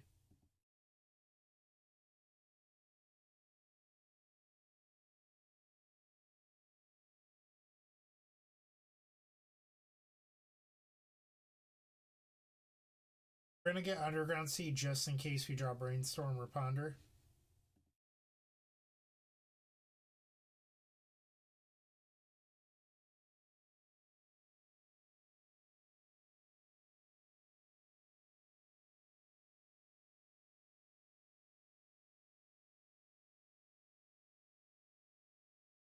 I think we're almost supposed to take the Ritual.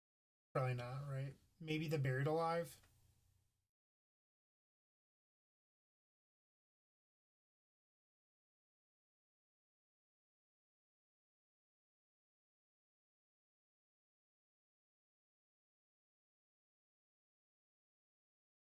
It's probably the Buried Alive that we're supposed to take. Then they'll cast Looting and Unmask us. And then they'll have this left.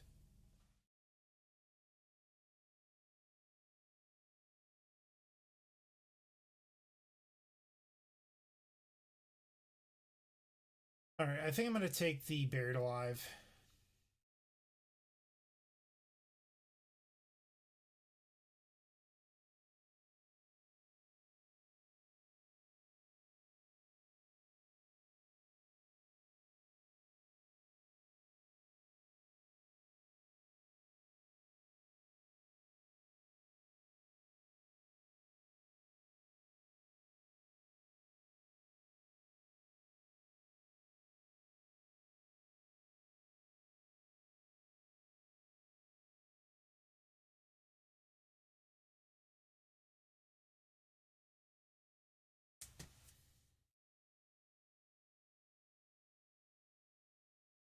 Zach Canner gets lucky once, and all of a sudden he thinks he's a big shark.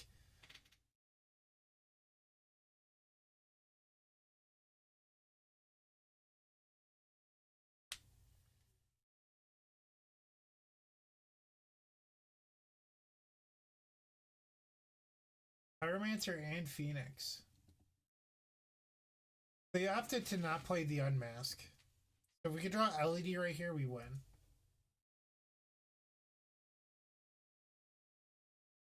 Not LED, but we can disrupt them with this Duress. Hopefully they won't be able to play 3 spells.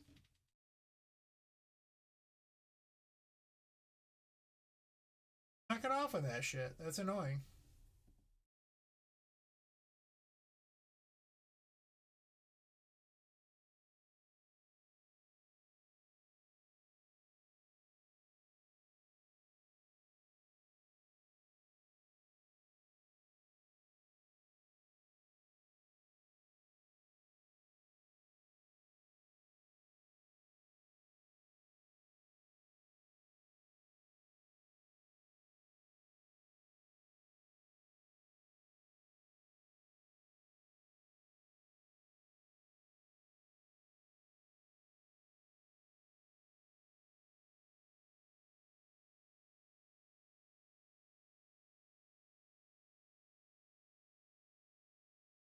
So our hand is a little bit weak to this Unmask.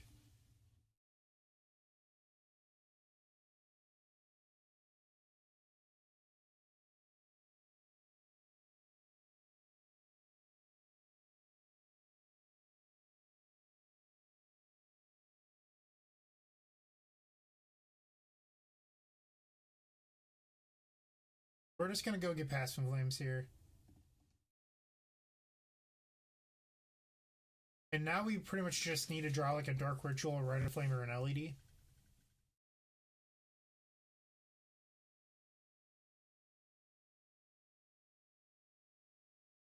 That was a good draw.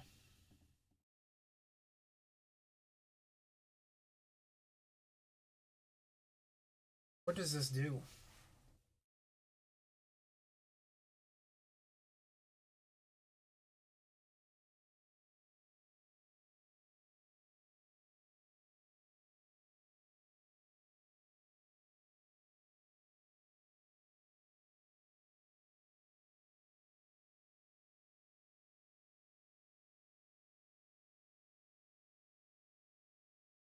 So we could get another Lion's Eye Diamond, but that makes the Past in Flames worse.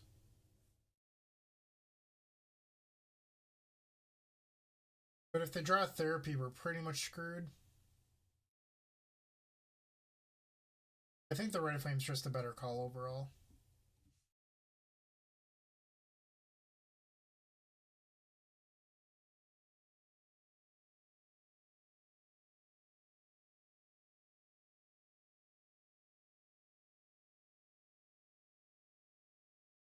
How lucky are we to have Eternal Extravaganza #6 champion Anurag Das here? Everyone, welcome Anurag. Anzi 104.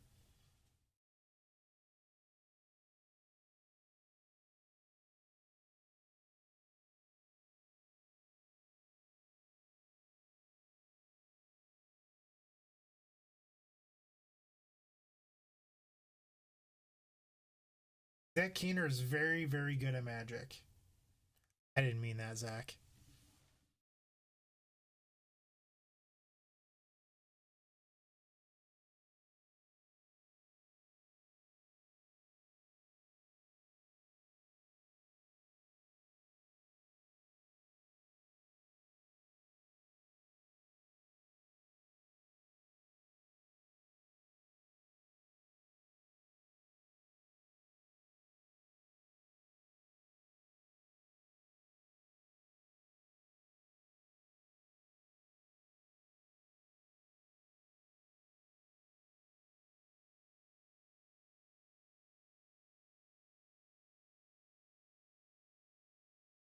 We know that we have a Burning Wish on top, so we're just going to go get that.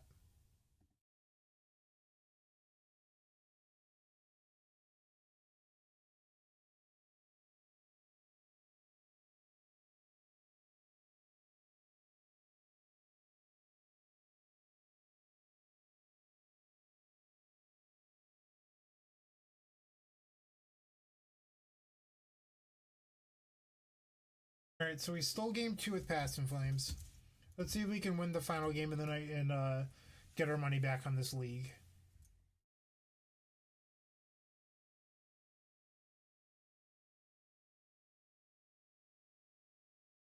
Do we think that boarding into the... I wonder if we're supposed to take out the opals because they have so much discard between Unmask and Therapies and board in one more Echoing Truth in the Past in Flames.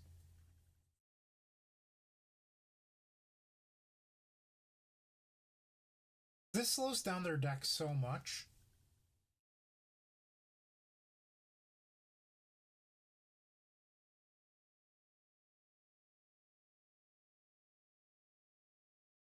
I don't know. We only won that game because we had Past in Flames on our sideboard.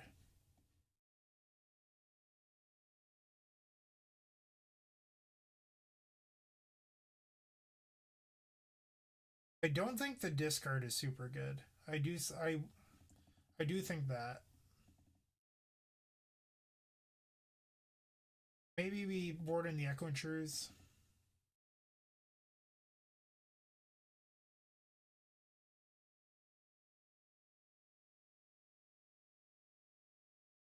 Maybe we do this. Try this.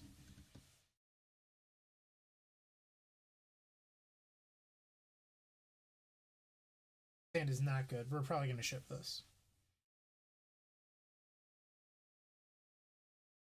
Yikes.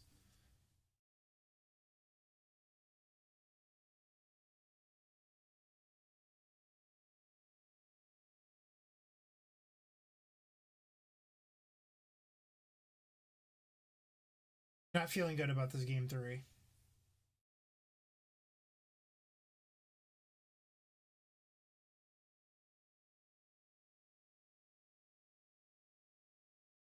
Wow, we got wrecked. Hopefully we can draw an Echoing Truth with our second draw of the game.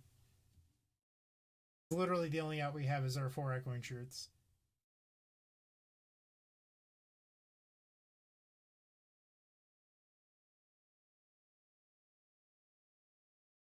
That was a very good 6-card hand.